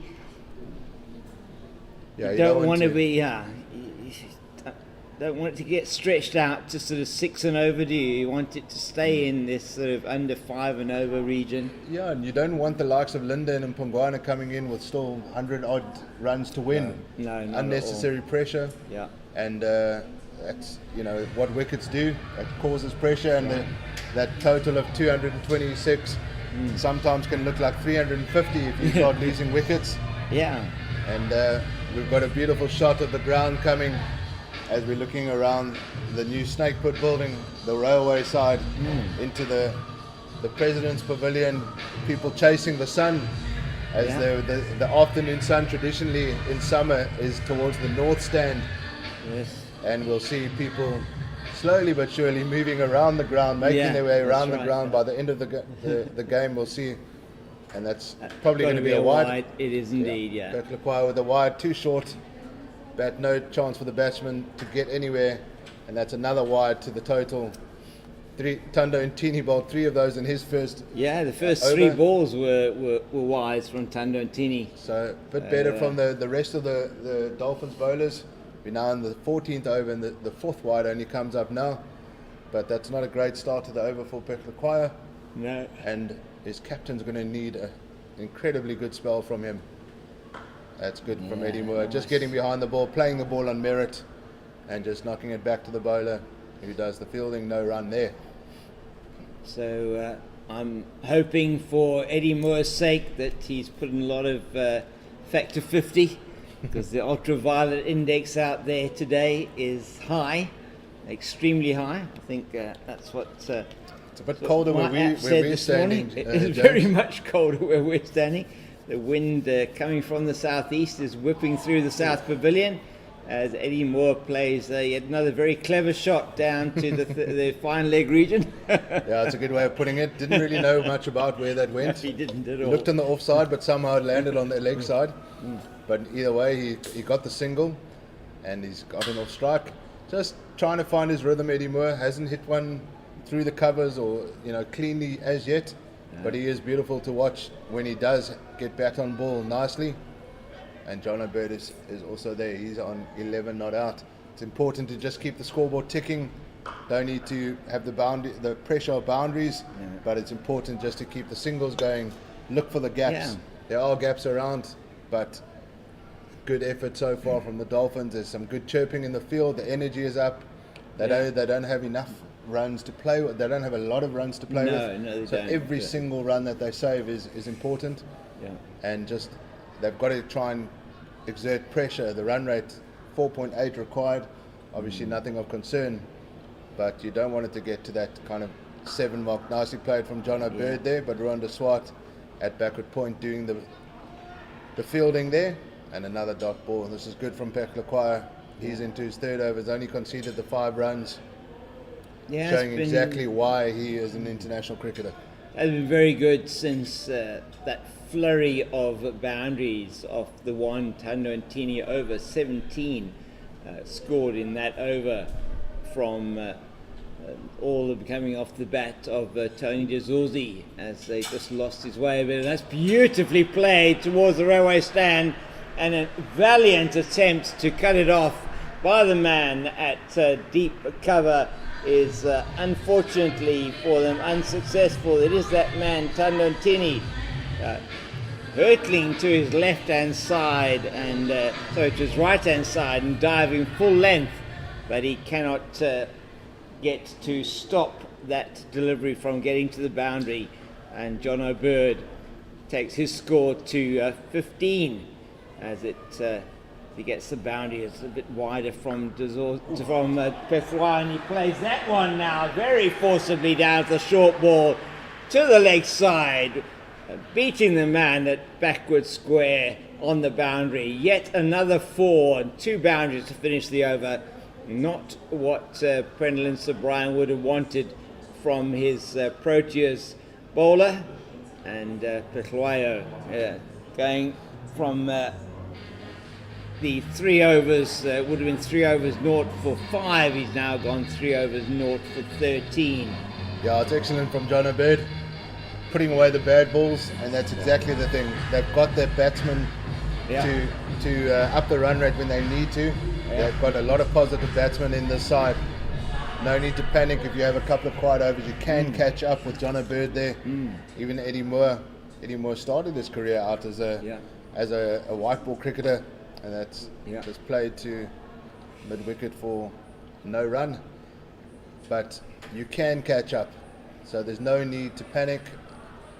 I think it does give you the opportunity as well, David, that and seen this sort of fairly often even at an international level, where if you do have a bowler like Sir Brian, for example, now who is really doing a great job in keeping the run rate tight, is you can afford to play out 1 or 2 overs against this type of bowler and let him sort of not go for as many, very much like Bjorn Hendricks did in the 6-gun Grill Western Province bowling lineup. I mean, he only went for 2.2 and over in his 10. Yeah. And you let the guy that's really sort of on top, you see him off, you don't give away your wicket cheaply, and Sir Brian definitely has been that bowler for the Dolphins today.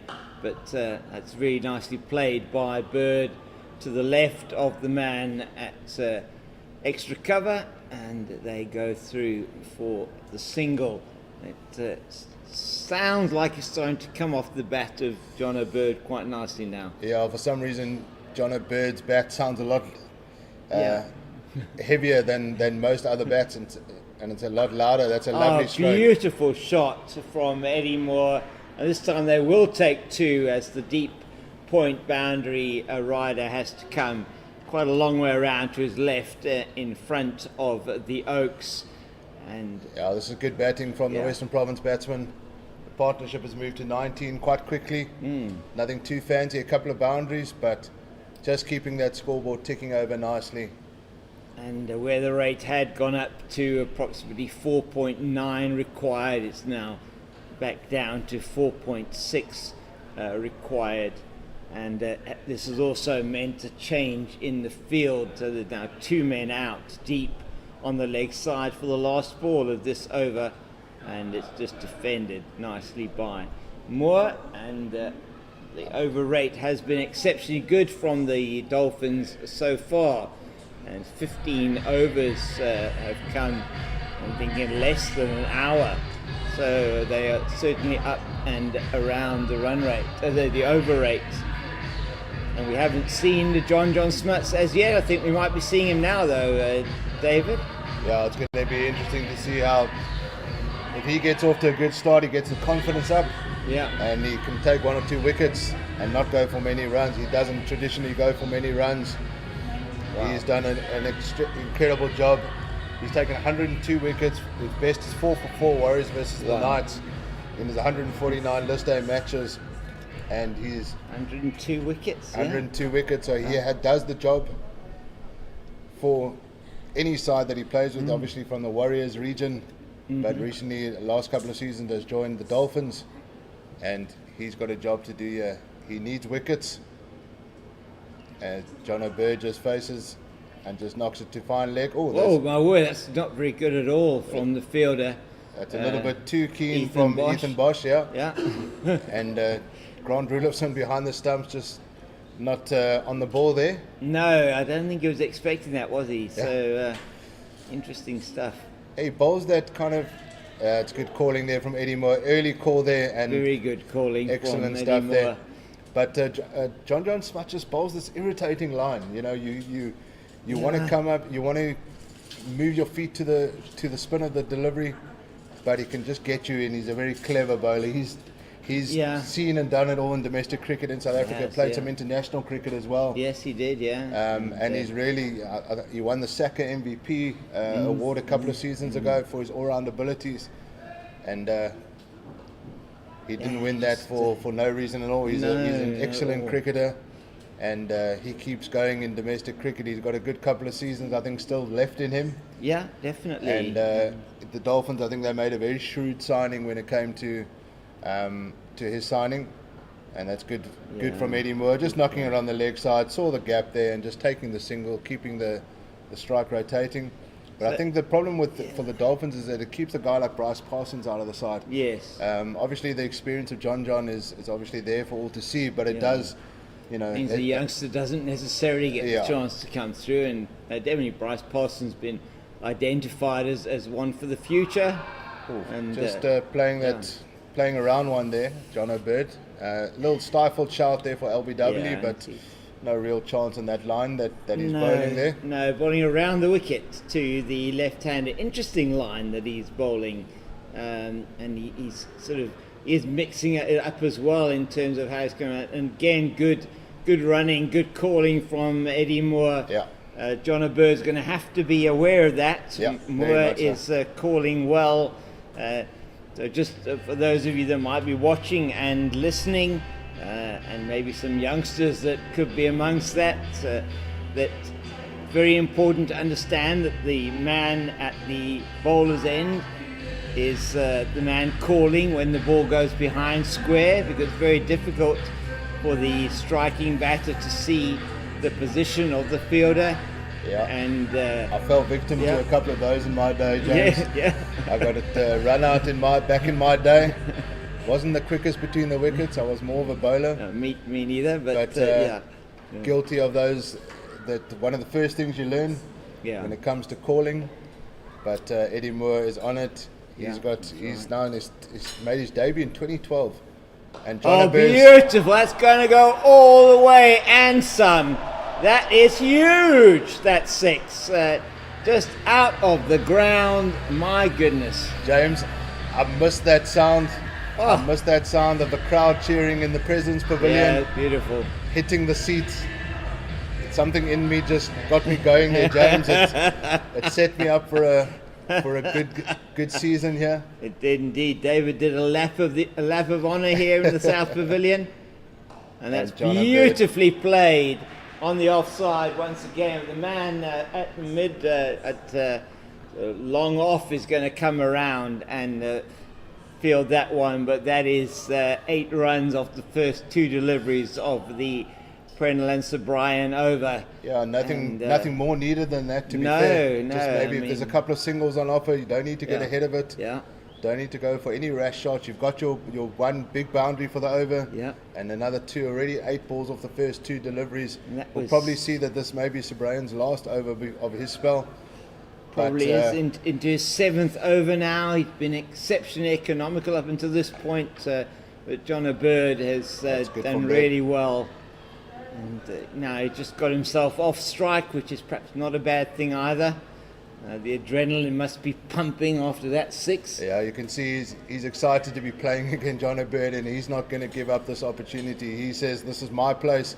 I'm going to be opening for Western Province the entire one-day cup campaign. Definitely. And he's telling his coach, you're not going to be replacing me anytime soon. This is my position. This is where I want to be. This is where I belong. Yeah. And he's making that opening position his own. Sir Brian into his 6th over, 1 for 25, and Eddie Moore. Beautifully played by Moore. Just for a single down to backward point, and he picks up 1 there, and the score moves to 77 for 1. The man at deep point on the boundary. We've also got a man at 45 on the edge of the ring, 3rd man. We have an extra cover on the edge of the square, just inside the circle. A man at sort of a shortish mid-off extra cover region, and then a man at long off, and mid-on the edge of the circle. Deep square leg, deep mid-wicket, and man at 45 at the. And that's going to be played to that man at deep mid-wicket. Quickly off the fence is Simalani, and that's we threw for the single. Bird keeps the strike. He goes on to 32, which is equal to Tony DeZorzi's, and they've put on 33 now for the second wicket. 11 runs off Sir Brian's 6th over. And that's good. 78 for 1 after 17 overs. John O'Byrd, 32 not out. Eddie Moore, 10 not out. The runs to win is below 150 now. 149 runs to win off 198 balls at a rate required of 4.5. Just playing this chase really well. No panic so far. Just the 1 wicket loss for Tony DeZorzi. He went for 32 off the bowling of Sobrayan, caught by Jason Smith. And John O'Byrd and Eddie Moore doing a good job here for the home side.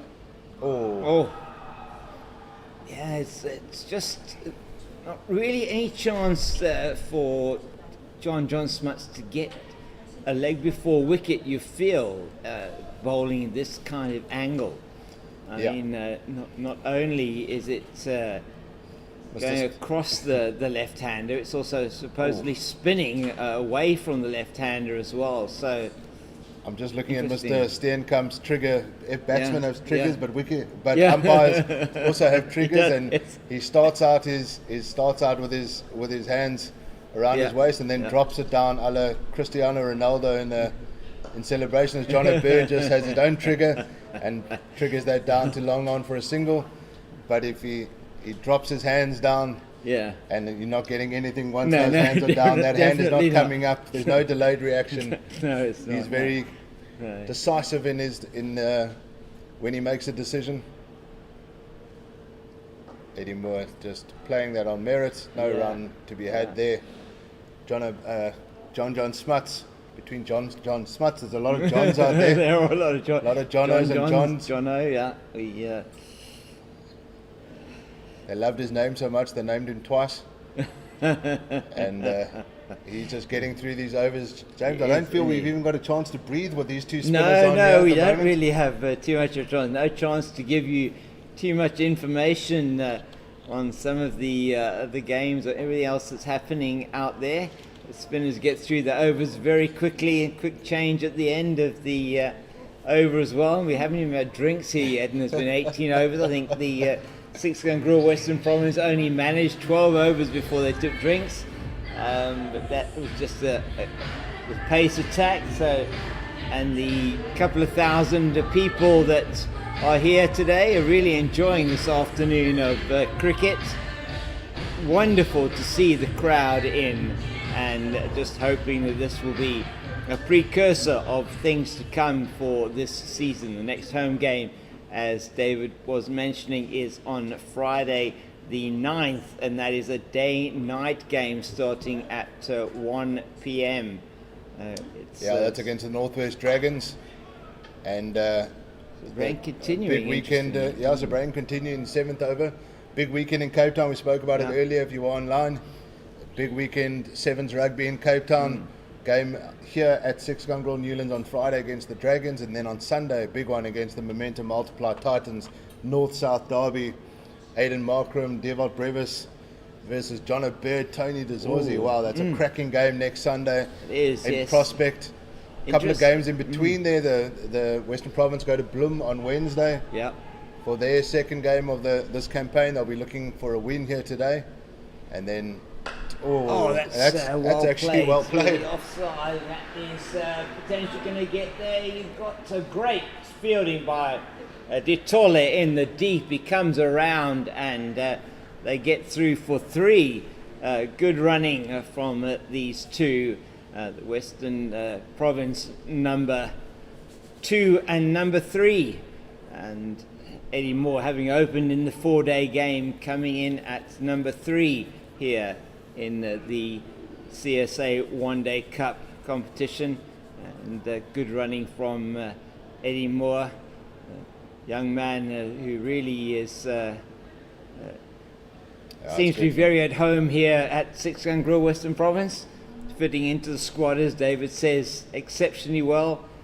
The feeling in the squad does help. Obviously, they've done very well at the 4-day series. They've been playing well, and this CSA one-day cup, they're going to want to be taking that form through with them. It's very nicely played once again by John O'Byrd. It's out straight to the man, and Brad Porteous out on the cover boundary. So it's been a good over for Six Gun Grill Western Province again here. 39 is the partnership now, 84 for the loss of Tony DeZorzi's wicket.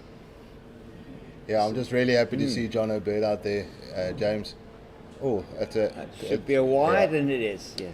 Yeah, I'm just happy for John O'Bird. You know, he has gone through a couple of injuries, and then when you lose your place and the other batsmen are doing the job, even when you're fit, it's very difficult to get into the side. So for him, it's fantastic to see that he's back. He's a very oh, that's another wide there. Yeah. That's drifting now from Sabrain, but he's a lovely young man. He's a hard worker. He trains hard. He looks after his body, and he really deserves to be in this side. And it's good to see him playing. But you know, it's difficult to get into a winning side. Yeah, that's the reality. Hard, yeah. And from a coaching point of view, that's what you want. You want competition with your batsmen, your bowlers, everyone in the team. You want 2 or 3 guys vying for those positions. And when you're winning, that's a good problem to have from a selection point of view. Absolutely, and you know, you take the fact that you've got Kyle Verreynne, obviously, who is the one that is missing compared to that 4-day lineup. And we will take drinks here, no, James. We will now, yes. Yeah, we finally take drinks at the 19th over. Yep. That's 87 for 1. John O'Bird, 37 not out. Eddie Moore, 12 not out. Tony DeZorzi, the 1 wicket to fall in the first 19 overs for 32. Sabrain with the 1 wicket there. The situation, 140 to win of 186 balls. Run rate required 4.5. And we will see you in the next 5 minutes.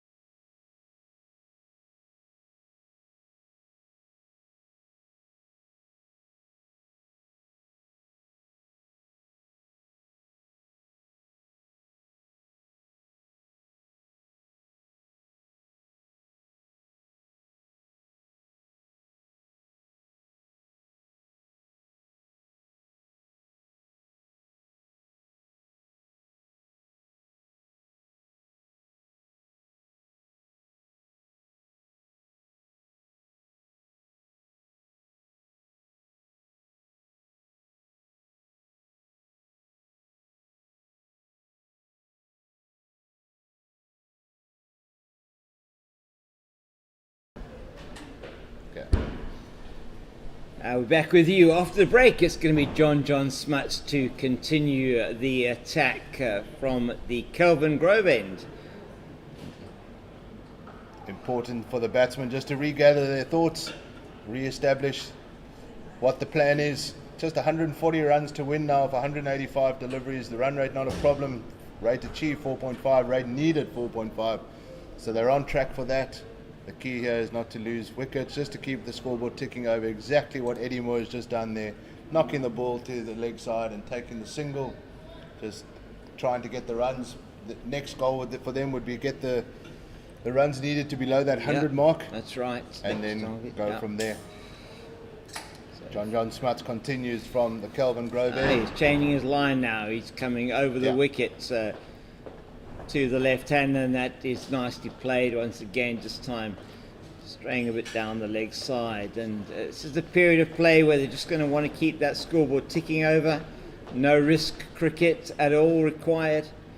And you often hear these words, I'm using all these cliche words, no risk cricket and that. So, but it is important just to keep it going. That is it's the way that these 50 over games seem to go, David, is the middle overs, as they call them, are very much around just doing what they did there. Is a lot of singles on offer. If you find the gap, you can take that. You just want to keep that ticking over and keep rotating the strike. Make sure that the bowler has got something to think about all the time. And the odd boundary, if there's a bad ball, you put the odd boundary away in the over. And that's beautifully played by Bird, but there is protection out in the deep.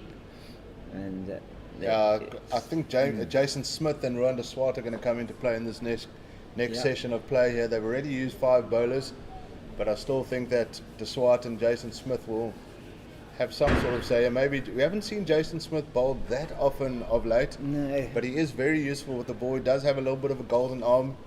They used to use him in that sense from a Cape Cobra's point of view a couple of seasons ago. Sometimes he even took the new ball on the odd occasion.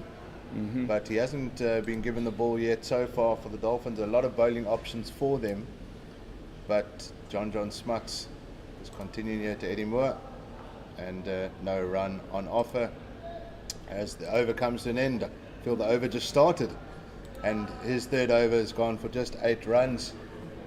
His 3 overs have gone for just 8 runs, and that's the end of the 20th over. James, 91 for 1. Sure. John O'Bird, 39 not out. Eddie Moore, 14 not out. The partnership is at 46 after the loss of the wicket. Tony DeZorzi for 32.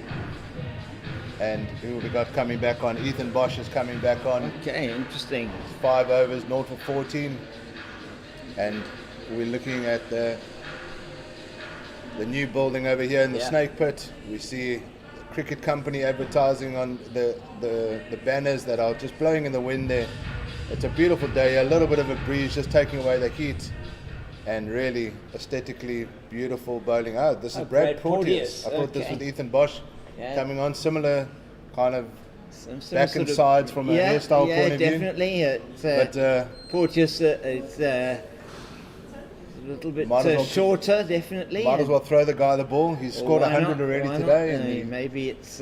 maybe he's got the golden arm as well. Golden day. I don't think he hasn't bowled very much in this level of cricket, but and that is a bit short to start off with, but they're only going to get the single of that shortish delivery from Porteous, and that is down in the deep. We have John Smuts down at fine leg. Tunde Ntini is at deep backward square. So 2 Eastern Cape men there, one from the border and one from the Eastern Province area. So Obecha and East London. John Smuts from Obecha, and Tunde Ntini, his father Makaya, one of the legends of South African cricket. Tunde Ntini does the fielding. Makaya Ntini from the border region, from East London area. just Thunder- up and coming there. In Is the Thunder 90s, playing yeah. with the famous 16 on his back these No, days? he's not. I He's think got. he started out his career he may well, playing. yeah, he may well. It's 77. He's got his Yeah, back. that's- Beautifully played through the gap in the offside. Will be chased down by Sir Brian, but not before they come back for 2. Yeah, so he's taken the 16 away. Maybe what year was a- Micaiah born? that's a Maybe 50. 1977, maybe? Maybe. 50 the 50 partnership. partnership, yeah. That's come off 62 balls, 2 4s, 1 6. That beautiful 6 from John O'Bird. Eddie Moore's got 15 of those, and John O'Bird has got 32. Extras are 3. And Check, that's a good second yeah. partnership so far.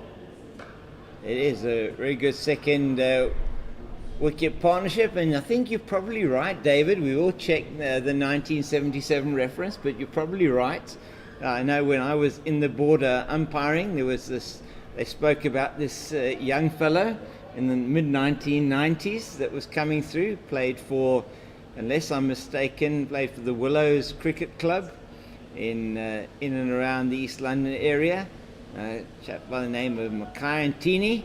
They spoke about it, and he was indeed born in 1977, 6th of July, 1977. Him and Mark Boucher at the same time, coming from the same area, and very interesting.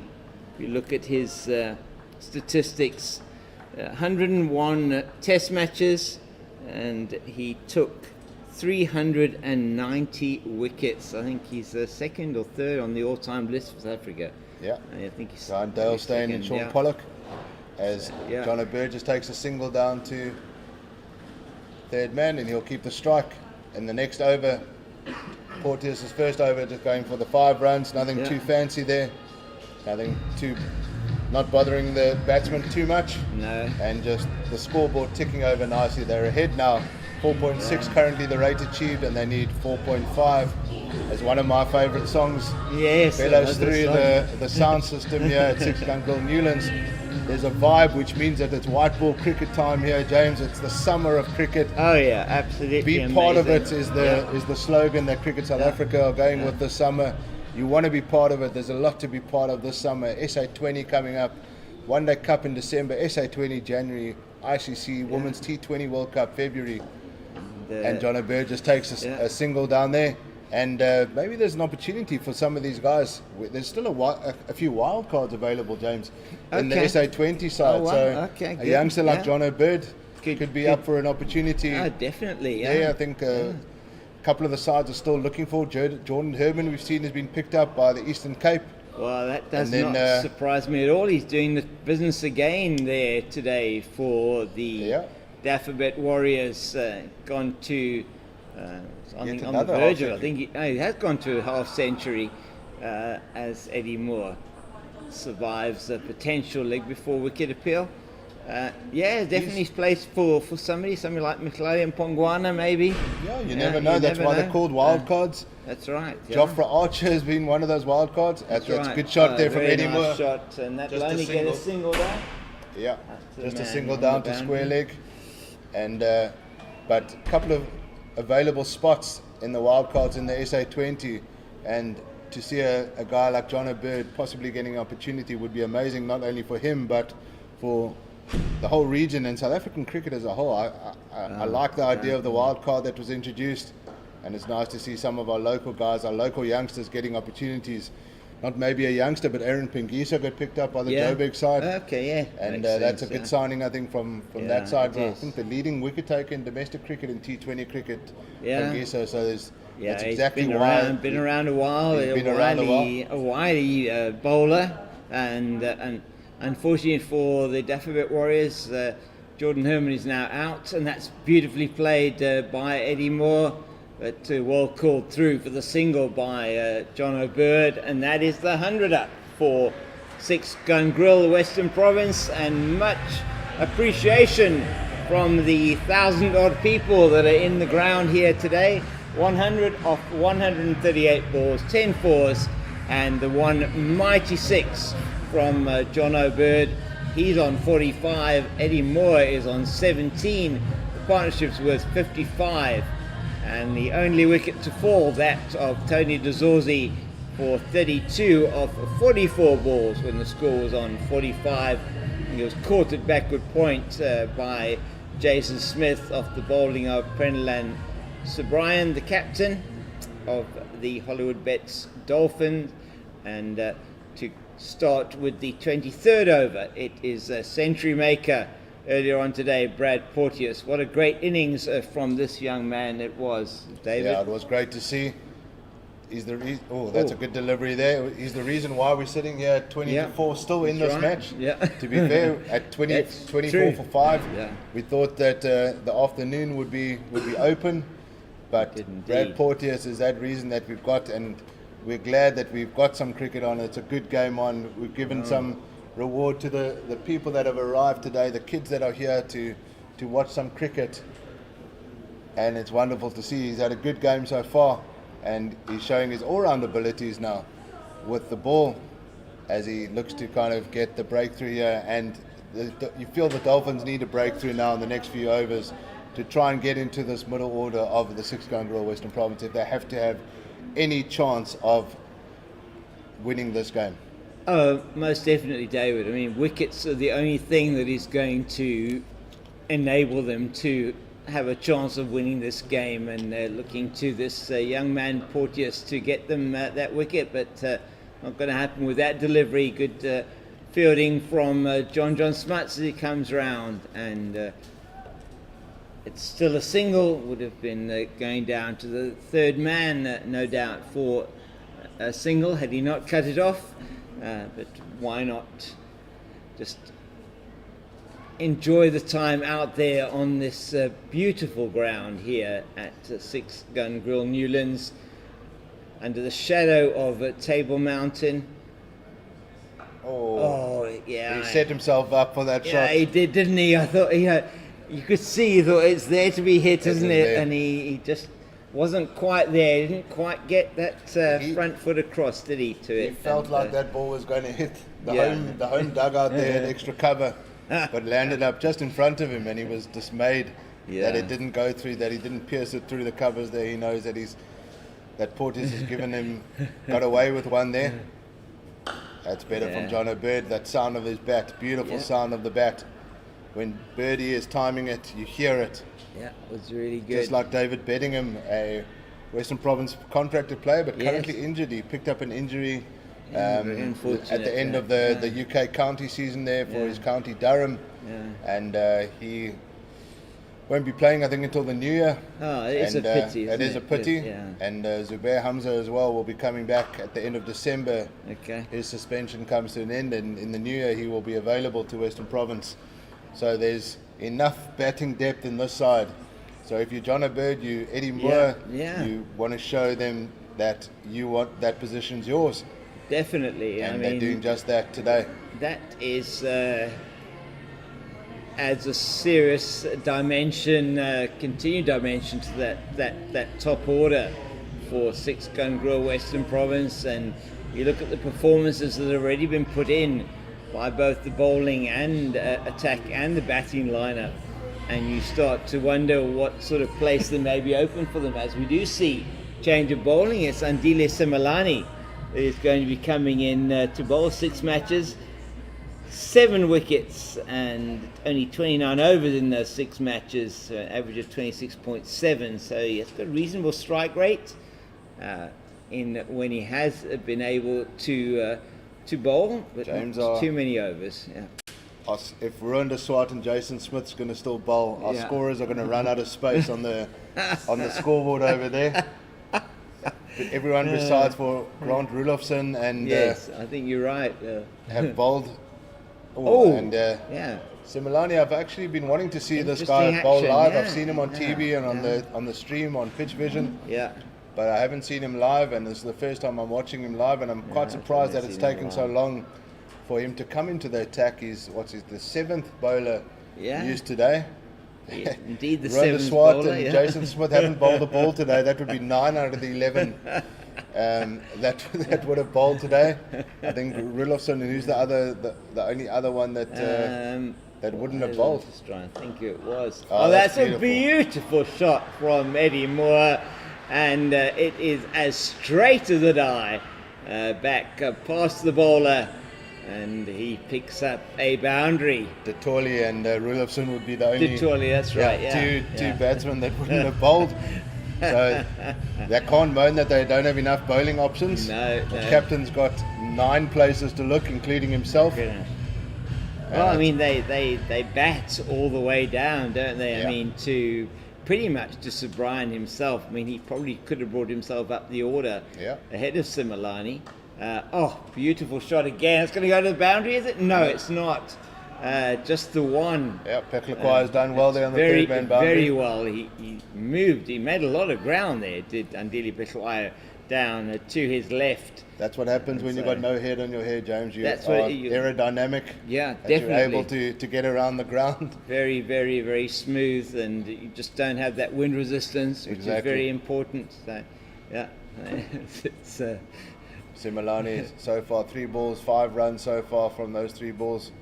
Jono Bird looks to get some more runs here, and he's going to pick up 2 here. No, just the single down to Ethan Bosch on the backward square leg boundary. So, but the runs are just coming at a nice rate at the moment, and that's all they need to do is just keep it ticking over. They're almost halfway to the score, and nowhere near. I mean, they're not even halfway in the overs yet. And when we say double the score at what now, 28 to 30 over, somewhere around there. It's very, very nicely played again, out to the man on the deep point boundary. That is Tando Ntini. Yeah, not giving away any chances other than the wicket of Tony Dezorzi. Yeah, that's all. No chances. There's been no drop catches. There'd be no chances given. No. And that, I think, is key. It's risk-free cricket that they need to play, and they're doing exactly that. They know exactly. They sat in the change room and said, we don't need to play risk. No, they don't. Risk-averse cricket, and they're doing just that, keeping the ball down and just keeping the scoreboard ticking over. Jono Bird just sees out the over. 7 runs from Similani's opening over. 108 for 1 after 24 overs. Jono Bird is 46 not out. Eddie Moore 24 not out. The partnership is 63. Equation stands at 119 runs to win off 156 balls at a rate required of 4.6. The rate currently achieved is 4.5, so they're on track. Nothing fancy. We're almost at the halfway mark of this.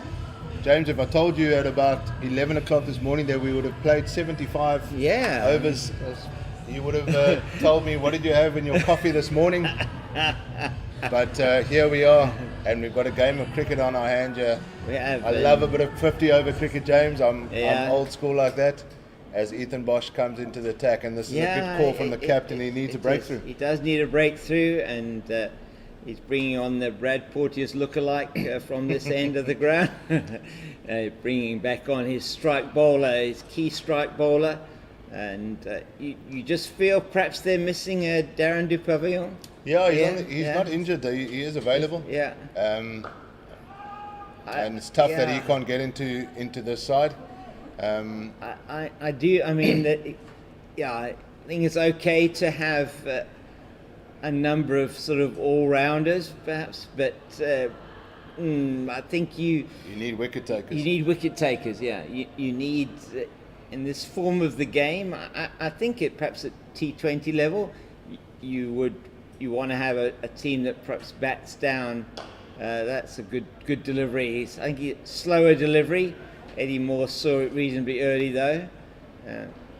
That would be my choice. I mean, it's not, it's something you could have. You could have 1 or 2 really out-and-out bowlers, rather than having. I mean, you've got bowlers that can bat, or you have batters that can bowl. You've got to be careful from a balance point of view.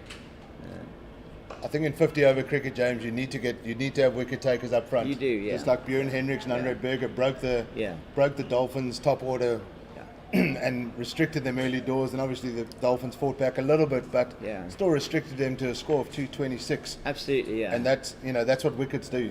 Yeah. You had your number 5 batsman coming in before the 15th over. Yeah. Number 6 batsman in. Yeah, that's right. Yeah. To have that, you've done your job as wicket takers.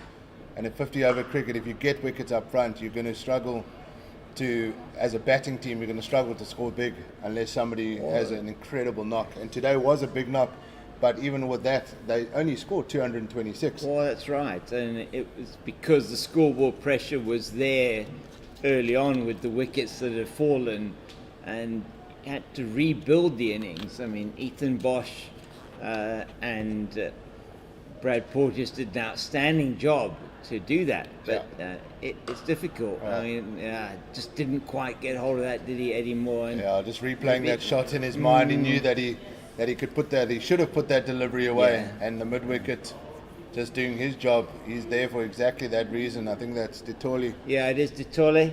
Did well there, just stood his ground, fielded that ball, came hard at him, but Eddie Moore knew there was 4 runs on offer there. It was short, and it should have been put away, but it's okay. It's no pressure. No, there is really no. You shouldn't feel any pressure on him. That's a wide ball called by the square leg umpire, and Abdullah Steenkamp giving the signal there, and taken on by Tom Mokorosi. And he is showing that as the wide as the Dafabet Warriors on 111 for 4. Aaron Pangiso is bowling for the Titans at the moment. Yeah. Oh. And that is very fine and very high. 1 bounce down to the boundary for 4. Not quite what Eddie Moore had intended, but it does go down to the boundary. Very fine off the top edge. Could have flown anywhere, that one, and quite fortunate didn't. That's 25 overs, James. 113 for 1 in comparison. Wow. The Dolphins were 78 for 6 at this stage. Yeah. So Western Province way ahead of the Dolphins, and 5 wickets to the good as well as Eddie Moore. The first false shot of the day, if you want to, if you want to call it that. He got away with it, but a false shot nevertheless. Quicker delivery there from Ethan Bosch. And we're at the halfway mark. 114 runs needed from 150 balls. It's almost exactly halfway in both runs and in overs, exactly halfway. But, it's Similani again. And John O'Bird is going to get his 50 with that shot. He splits the fielders at backward square leg and at long leg, and to the applause of the crowd, which he signals to now, it takes him to his 3rd 50 in List A cricket. And take us through those numbers, David. Yeah, he's just faced the 60 balls, 5 fours, 1 massive 6, and just what a start for John O'Bird. This is the first run out of the season for him, and he's announced himself on the season, picked up a half century. He wants to go bigger. Yeah. He doesn't want to stop there. He knows that he's got a job to do here. He wants to be there at the end as an opener. This is exactly the start that you want, and the crowd love him here at Newlands. He's a hometown boy. He's a Cape Town boy. Went to Bishop's here, so I'm sure there's a number of Bishop's alumni and current students there. I'm sure there are in the crowd today. Yeah. And his coach will be very happy for him that his opener has done the job after the wicket of Tony DeZorzi, and that's good bowling there from Similani. Yeah. Just nipping one outside off stump to Jono. Hasn't been often that after the first over or so that the ball has beaten the bat here with the 6-gun grill Western Province team batting. 2 men at the crease at the moment to put on a good 72-run partnership for the 2nd wicket after the loss of Tony DeZorzi with a score on 45. As it's Andile Similani again from the Kelvin Grove end, and John O'Bird doesn't need to do more than that, does he? Yeah, I think he just needs to regather. Take a couple of balls just to get focused again. He's got the time, he doesn't have the scoreboard pressure. No. And just play the ball on merit, nothing fancy. John O'Bird has the game to catch up if he does get somehow behind the run rate. Yeah. I don't think there's any danger of that. The Dolphins are not doing anything really to put the pressure on. From one end, they might be putting the pressure on, but they seem to be giving it away on the other end. And that's good from John O'Bird. Just taking the single down to the square leg boundary, and that's a good run there from John O'Bird. And Eddie Moore, there's 1 ball left in the over, and just the 1 wicket to fall. And Tony DeZorzi, who displayed in the 1 over from Tando and Tini, displayed all the shots that you could possibly hope for from your left-handed opening batter, and just he would be very disappointed, and in fact he was. You could see when he left the field, he was very disappointed with the way that he got out of Brendan O'Brien, just spooning one up a bit to the man at backward point, Jason Smith. And at that stage, 45 for 1 it was in the 11th over, if my memory serves me correctly, somewhere around there. And it looked like the potential was really then for perhaps another wicket to fall, but that was not to be for the Dolphins. And at the moment, with quite a strong batting lineup still to come, perhaps not the experience, well, you've got the experience in Yassine Valley, George Linder, you've got a massive amount of experience, Daniel Smith, Mikhaili Mpongwana, not as much from a batting point of view, but ability in that's good definitely there, very good fielding. That Deswart again, yeah, at backward point, around Deswart doing exceptionally well. He's cut off a few really nicely there today, just feeling that right arm. He felt that right arm a bit while he was batting, David. There was a short break for him to get some treatment, so hopefully he's okay. Yeah, he's come off a long-term injury, so his body's just getting used to the rigors of cricket again. Oh, and he could be out I think he is. He's gone. Oh my goodness. And John O'Bird will be really upset with himself there. Played it straight to the captain, Brendan O'Brien, at mid-off, trying to probably play it over, but he didn't actually go through with the shot. And so John O'Bird is gone for a very well played 51 off 66 balls, 5 fours, 1 6, his third 50 in List A cricket, and it's 118 for 2 as the second wicket falls for Six Gun Grill Western Province. Perhaps didn't need to play that shot, David. Yeah, it sounded good. It did, but he just didn't go through with the shot. He could have went at it harder and got it over Sobrayan, but he's gone. Well played, John O'Bird. Good to see him back. He will be a bit upset with himself. He is hard on himself. As an opener, you've already got to that milestone. You want to be there and you want to get close to the end as possible. Take a team over, but Ethan Bosch has done the job for his captain here. He's got that much needed breakthrough. And Mohammad Yassine Vali comes to the crease. He's played 71 matches. He scored his maiden 100 last season. The stats on the scoreboard. They haven't updated that. That's not correct. Yeah. So we were here for that. There is proof, because we were both here for that. Too. Yeah. That he did score that 100, that maiden list day 100 at the end of the back end of last season.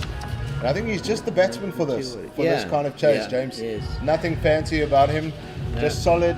Keeps the scoreboard ticking over. He's quick between the wickets, and maybe the perfect foil for somebody like Eddie Moore. Left-right hand combination. The only right-hander in this top order in Yassine Valley. So the Dolphins will have their first taste of bowling to a right-hander. Yeah. And Ethan Bosch has done the job for his captain. His 6.2 overs have gone for just 19 runs. 1 wicket now. He's deserved that wicket. He's bowled really well today. But his captain's going to need another one, and they will be hoping to go bang bang. Yeah. To throw some jitters amongst the Western Province side, and that's the only thing that they can hope for right now. Yeah, that's the reduction in scoring rate has to come from taking wickets. And whilst they don't have that attacking a field, you have to lull the batter into perhaps making a mistake, or just produce that unplayable delivery, as Yassine Valley just gets bat on ball, but not very confident looking, just plays it dangerously down into the ground, and Rulofsson tidies up behind the wicket. So, yeah, still 109 to win. Asking rate is still up and around the 4.5 and over, so nothing that will be having any alarm bells ringing for Six Gun Grill Western Province at the moment. Ethan Bosch into his 7th over, so a premier strike bowler. There's only 3 overs left after this, and there's still 23 overs left. I was just thinking that, James, they don't want to bowl him out. No. Although the problem is, as a captain, you've now got this, you've got to weigh it up. You need wickets, but you've also got your strike bowler with 7 overs already to his name. What do you do? Do you bowl him out and try and get another wicket? I think that's might be their only choice. They need wickets. There's no scoreboard pressure from a run rate point of view. Whoa, he is getting a bit of purchase. So he is indeed. He's a fit young man, and it might be worth just bowling him through. If he picks up 1 or 2 more wickets, then the pressure's on, and then you've still got, according to them, 9 other bowlers to continue the attack. And but the scorers are going to have to find a way to find some extra space on that scoreboard there. If De Swart and Jason Smith, but maybe one of the two. That's right. Might get a gig today. But that's good. Yeah, Yasin Valley off the mark. And might be 2 here. May pick up 2. So quick between the wicket, isn't he?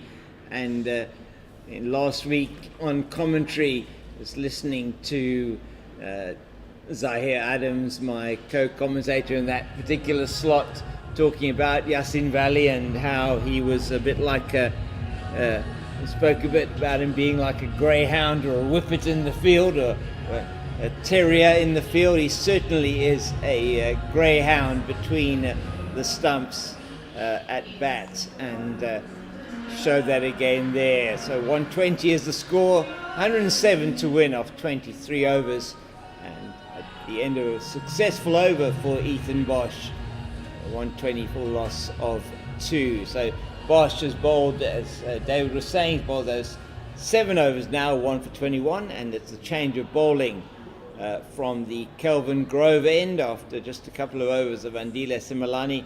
It's going to be John Smuts into the attack again, bowling around the wickets to the left-handed Eddie Moore, and coming in towards us now. That's just played nicely by Moore, but well fielded, acrobatically fielded by, I think that's Ruan De Swart there at mid-on. Yeah, it is indeed. He really did take a bit of a tumble there. And another one just pushed through by John Smuts. De Swart tidies up once again.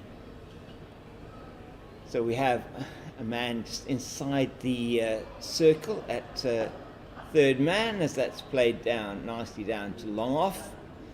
And we have a man at deep cover, extra cover mid off, and this field will change around for the right hander. It's just going to probably be a mirror image. A slip is coming in though for the right-handed Yasin Valley, who's just come to the crease with the loss of the wicket of John O'Bird. And we have a man at 45 on the offside, sort of wideish short third man on the edge of the circle. Deep cover, extra cover mid-off, and that's not quite into the gap, as it is Ditole, that man at backward point, that does the fielding, and there is no run. So we just have a quick look at the progress in the other match taking place in is that happening at Centurion, or is that in Obeja? So it's the Alphabet Warriors against Pretoria, the Titans. in Pretoria. In Pretoria, definitely. And Titans look like they're going to be winning that one, although Tristan Stubbs may well have something to say about that. And Guepe just joined him at the crease, as Dieval Brevis is getting a chance to bowl as well there in this match. He's taken the wicket of Diego Rosier, it looks like, in his previous over. And so he's got a bit of a golden arm, apart from the 2 golden arms he uses for his bat. Yeah, I think he's exciting to see, but it's also good to see him earning his stripes at domestic level. I think that's where you learn your game against the working with the guys like Aaron Pingiso and Aidan Markram and Tennis de Bruin and these guys from a Titans point of view. But it's good to see. I mean, in that team there, you've got Tristan Stubbs, two exciting young cricketers, the future of South African cricket right there. Yeah. And it's good to see them getting experience in the 50-over competition. You'd hope that the likes of Dewald Brevis will want to play all formats for South Africa. Absolutely. And I think he's got the ability to do that. But I think people get too ahead of themselves sometimes in trying to throw him into international cricket too soon. You can also hurt a young guy's career. Let him learn his game. He is obviously the future, and he's an incredible talent, as is Tristan Stubbs. Yeah.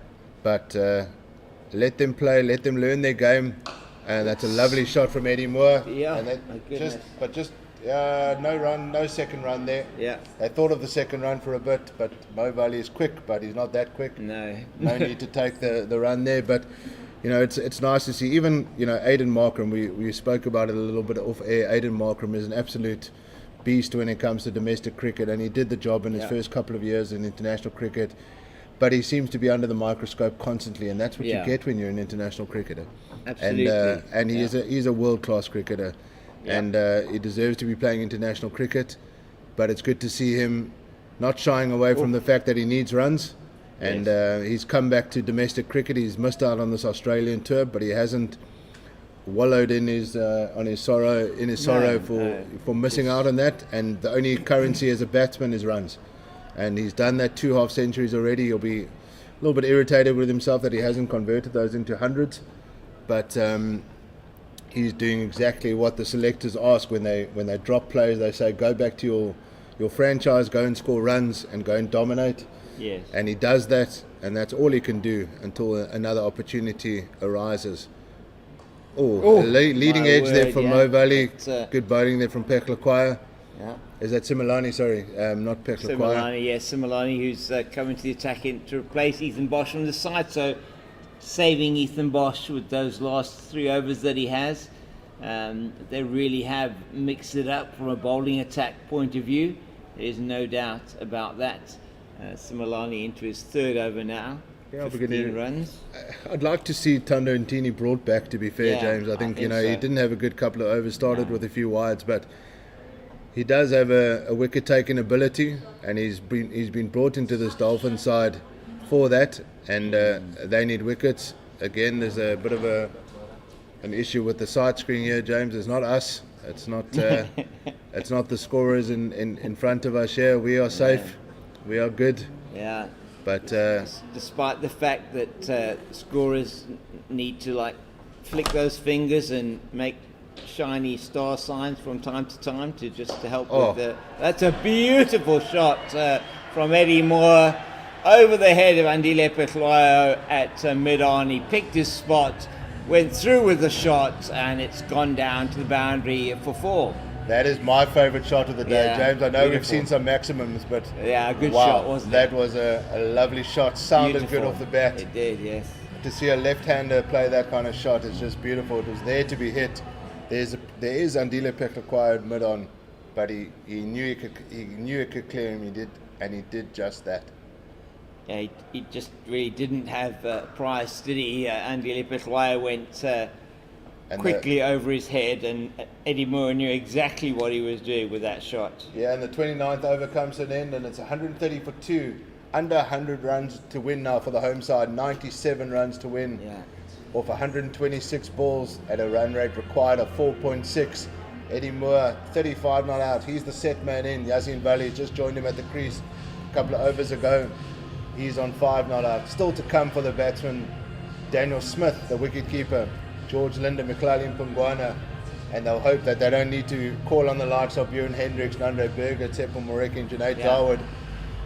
As a little bit of a cloud, gets a little bit darker here, but the afternoon, on Sunday afternoon at Newlands, beautiful. Better place. There's not many better places to be if you're a cricket fan than Newlands on a Sunday. Eddie Moore just takes the single down to backward point, and he moves on to 36 not out, and that's 96 runs to win now. Just under 21 overs left to play, and the 6th Royal Western Province are looking really unbothered here. they are at the moment, and but it's a funny old game, cricket. You just cannot. It just takes one or two moments of madness potentially to change it. You do get the sense, though, from the way they've been playing in particularly in the 4-day competition, and from what we've seen today, that they are on top of their game. They understand their roles, they understand how they're playing, and it will take a lot from the Dolphins to get them to a situation where they can be potentially winning this match. So they got off to a winning start in Paul on Friday, but at the moment are under the cosh here as that ball goes down the leg side, and it's tracking down the leg side from John Smuts, and he's bowling around the wicket, no, over the wicket. He's bowling over the wicket to the right-hander, sorry, and he's going to be bowling around the wicket to the right-handed. He's a left arm bowler. He's bowling over the wicket to the left-hander, round the wicket to the right-hander. It's the end of the over, and it's 132 for the loss of 2 after 30. Run rate is 4.4. So still one to come, is it? Sorry. Yeah, I think the bowlers thought he was done and dusted for his 6th over. It did look like He'll it be to gutted me. if it goes for 6 now. He will be, yeah. But Eddie Moore is on strike still. He goes to the reverse sweep. And he plays it beautifully, doesn't he? Down to the man at just to a point, and he comes around Tando Ntini, and Ntini with the number 77 on his back, which is the birth year of his father. Yeah, 100%, and he'll be looking to come back into the attack, as it looks like Prenelin O'Brien's coming back into the attack. Yeah, just after 30 overs. The comparison, the Dolphins were 106 for 6. They were in the midst of that very good partnership between Rowan de Swart and Brad Porteous, and the Western Province are 133 for 2, so they're 27 runs ahead with 4 wickets less lost in the innings, so they're well ahead of the game. If we look at, I know DLS is not going to come into play, but it usually gives you an indication of how far behind or ahead you are in the game. That's right. I do tend to look at that. Yeah, the pass score is 109 and the Western Province 133, so they're way ahead of it from a. If you ask somebody who's not a cricket supporter and they say, "Oh, who's winning?" Yes, the good old question that a partner sometimes asks, and you don't really know in cricket, but sometimes you can. Yeah. And in this case, you can say that Western Province are at least ahead of the game here. And exactly, yes. And they won't look to, it's theirs to lose effectively now. Absolutely. And I think that's a good way of putting it. Yeah, it is a good way of putting it, because certainly one would expect that they, being so far ahead of the DLS pass score, with conditions being ideal at the moment, you sense for batting, and this has actually been, one feels, having spoken to groundsman before the game, Brahm Mong was saying that, I'll tell you now at the end of this. Yeah, it's good from Mobali. They're just getting that single, just keeping that scoreboard ticking over. That's brilliant batting there from Mobali. He's got all the experience in the world. He's played 112 matches and he's got 1 century, 21 half centuries to his name. His average is 32.71, but his strike rate is 76.84, and that strike rate is exactly what we need from him today, from a Western Province point of view. Is good delivery there from Sobrayan. That's good. He had him 2 miles, didn't he? That length that he's bowling, and as bowl, he is a very experienced and very good spin bowler, the off-break bowler, and that one just around the wicket, going away from the left-hander, and just plays it nicely into the offside. Eddie Moore, and at this stage looking comfortable. It's always dangerous to say that, but he's 39, and he's been there for 60 deliveries for that 39, and that's nicely played by Yassine Valley, but there's no run there. John Smuts does the fielding, tosses it in left-handed to wicketkeeper Rulofson. I've seen a few of the right hand. I know John is a left-arm bowler, but some of them bats right are throwing it in left-handed, even though they're right-hand. Yes. So there's something that I just saw Jason Smith there throwing in a left-hand, and he's definitely a right. So maybe it's a little superstition for the Dolphins. Maybe you never know. A little fun in the field. Good to see that there's good camaraderie amongst them, even though they are struggling here. Yeah, they are struggling, and the body language just starting to show that a bit. They're just going. Not that I'm saying it is the case, but it just looks like it's a going through the motions type of body language. Yeah, got to be very careful. You feel that if Western Province kind of get to that 50-run mark needed, it might happen quite quickly. Yeah, it might well do, yeah. And I think that if they're still 2 or 3 wickets down, it could happen quite quickly. And I think they've managed this chase extremely well. Yes, it's still under 5 and over to win, and that could potentially be, it's just the one.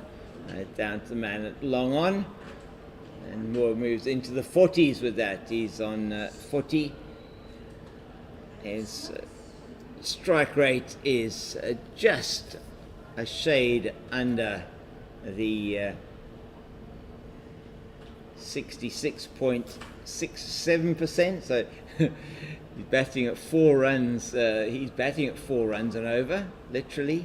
And that's good running by Mo Valley, and Eddie Moore has to make a yard, but he does manage to do that, and he's back. He's safely into his ground at the keeper's end, and there is no danger from that. So Mo Valley's on 7, Moore on 40. The partnership is 20 since the loss of the wicket of John O'Bird, who scored a very good 51.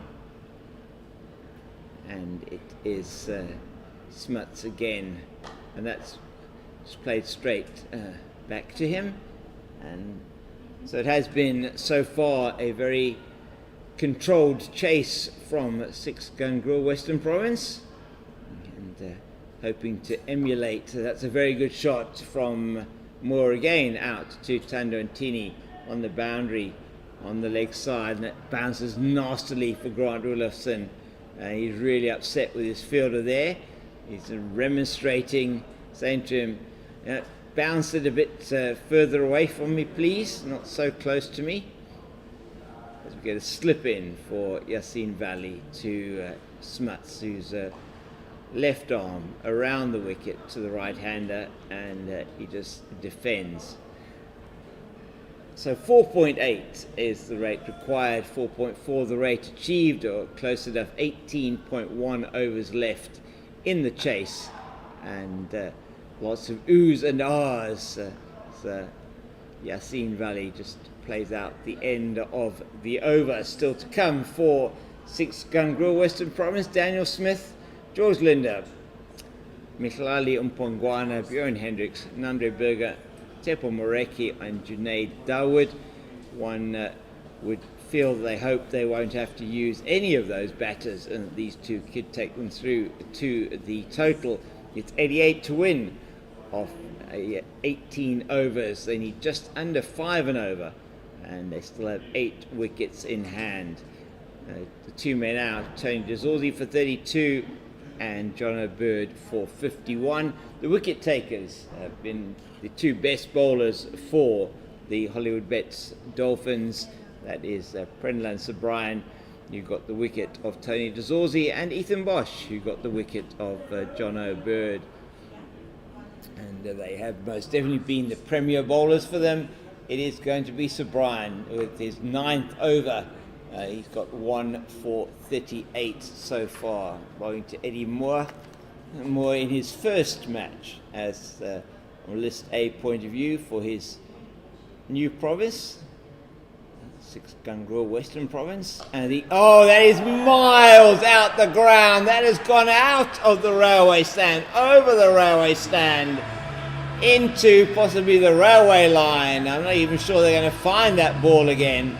We'll see now that he hit that a long way, just swept it right out of the meat of the bat, and he goes to 47 with that.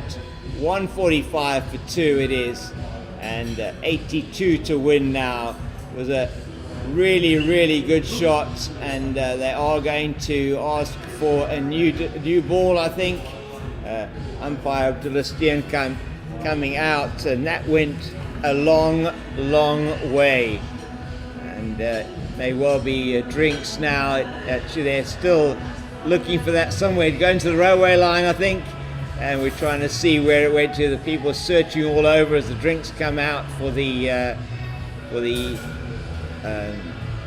batters, just to have a little something while they look for another ball. The ball of suitcases are going to be brought out. One feels by the potentially by the third umpire, Adrian Holstock, is bringing out the rack of balls as that one bounced on the concrete and probably then went into the 3:45 train from Cape Town Central Station through to Muizenberg, and it went a long way.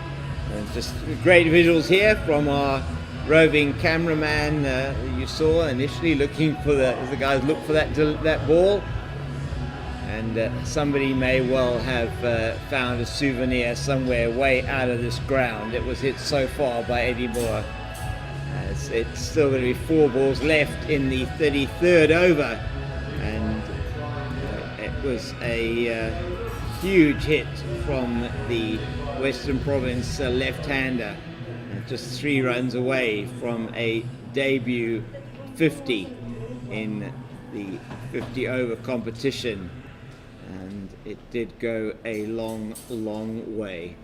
And so the Six Gungrel Western Province team looking to emulate their ladies' performance over the weekend. Back-to-back wins in the 50 over and 20 over competition for the Six Gungrel Western Province ladies team. As with the new ball now, it's an exchanged ball. It is Prenlin Sir Brian, 3 balls left in his 9th over.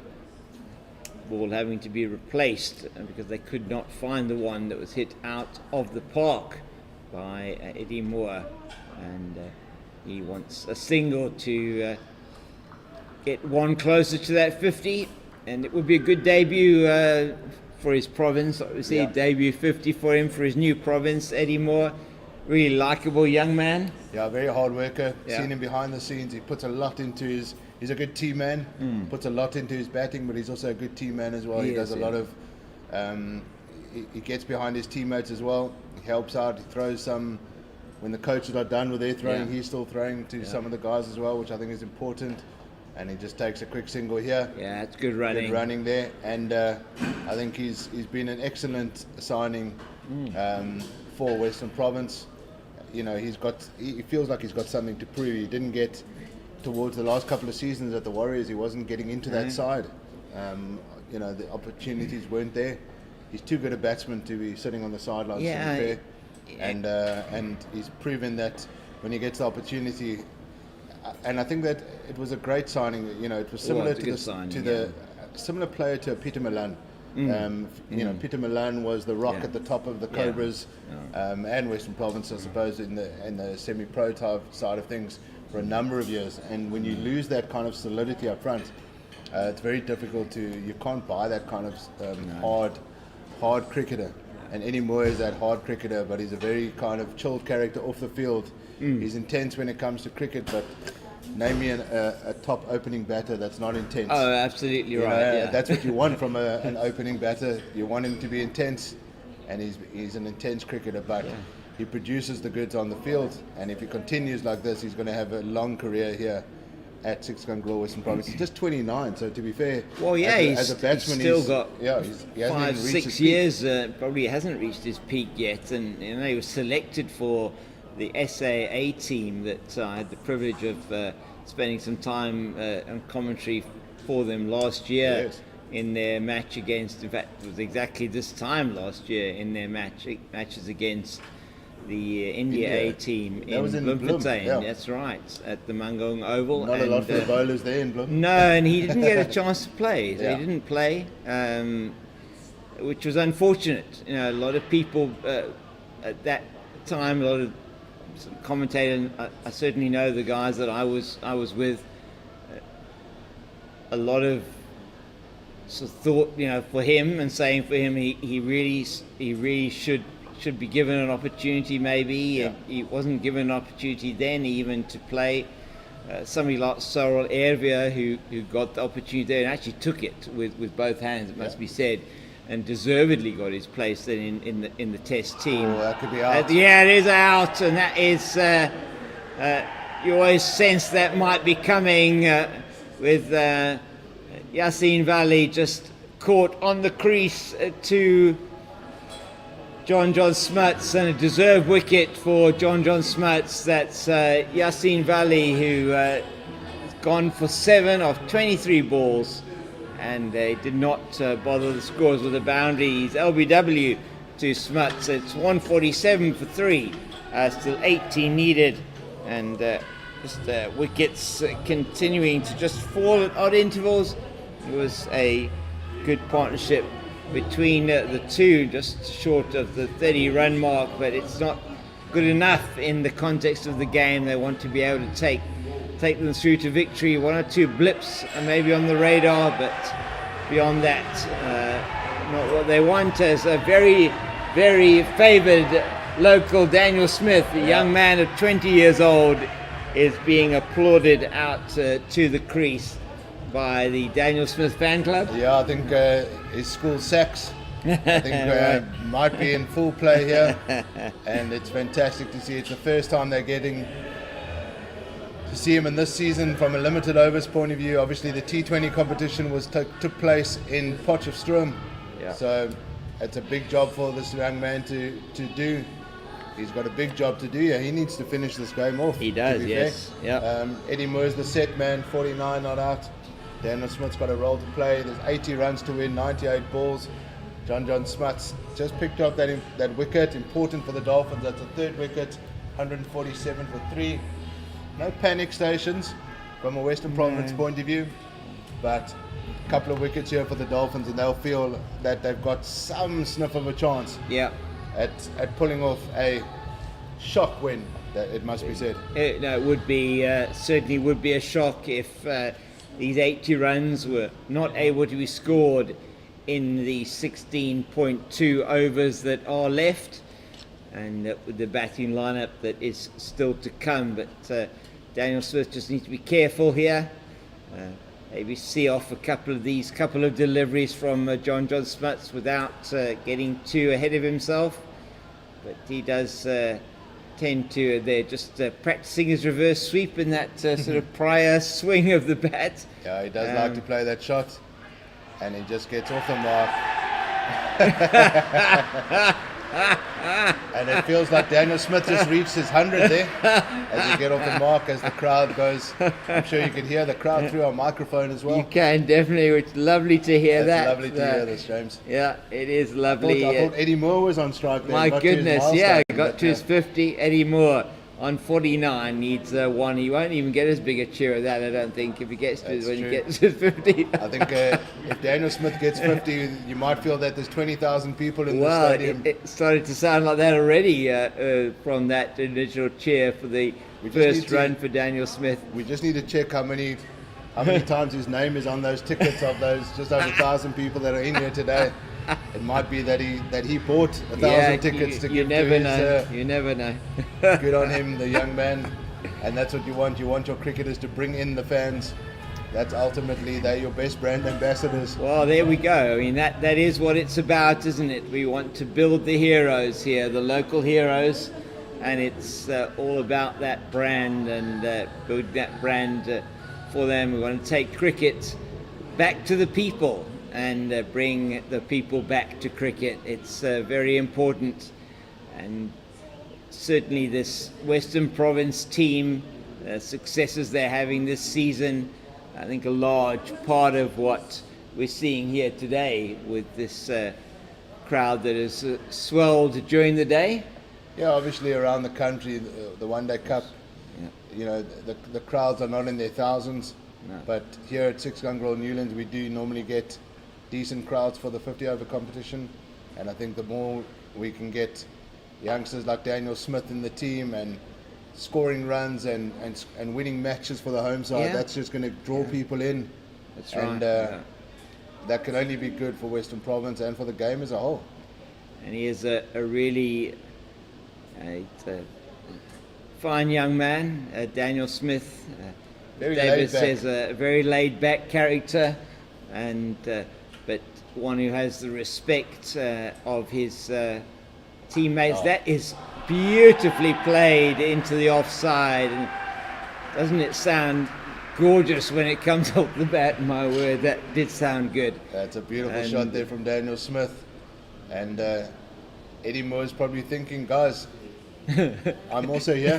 I'm the man on 49. Actually, on 49 I'm the right man now. on 49. Yeah. But hopefully, I'm sure he'll get a cheer that size as well. I'm sure. Hopefully, for his sake, I'm sure and he for Western will. Province sake, he gets to that milestone. No, As he faces up to Andile Peklakwaya, coming in from a little bit breezy now, James. The wind has picked up a little bit. It's not that warm outside anymore, and that should be a wide. wide. Yeah, it is indeed. But Tom Mokorosi. Just too many wides from the Dolphins in this innings. It's 8 wide so far, 1 leg by to go with that, and that's 9 extras in total.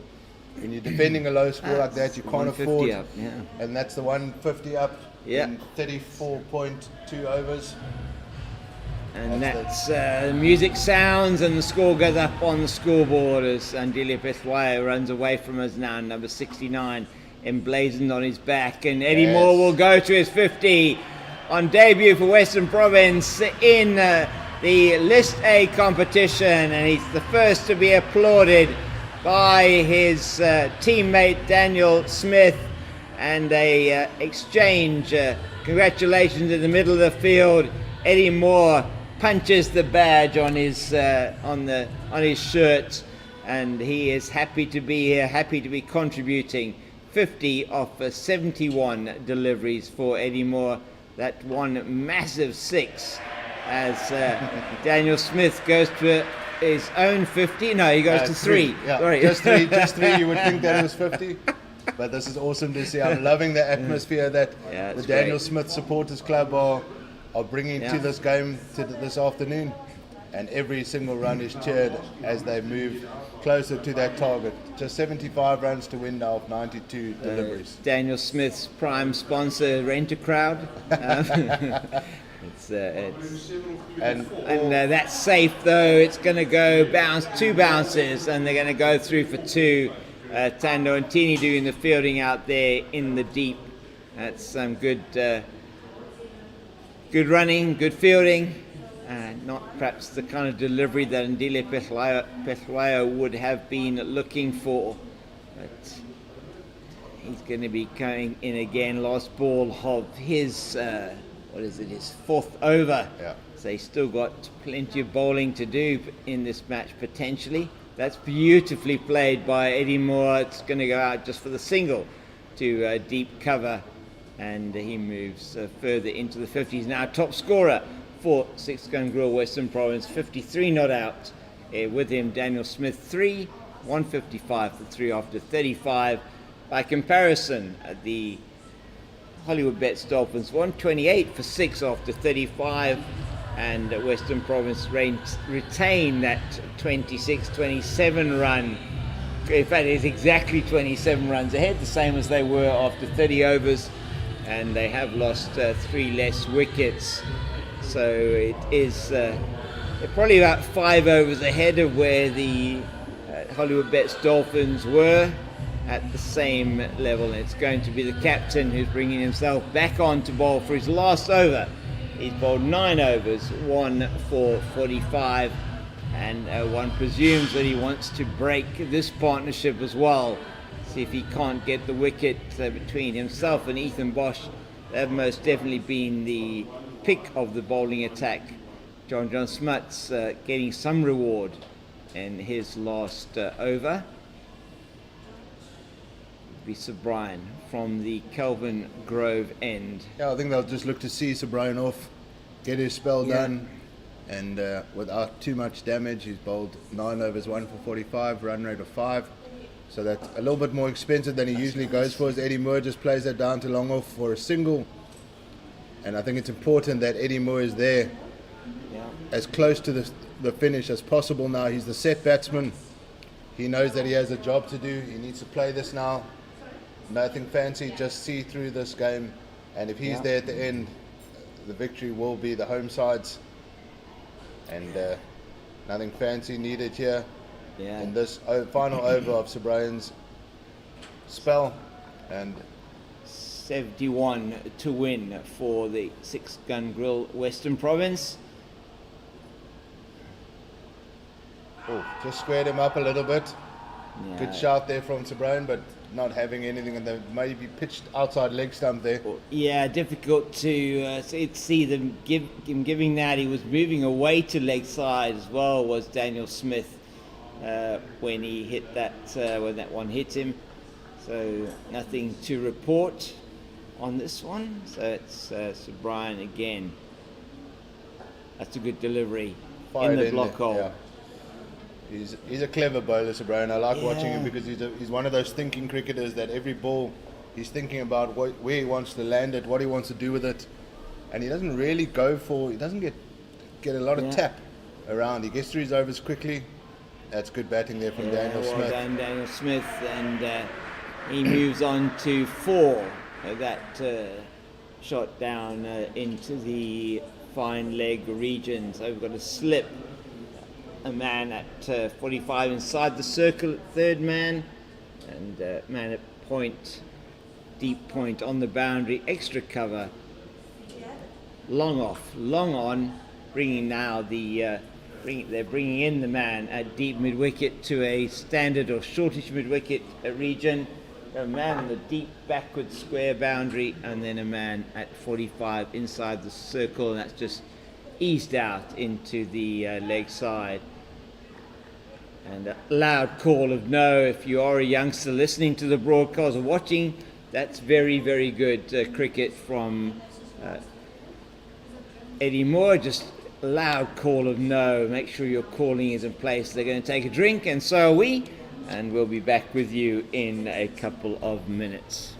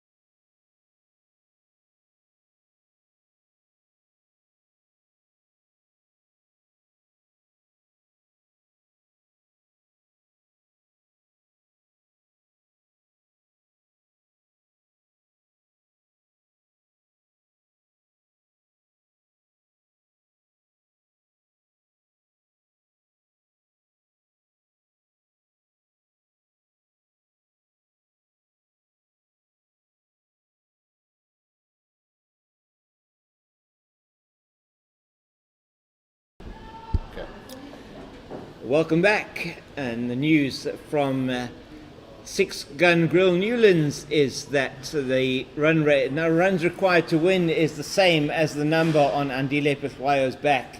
It is 69 required to win for Six Gun Grill Western Province. And it is Eddie Moore who is facing the bowling of that man, Porteous. All-rounder Andile Pechwayo is in. Well, my word, Eddie Moore gets lucky there and just comes forward at it, prodding at the ball, and goes off the inside edge, past the stumps, down to the fine leg boundary for 4. When it's going for you, James, it's going for you, and you've got to take advantage of that. You're on 55 and you get a delivery like that, and it edges down to the fine leg boundary for 4, you'll take it. But Pechwayo, he's bowled well today. He's done a good job for his team. Yes. He didn't contribute with the bat, going out for a duck earlier on, so he knew that he had the opportunity to pull that back with an effort with the ball, and he's done a job so far. No wickets for him, 24 runs in 4.2 overs, but he's kept it tight.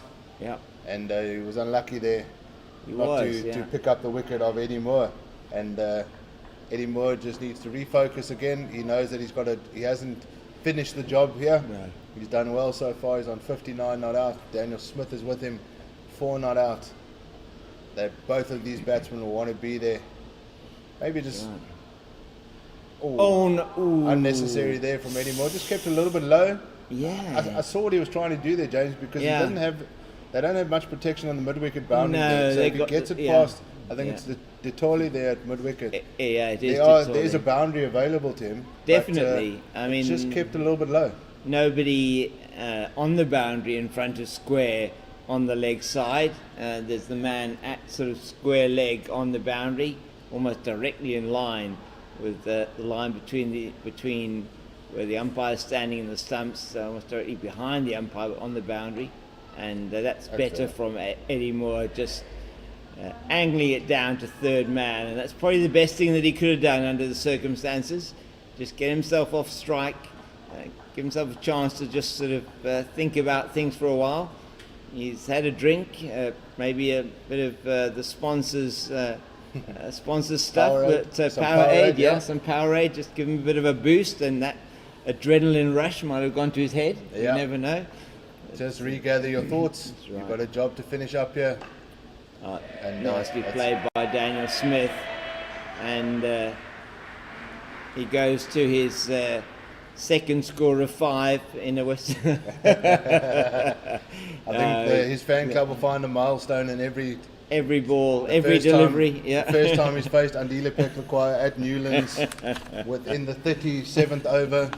They'll take it. They'll celebrate every milestone. We love to see it. Absolutely great. And it's great to have the crowd in here at Six Gun Grill Newlands, and one senses and hopes that the message will have got out loud and clear from this game, that 50 over cricket is alive and well and living in Cape Town.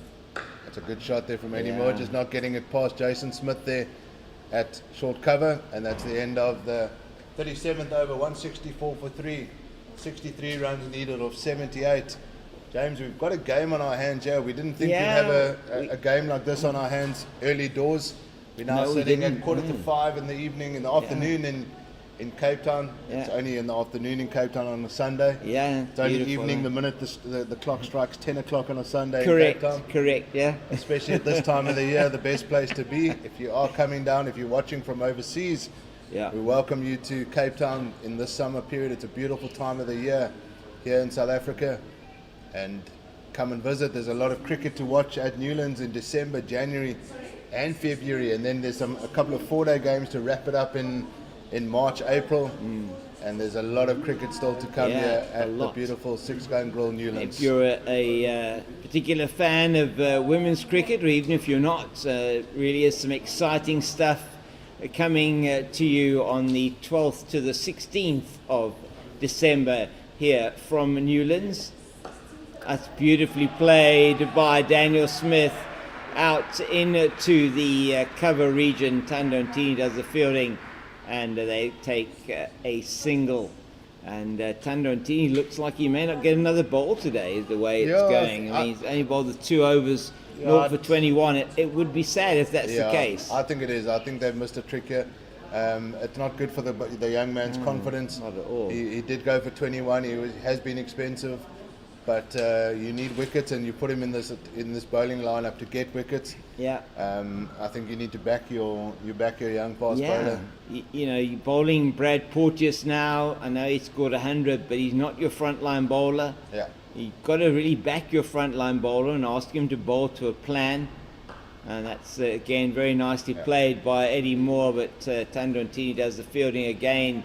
One sense he's not in the team as a specialist cover fielder. Yeah. He's in the team as a specialist bowler. Yeah, 100%. And, whilst it's great to be here on the outfield, yeah, you're right, David. It's not necessarily. No, he doesn't get excited about it. I think it's important. Everybody has a role to play. Yeah. It's not a big total that you're defending. Oh, what a catch that is from Ruanda Swart. My goodness. And Daniel Smith, you would not get out to a better catch than that. And it's played in the air to the right of the man at backward point, and Ruanda Swart throws himself into the air and takes the catch. And Brad Porteous has got the wicket. Not only has he scored 100, he's now taken the wicket of Daniel Smith, and that will bring the captain, George Linder, to the crease. Daniel Smith, 6 of 11 balls. Every single one of those 6 runs that were cheered by his fan club here to the left of us in the South Pavilion. You will not get out to a better catch than that. Yeah, it's excellent from the Dolphins all-rounder there, and it's exactly what you need when you're chasing a low total. You need to take those catches. You feel if that went down, the mood would have dropped, and they would have just be writing the last passages for the game, and that brings the captain, George Linder. Awkward time to come in for the captain, George Linder. He's got all the experience, 2 very experienced men here now at the crease for Western Province. 61 runs needed to win of 75 balls. The run rate is absolutely fine. No panic there, but just a couple more wickets and you might just get a little sniff from a Dolphins point of view at a potential shock win here. They've been out of this game for 98% of this game. They have, But in cricket, there's just that little 2% chance that you need to take those gaps when they come, but it can also go quite quickly. George Linder can move the game very forward, and he's not going to be one to go into his shell. He's a positive player, and on his birthday and the first game that he's captaining Six Gun Grill Western Province in the professional setup, he'll want to be there at the end, walking off with a victory behind the team's name. He will indeed, and that's beautifully played first up from him, but he decides maybe to take a run on the misfield, and that's very good from Eddie Moore, just sending him back. There was not a run there, and sending him back. Some very, very good fielding there in that extra cover region by Jason Smith. It was Jason Smith there, and just gets up now off the turf that he will be very familiar with. And, James, sometimes these low scores can bring out the best games as well. They can. We were talking a bit off air that it's a good old-fashioned low-scoring 50-over game. That's actually a really good game. There's been nothing boring about this game from ball one. Not at all. From the first over when Andre Berger struck to where we are now, it's been a really good attrition of 50-over cricket, and I've really enjoyed this game. Yeah, it has indeed been a very, very enjoyable game, and the game at Centurion is looking very interesting as Ngwepe and Stubbs make that's very good fielding again by Ruanda Swart. He's saved a single there, and just keeps the pressure on. George Linder not to get off the marks. The end of the over, a successful one for Porteous as he takes the wicket of Daniel Smith. So yeah, Tristan Stubbs and it's Lucas Ngwepe. Ngwepe making a fist of things there as the Dapperbet Warriors do a similar trick to what they've been doing in the 1-day, in the 4-day competition. Looks like they are fighting back and need about 10 and over to win it. About 9 and over to win it with, I think it's 4 wickets down. But they are five down. So 5 down. Stubbs and Ngwepe. Both Stubbs just got to his half century, and Ngwepe on 43. And Stubbs with his second half century of the tournament so far. Scored 80 odd in the previous game in the loss to Northwest. In the chase there, they would have been upset. They were ahead of the game. They were ahead of that chase against Northwest. They would have been upset with that one. They didn't pull that one through, but they've got a chance here to pull off a big win and get on the board in this tournament. They don't want to be 0 from 2. And Titans, to get a win against the Titans would be huge for them, as it's Ethan Bosch who replaces Andile Pithwaya, really changing his bowlers around as Sir Brian, and just not able to get that ball away. So a couple of tight overs here, and you start to push that run rate up towards the 6 and over. Yeah, it now has on gone 5.2 and over to win. Yeah, it has gone up to 5.2. Then the rate currently for Western Province is 4.3. So they just need to, it's at that stage of the game where you do need to start looking at those couple of pressure overs now. That's right. And you just need to stay ahead of that run rate. Don't let it get too far ahead.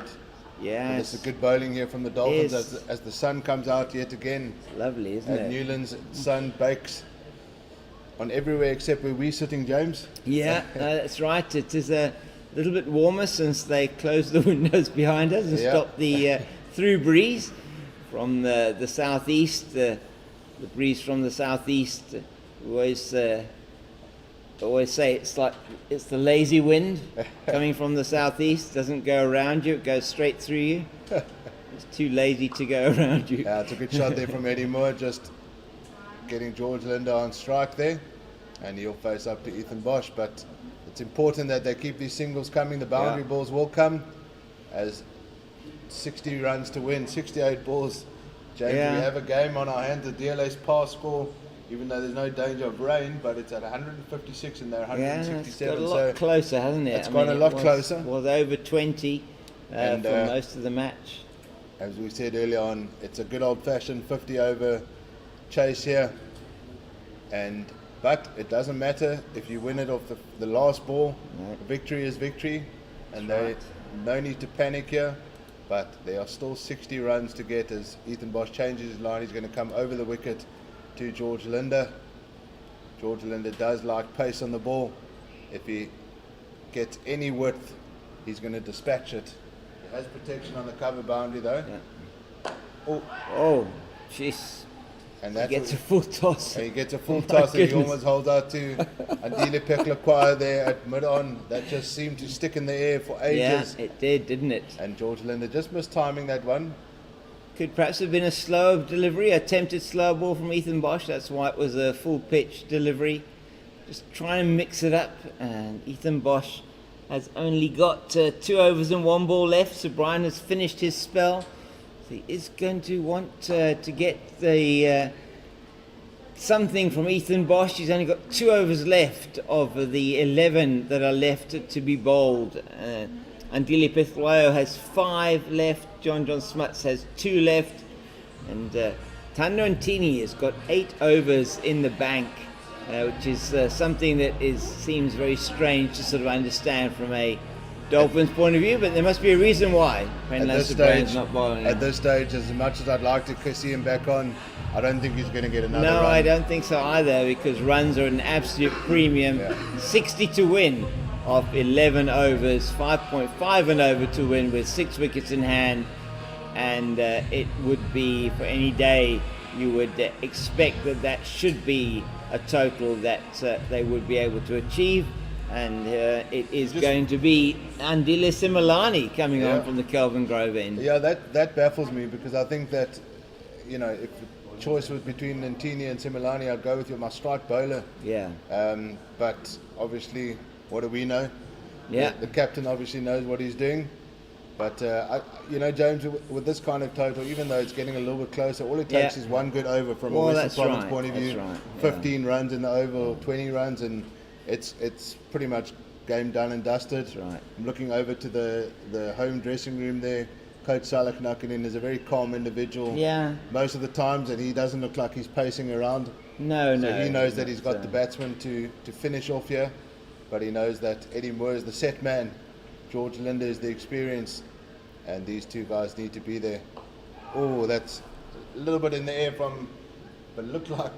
Yeah, it was. It looked like it was a bit more dangerous, but it went down to the square leg boundary. There was no man there. I thought it went a little bit closer to the mid wicket side of things from where we're sitting. Yeah, it did. Was a bit sort of. The depth perception was a bit difficult on that one. But had umpire Tom Mokorosi stuck his right arm up, he might well have taken the catch there, but no danger for Eddie Moore at this stage, as it's Similani to Linda.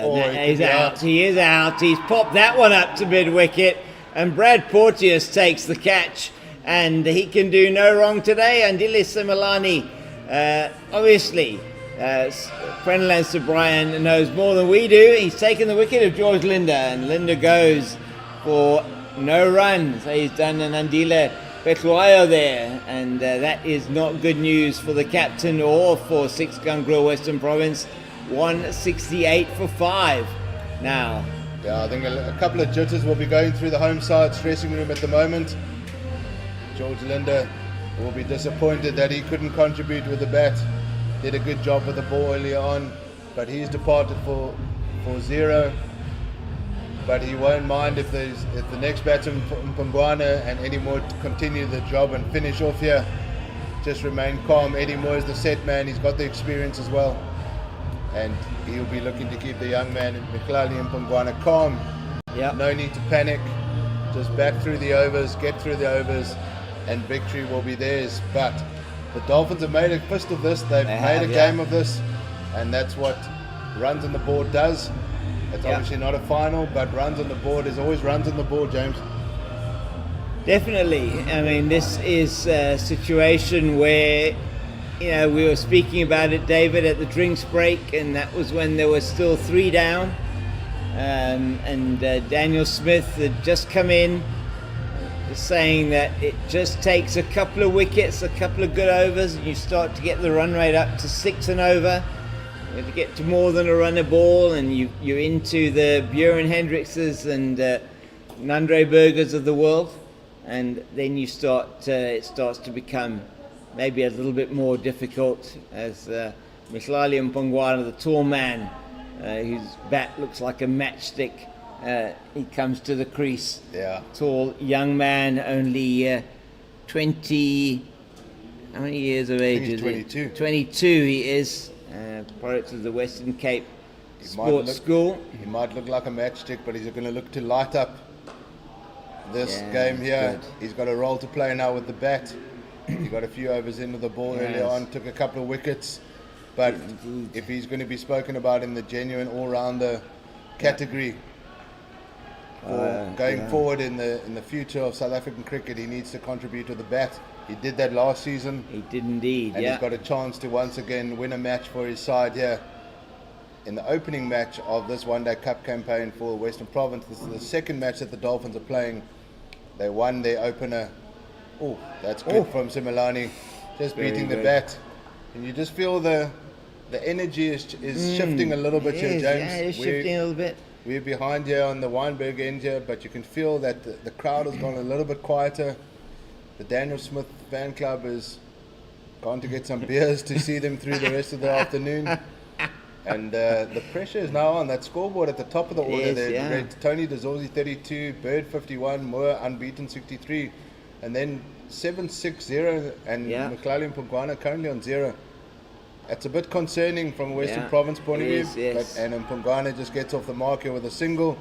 He's going to keep the strike as a result of that. It's 40 gone. It's 169 for 5, and we'll see the comparison now to the Dolphins, and you will see that will have actually got a lot closer. It has indeed, And, James. so only the 12 runs ahead and 1 wicket to the good at the moment. And that is very interesting situations. We go into the final power play. The 5 players out loud outside the circle. But what's been very good to see, and perhaps that's what happened in the drinks interval, was that they kept the pressure on. They actually brought players into the circle. Since they weren't, they were attacking more, because I think they did realise the only way they were going to win the game was if they were going to actually attack. Yeah, they had to have the players in the attacking positions. Sometimes it's not a bad position to be in when you've got nothing to lose. Well, exactly. You can attack. Ethan Bosch has got 2 overs left. There's still 10 overs, but you look at that Duckworth-Lewis score, that pass for 170, and they're actually behind by 1 run. Yeah. Not that that's going to, but that's a beautiful lovely shot. They'll just get the one, and that came out the middle of the bat. That one for Mhlali Mpongwana, and he, when he got that injury in that match against the 4-day match against the Titans, was on the back of a very good contribution with the bat. Yeah, he scored 70 odd with the bat. And he just got injured and he missed out on the next couple of games. But that's what happens when you got a winning side. Yeah. And but he's got another opportunity to continue indeed. that rich vein of form that he's had. Oh, it's a good delivery there from very Ethan good Bosch. delivery. Just keeping Eddie Moore quiet. He has gone a little bit into his shell, Eddie Moore. But all it takes is 1 big over here for Western Province, and they're back ahead of this game. They just need to remain calm. They're still ahead of this game. It is nearing that 6 runs per over needed, but still nothing to panic. 5 wickets down. Buren Hendricks, Nandre Berger, Tsepo Morek and Junaid Dawood still to come. It's important that Eddie Moore is there at the end. Oh, and that's well bowled. Slow delivery there from Ethan Bosch. And acknowledgement there from Eddie Moore. It was a good delivery. That's the update from... That game's getting a bit spicy there in Pretoria. It is, yeah. So Ngwepe and Stubbs making a fist of it for the Daffabet Warriors as they chase that 297. That's beautifully played, but straight to Ruan de Swart, who's done some outstanding fielding in that backward point position. And so there is no run for the 6 Gungril Western Province number 3, and he has a huge role to play now to take his new province to victory. We're in the final power play, we're in the final 10 overs. It is run rate has just gone up above a run a ball, and we could be in for a very interesting 9.2 overs here, David. Yeah, it's a good game shaping up here, these final 10 overs, and credit to the Dolphins. They've kept this game alive, they've kept it tight, they haven't given away too many runs. That's well played. That's all Eddie Moore needs to do. There's going to be 2 there, I think. Yeah, he's definitely going to get 2. He's back for the second. Good running, and good running of both from Moore and from Mpongwana there.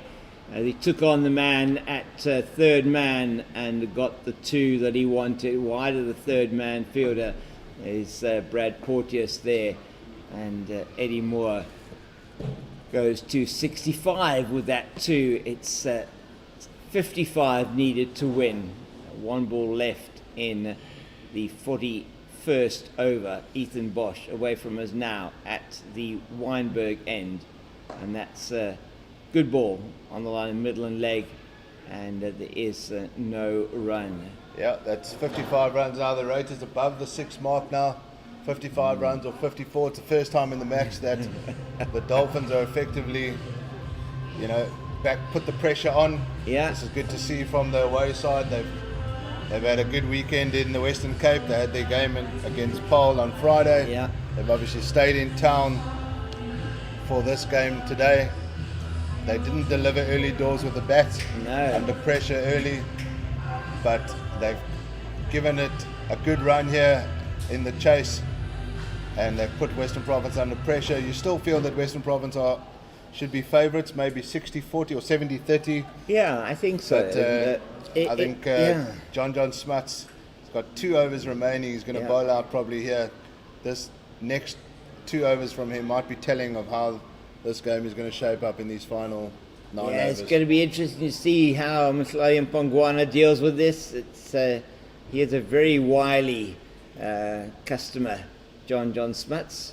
I think we're going to see him firing in a couple of deliveries. That's very good from Eddie Moore there, and Mhlali Mpongwana just eases the ball out into the offside, and they come through for the single. So rotation of the strike is going to be very important here. These two want to get to the final 5 overs intact, unscathed, no more wickets going down, and at least batting at a run and over to take it into the final 5 overs, when it's unlikely that any of the premier bowlers for the Hollywoodbets Dolphins are going to be able to bowl. And that's beautifully played on the reverse sweep by Eddie Moore, and they're going to come back easily for the second. It's a good shot, a good running from the 2 men out there as they seek to take 6 Gun Grill Western Province to victory here at a beautiful, picturesque 6 Gun Grill Newlands. It's a beautiful day. There's a crowd enjoying the cricket here. Yeah, Eddie Moore showing all the experience, just knocking that for a single, taking the run when it's available. Nothing fancy. It's 4 so far off the first 3 balls of the over, and that is exactly what they will want, and it brings the run rate to that 6 runs and over. Pressure is being kept on here by Prenell and Sir Brian. Smuts in again. That's a good delivery on the line of the off stump, just going away from the right-hander. The slow left armer Smuts is in again. That's very nicely played into the leg side. There's a misfield there by Andile Butwayo, and Mpongwana not keeping an eye on there, but I think there was only one there anyway. So it's 5 off the over so far. Smuts into his 9th over.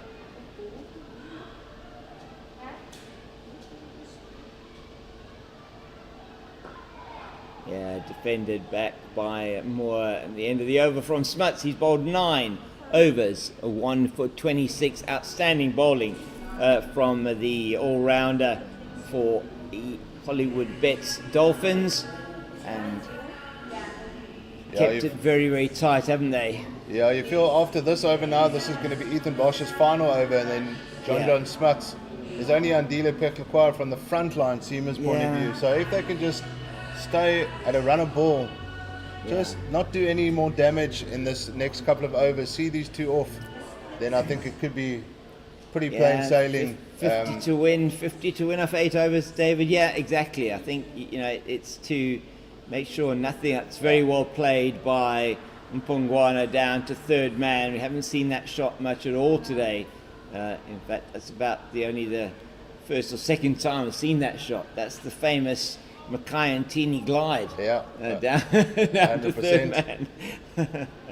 You get the dill scoop and then Teeny glide. Absolutely. And Teeny glide made famous in the 4-3-8 game at the Wanderers. Yeah, well, there is an Ntini on the field here today. Yeah, there is. We haven't seen much of him outside of the first 2 overs, expensive 2 overs, but I would like to have seen him come back. Yeah, well bowled by Ethan Bosch again. And we might see him coming back. They might need to have a frontline bowler. Maybe they've got something up their sleeve. That Thando Ntini would be their death bowler. You never know. He could be the death bowler. I don't see him warming up, but he has been patrolling the railway stand for most of the game so far. He's been keeping the pigeons company out in the outfield. It looks a bit cold down there, James. A little bit in the shade there. You're not in the sun. That afternoon shade comes there. It's good bowling there from Ethan Bosch. He's been excellent. He's bowling wicket to wicket at the moment, and Eddie Moore just can't take the chance of trying to hit that ball hard from on the line of the off stump. Yeah, I think if he still had Yazin Valley or Daniel Smith with him, he would have done that, But he knows that he needs to be there. Yeah. Come He knows that out of those 49 runs, he's going to need to score the majority of those runs. Yep, yes, they're going to have to count them down in tens. One feels, oh! Grant Rulofsson, that was a bit delayed there, Mr. Rulofsson. That was a little bit too obvious. But just making sure that Mr. Mokorossi is awake on this side of the ground. Yeah, he is, yes, that he hasn't had too much of the Sunday lunch influencing him. Yeah, it was good food again here at Six Gun Grill Newlands, provided by the catering team. I think wicket keepers, they're all in the same WhatsApp group, I think James. so, they are. There's a certain kind of personality that you need. That's good bowling here from it is good bowling, Ethan Bosch. Just one ball left in his 10 overs now. He's just got one. He's got the one wicket just for 26 runs. He's bowled extremely well. He's done exactly what his captain has needed from him today. Score of 226. You need your frontline bowlers to really step up, and he can be very proud of his all-round performance today. He did a job with the bat to get to bat with Porteous earlier on, and we won't talk man of the match. No, There's a couple of contenders, not just yet. Depending on who wins this game, I think we'll talk about that in a few overs' time, as Eddie Moore just plays that out for a single. Yeah, that's and all he needs. He'll keep strike. 43 overs gone, 179 for 5. Eddie Moore's on 69 all out. Mihlali Mpungwana 5. The rate required now is at 6.9, 48 runs off 42 deliveries.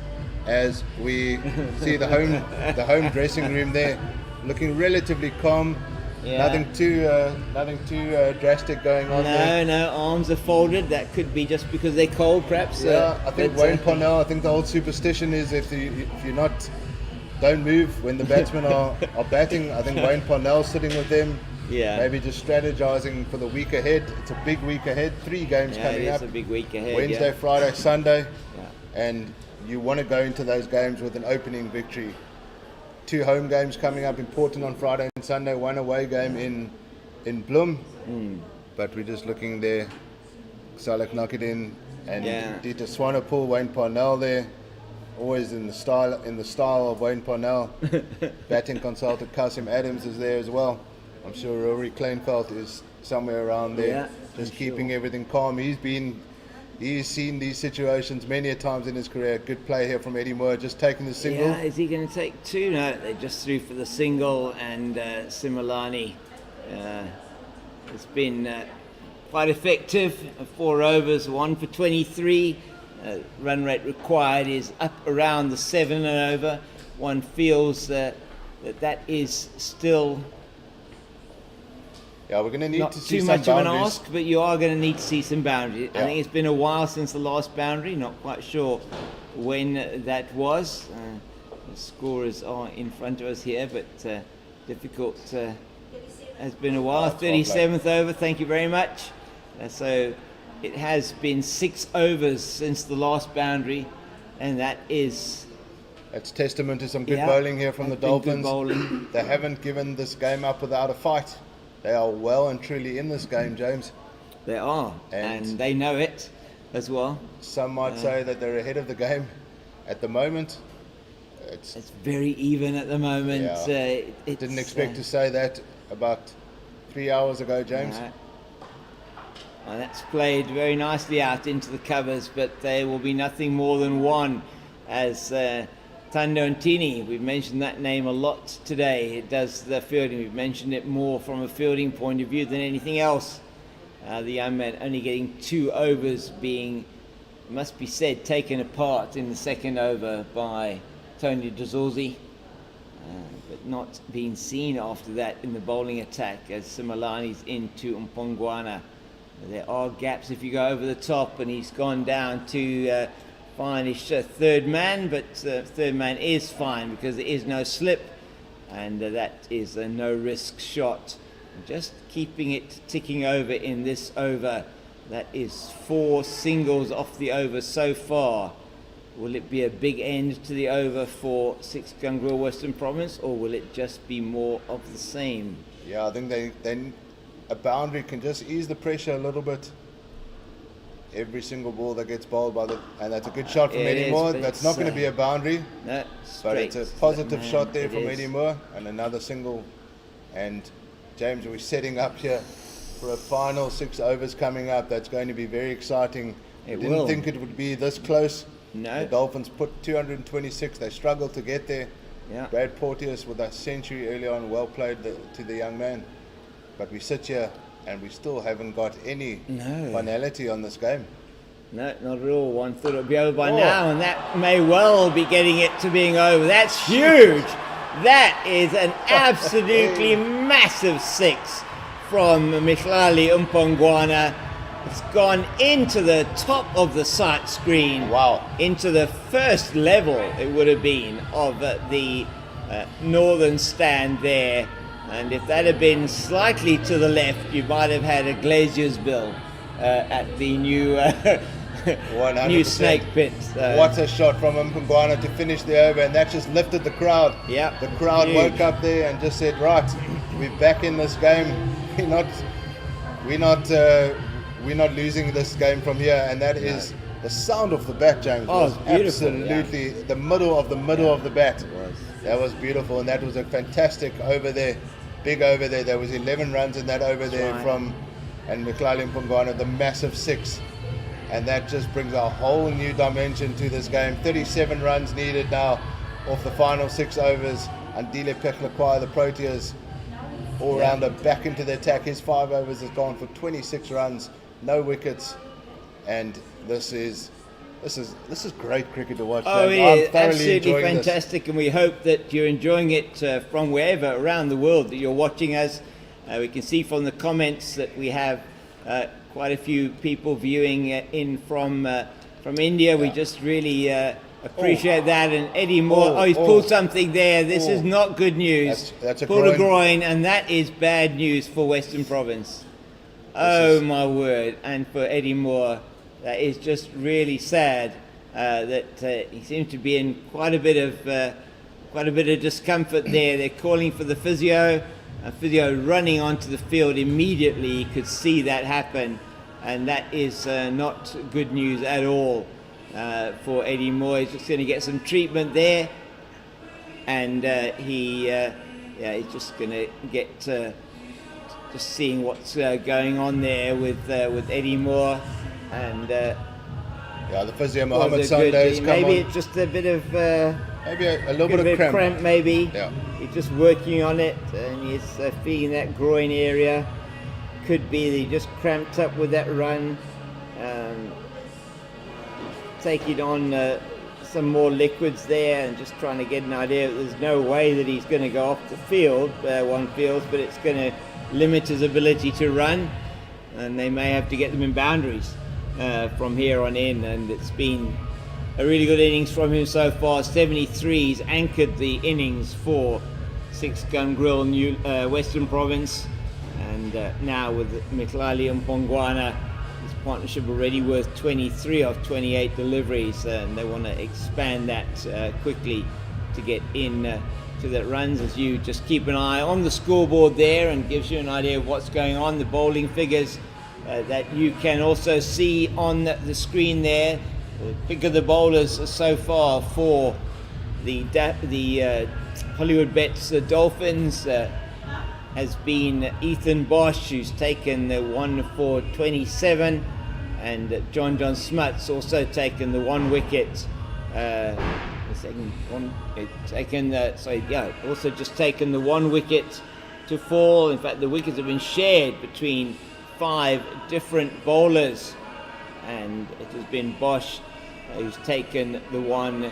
We've had Porteous taking 1, Similani's taken 1, Sir Brian has taken 1, and John Smuts has taken 1, and it has been an all-round bowling display, as it was an all-round batting display from the Hollywoodbets Dolphins that has taken them close here to pulling a rabbit out of a hat to perhaps win this game with 36 needed to win of 5.5 overs. and Eddie Moore just stretching there now to see if he is going to be able to resume okay. He looks like he might be okay, David. Yeah, that Missouri helmet is going on. You are not going to get Eddie Moore off this park. No. He knows that he has a major job still to do. Even if he has to limp through that. He's walking all right there, actually, much better. And the crowd just give him an applause. Yeah. Mohamed Sunday, the physio, has done his bit. Keep the man on the park. Could have been. We'll wait to see how he looks when they're running in between the wickets. Now, how does Mihlali and Pungwana play this one now, Well, David? anything to go by in the last shot that he played, he'll deal in boundaries, and Eddie Moore will be quite happy for every single boundary he sees coming from the other end. We could be in for we are going to be in for an exciting finish, but we could be in for some fireworks as well. 35 to win of 36 deliveries, and it's 36 definitely 36 to win of 35 deliveries. It's jelly bean time, just to get a bit of energy for the last few overs. This is Pehlwayo into Mpongwana. There's no run there. No, he is not. He is in trouble. No need for that. No. Eddie Moore is on one leg there.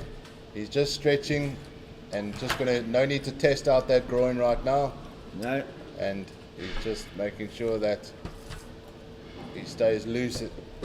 He's just taking up the gladiator pose there with the stretch. So there's a single to be had on the leg side if Porteous just gets it onto the leg side square leg, and he does that.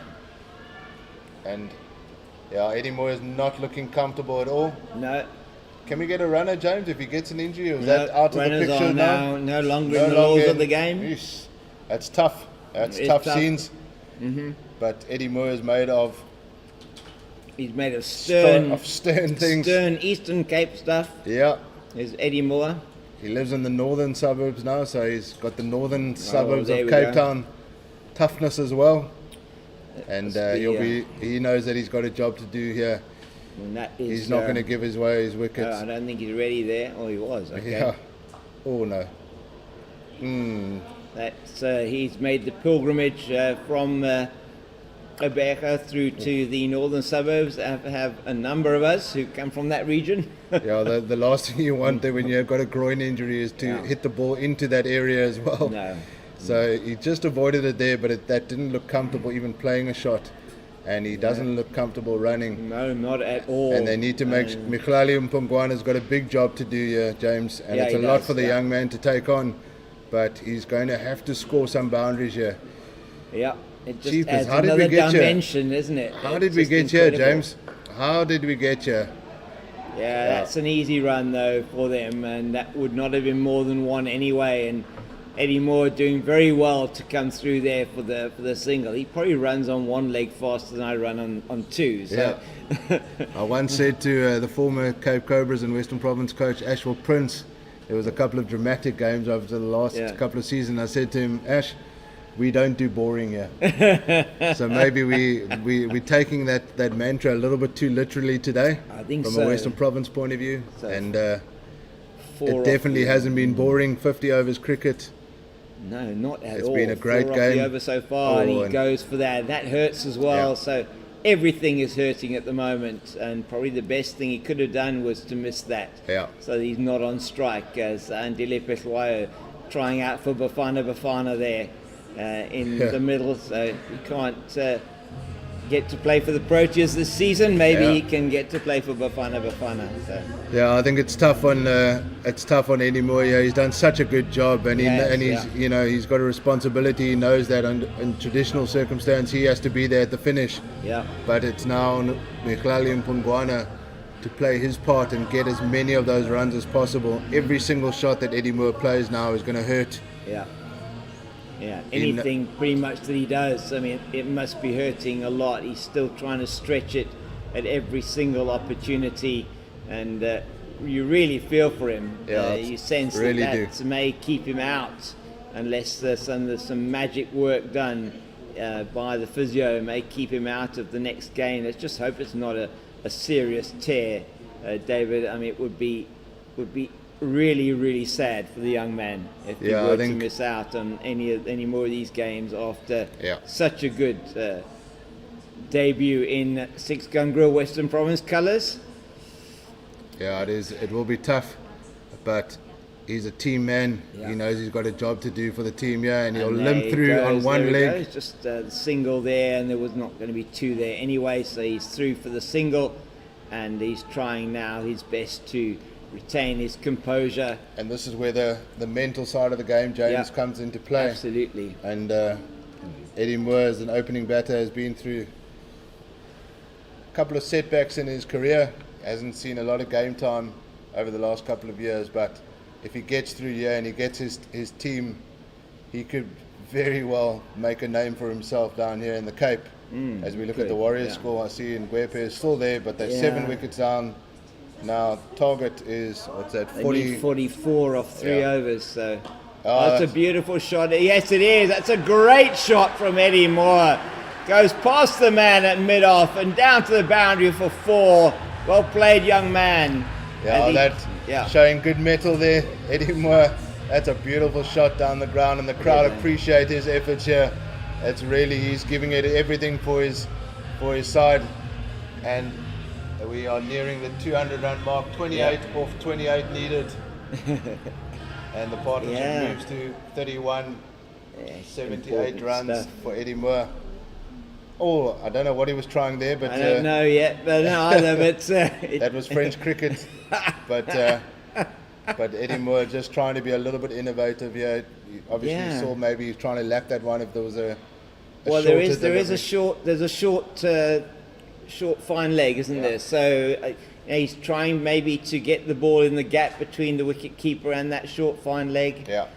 If you get it past the wicket keeper or past that man at 45, John Smuts, you're going to get a boundary. So he's trying to play thinking cricket at the moment, and that's very nicely played out into the leg side. Just the single, and that takes Six Gun Grill Western Province to the 200, and that 200 for 5 in the 46th over. Men at the crease at the moment, Mpongwana and Moore, the man who's been the mainstay of the attack, of the batting. David, those numbers? Yeah, 200's come off 282 balls, 16 fours, 3 sixes, and we're in the final stages of this match now, James. Just 27 runs to win now. This has got... 26 balls, 27 runs. If you're not online, get online. Yeah. If you're following the score on Pitch Vision, click on the YouTube side of things, as we see the numbers increasing as we get to the business end of this match. Oh, And that's good bowling there from Similani. very good Mukulali bowling. and Pongwanas need to try and find a single here to try and stay on strike. And I think Eddie Moore is just saying there's a run to be had on the leg side there. Tip and run. Nothing too fancy. Don't need to go for the boundary just yet. No, leg side is certainly takes the pressure off Eddie Moore. There may well be, if he was fit, there may well have been 2 runs to be had on the leg side if you play it short enough or just not firm enough that it's Mpongwana facing, and he hits that one beautifully through the offside. They're going to get 1 only, I think, there though. Would have been a certain 2. Yeah. They can only get the single, and it is the end of the over, so that is actually probably the right call for Mpongwana just to take the single anyway, to put himself on strike. 26 needed off 24 deliveries, 5 wickets in hand, and 1.5 batsmen at the crease. But that half batsman is on 79 not out, and the other batsman, Mukulali Mpongwana, 17 not out. And this is another learning curve for Mpongwana. Yeah. He had a huge step in his career last season with the bat in particular, and this is another opportunity to really cement his place as the star all-rounder in the side. Yeah. And that's exactly what his team need from him right now. He's calm under pressure. Nothing pretty much phases this young man. No. He's got the incumbent in that all-round position in that Porteous team, Andile Peklakwaya, Yeah. facing him on the other end, and this is really a great It contest. is a great actually, contest, James. isn't it? How does Andile known for his how he can fire in those Yorkers and the wider ones at this stage of the game, and that's a dot ball. Every dot ball just increases the pressure, Every dot ball pushes that run rate up a little bit more, and it's now 6.8, so more than a run a ball needed to win. 4 overs left, and we're going down to the wire. And thank you so much for joining us here on the official CSA YouTube page. And this broadcast being brought to you by Cricket South Africa in conjunction with Pitch Vision and 6 Gun Grill Western Province playing here against the Hollywood Dolphins. It is what they say sometimes, squeaky bum time. Yeah, squeaky bum time, James. We didn't think we would get this close, to be fair. The Dolphins have done well to stay in this contest. Yeah. And they've got a chance of pulling off a very unlikely win. With respect to them, they were totally out of it early on, 24 for 5. They've come back with the bat, and now they've really battled hard with the ball. And that should be a wide. Yeah, it a little bit of delayed from Mr. Mokorosi. No, I think that's right. Yeah, Andile Petloyo is complaining, but that was well wide of the red line that is on the pitch. The red line there is a guide for the umpire. The umpires have to be consistent. Yeah, they have been very consistent today. I thought they've done an excellent job in their duties today. Kudos to them, Mr. Steenkamp and Mr. Mokorosi. Eddie Moore batting on pretty much off stump, and he plays that one beautifully into the offside. And it's a bit of a misfield at backward point by that Ruan de Swart. He hasn't misfielded anything today. He took an amazing catch off Daniel Smith to send him back to the pavilion. When those of you who weren't with us earlier on, every run by Daniel Smith being cheered vociferously by the Daniel Smith rent crowd here to the left of us in the South Pavilion. And it was the young man who had to go, and a big blow for 6 Gun Grill Western Province. Yeah, that's well read by Mklali Mpongwane. Yeah, slower ball, and you know that Andile Petloyo is going to give you those towards the end. You've got to be very aware of what he's going to be doing. Mixes it up tremendously well. Played a number of games here at 6 Gun Grill Newlands. Andile played for obviously the Dolphins, but majority for the Porteous and for the Cape Town Blitz that took part in the MSL a couple of seasons ago. He played here as well, so he'll know this ground well, and he knows that he's got a job to do. And Eddie Moore is looking to... Oh, and that's a misfield. They'll take the single. Yeah, it's an easy single now, even for a hopping mad. Eddie Moore coming down this side, and he hit that quite well. It's a tough one, James, because you want to restrict the singles because you know Eddie Moore, but you also can't open up the field to let boundaries through. So, you're not able to put the pressure on and keep Eddie Moore on strike, but you also can't give away but I think too many gaps in the field. Exactly, and you happier probably to give the single away. So, as you said, David, it's not as simple as the fact that you've now got an injured batter on there and it's an advantage for you. Yes, it might be, but it's also got to be thinking about it a bit more, and that's very well played again by Mklali Mpongwane as Eddie Moore just is able to hobble through for the single. And it looks like a very bad injury. So for those of you that have just joined us and are looking forward to the last 3 overs of this particular match, Eddie Moore, who's into the 80s now, has been the rock of this reply from 6 Gun Grill Western Province. 3 overs ago, picked up a very bad groin strain on the way through for a quick single, and has been hampered in his running ever since, and he's been taken toll on him and the team as a whole. Mklali Mpongwane, his partner, been batting well, been trying to rotate the strike and hit the boundary ball, but it's been really good bowling from the Dolphins at the moment. Yeah, John Smuts, this over, James. Crucial over. It's a crucial over. Yeah. I think if Mklali Mpongwane does go after the boundary here, it'll be game over. Yeah. But if John Smuts can pick up a wicket and not go for many runs, then the Dolphins will be confident they can pull off the most unlikely of wins that we have seen in recent times. They've really showed their fighting spirit, and cheapers, if they pull off a victory here, they'll feel confident for the rest of the tournament. They will. And they are well in this game. 20 runs needed off the final 3 overs, 5 wickets in the bank. Eddie Moore hobbling. It's all happening. It is all happening, and if you are only just joining us and you've been out all day, maybe you took a picnic or you visited the wine farms or you're just coming back from wherever you are in the world and watching this, it's a very interesting situation developing. 17 balls left in the innings, and it is 20 required to win for Six Gun Grill Western Province. And we have an injured Eddie Moore. The Dolphins recovering from 24 for 5, 66 for 6 to get back into the game via a brilliant 100 from Brad Porteous coming in at number 7, supported by Ethan Bosch coming in with a 45 at number 8, a partnership of 113, got the Dolphins to 226. And Mkhitaryan Pongwana, 3 dot balls off the first 3 balls of John Smuts' last over, and is it going to be down to the last 2 overs, one of which will be bowled by Andile Pehlayo? And who bowls the last over? That is the question. That's huge. Is that out the ground or is it too high? 2 fielders. Did he take the catch? No, he's dropped that catch.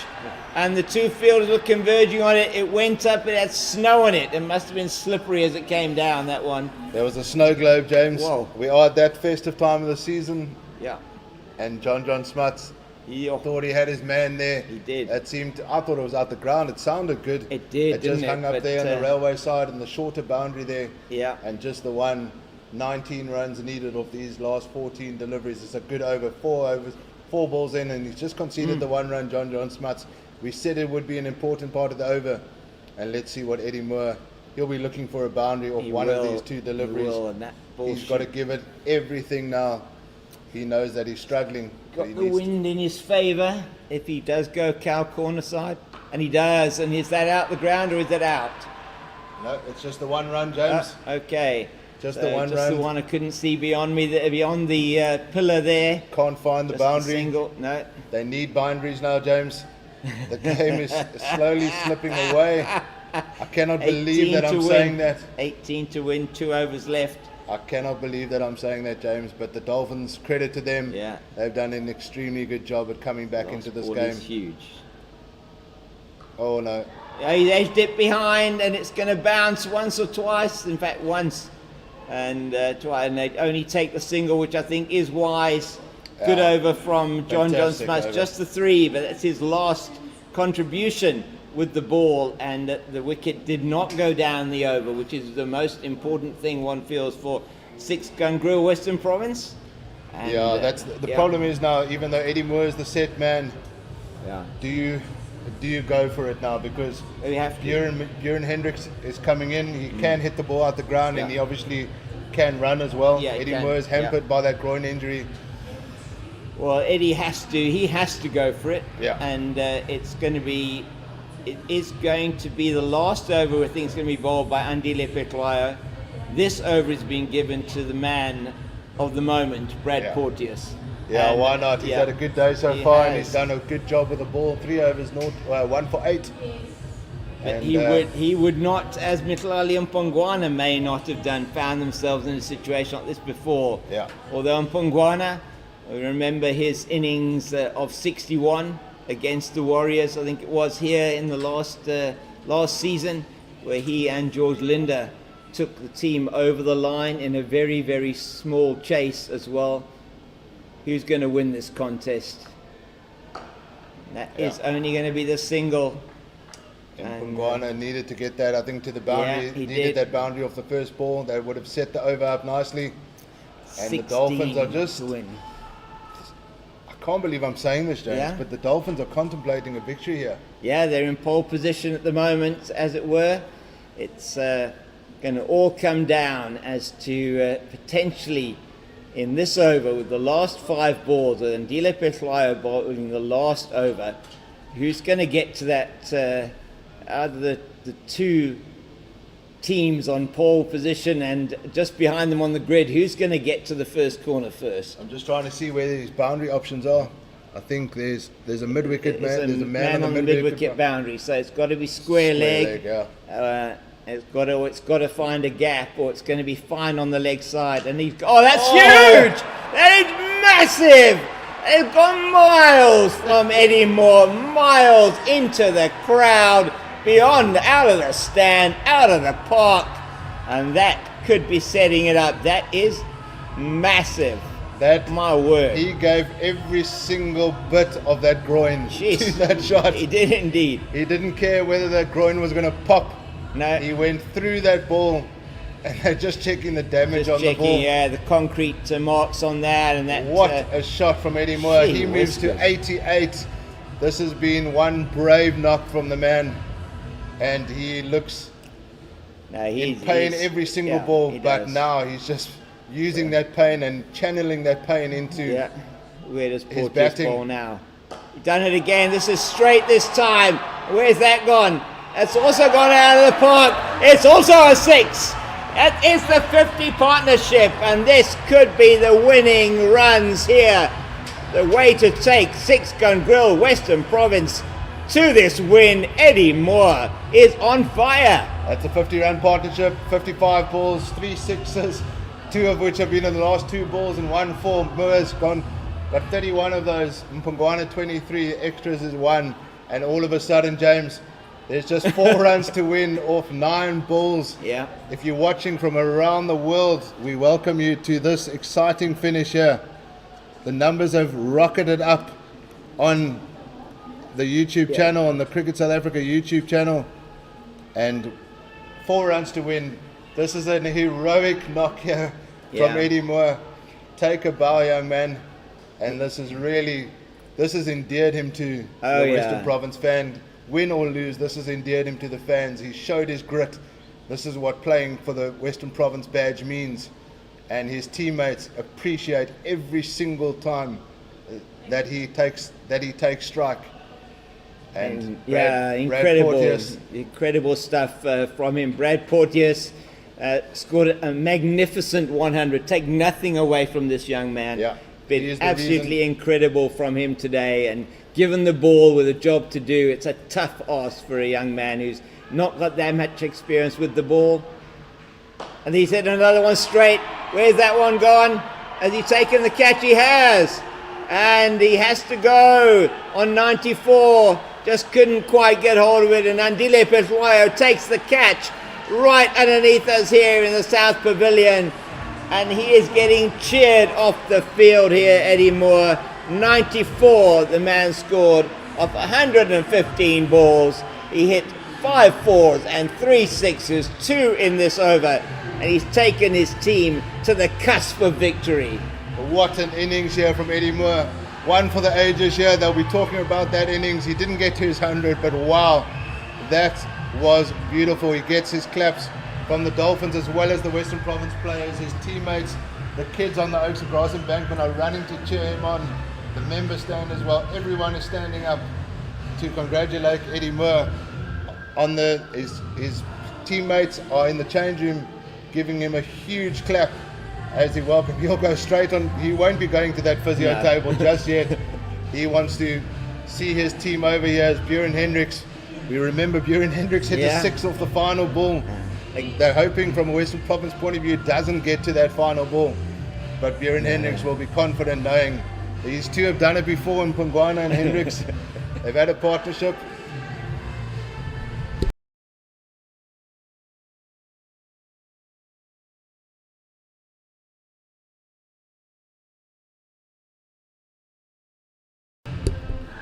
So it is 4 to win, and of course, even though the batters did cross the new law from October 2021, means that you do not change ends. If you've crossed, you stay. Yeah. The new striker comes on and faces the delivery, and it will be the left-handed Buren Hendricks. So 4 is needed. James. Nothing too fancy. James, just exchange the strike, maybe. Let's see what happens. This is dramatic cricket at its finest. It is indeed. We are loving this. And that's what he does. Yeah, that's good clever. Good play from Buren Hendricks. That's what they can do now. They've got those. I think if Western Province win this game, they'll be talking about those 2 sixes. They will. For a number of years. And Eddie Moore, surely if Western Province win that, James, he gets our vote for man of the match. I think Porteous there's no doubt about that. It hasn't been the easiest chase, funnily enough. I mean, one expected it to be easy, but wickets lost at regular sort of intervals, no big partnerships to speak of, perhaps just the one between Moore and Bird. But once Jono Bird was out, just the run rate dropped off and they left themselves quite a task. And then that groin injury to Eddie Moore, just adding drama to the situation. That's why we love cricket. Surely Popo's going to finish it here. No, he's not going to finish it here. Just the one run down. The ground, so and he'll take strike in the final over. That's right. 2 runs to win off 6 balls, 225 for 6. I think Mkhlali Mpongwana here has played a really mature knock for the young man. Absolutely Love to see it from not just a Western Province point of view, from a South African cricket point of view. I think this is the kind of innings that just been solid. That 6 was beautiful earlier on. It was, yes. To long on. And he needs to finish the game now for his team. 6 balls, 2 runs to win. I'm not even going to mention a draw. No. But there's 2 runs to win. Who's going to bowl the final over here? Well, it is Andile Peshwai who's going to bowl the final over, as we expected. And it was that penultimate over, just running out of options, Penlan Brian, and not being able to get an extra over out of his strike bowler, Tando Ntini. Unless the man's picked up a slight injury, but you just don't see that because he's been patrolling that field in front of the railway stand for the entire game. And it's Mkhlali Mpongwana, the young 22-year-old man, product of the Western Cape Sports Schools. And he's got his team to the cusp of victory here as we come in for the final over. And that's the game. That's the game, and that is amazing from Mkhlali Mpongwana. He strikes the Porteous all-rounder over the man at mid-off, and Western Province have taken the victory in the most dramatic circumstances. That is what we call brilliant 50-over cricket here. An exciting game, a low-scoring game, but nevertheless, the excitement is there. Congratulations, 6-gun grill Western Province. They will be happy with that, James. I don't think there's any doubt now. Eddie Moore, man of the match. Yeah, definitely. His 94. What a knock for the ages. It's a privilege. We've seen a couple of historic knocks. Yeah. Not as big today, but nevertheless, taking his team over to the victory. We want to thank everyone here who's been here today. I'm going to let James take you through the final scorecard. Thank you very much, David. And just to give you the last rundown of what's happened here. So the game ends with a win for the 6-gun grill Western Province by 4 wickets, getting to the total in the last over with only 5 balls remaining as Mkhlali Mpongwana hits the final 4 runs to take the team over the line. A fantastic 94 from Eddie Moore when it looked like 6-gun grill Western Province, with the groin injury that he'd suffered and the run rate getting higher and higher, that they were not going to get over the line. But a fantastic partnership between him and Mkhlali Mpongwana took them to the close to victory, and then it was Mpongwana who finished it off in the final over, first ball of the final over. The Dolphins, earlier on, the Hollywoodbets Dolphins were in all sorts of trouble at 66 for 6, and it looked like we were not going to have a game here today. But it was Brad Porteous with a fantastic debut List A 100 of maiden List A 100 of exactly 100, together with Ethan Bosch coming in at number 8, who scored 45, that put on 113 for the 7th wicket to take the Dolphins to 226, which looked highly unlikely earlier on in the day, provided a competitive match which the 6-gun grill Western Province team only just got over the line in the last over. And Eddie Moore, 94, out in the second last over, in which he took the momentum finally away from the Hollywoodbets Dolphins. It's been an outstanding first CSA One Day Cup match here at Newlands for the season. Please join us again next week, Friday, as we bring you yet another YouTube broadcast with commentary on the CSA channel. And that will be a 1 o'clock start here in South Africa. South African Standard Time is 1 o'clock in the afternoon. That is 11 o'clock GMT. Set your clocks, set your watches. It's going to be exciting. It's really going to be great to have you with us, and we look forward to bringing that match to you here. From myself, James King, the Cape Fox, from the production team here at Pitch Vision. That's Brendan and Kunu. Thank you very much for joining us. And from David Brook, my co-commentator, calling him David Moore now on account of the man of the match. It has been announced Edward Moore, man of the match for Six Gun Grill Western Province, from myself and David and the rest of the team here at Six Gun Grill Newlands. It's goodbye.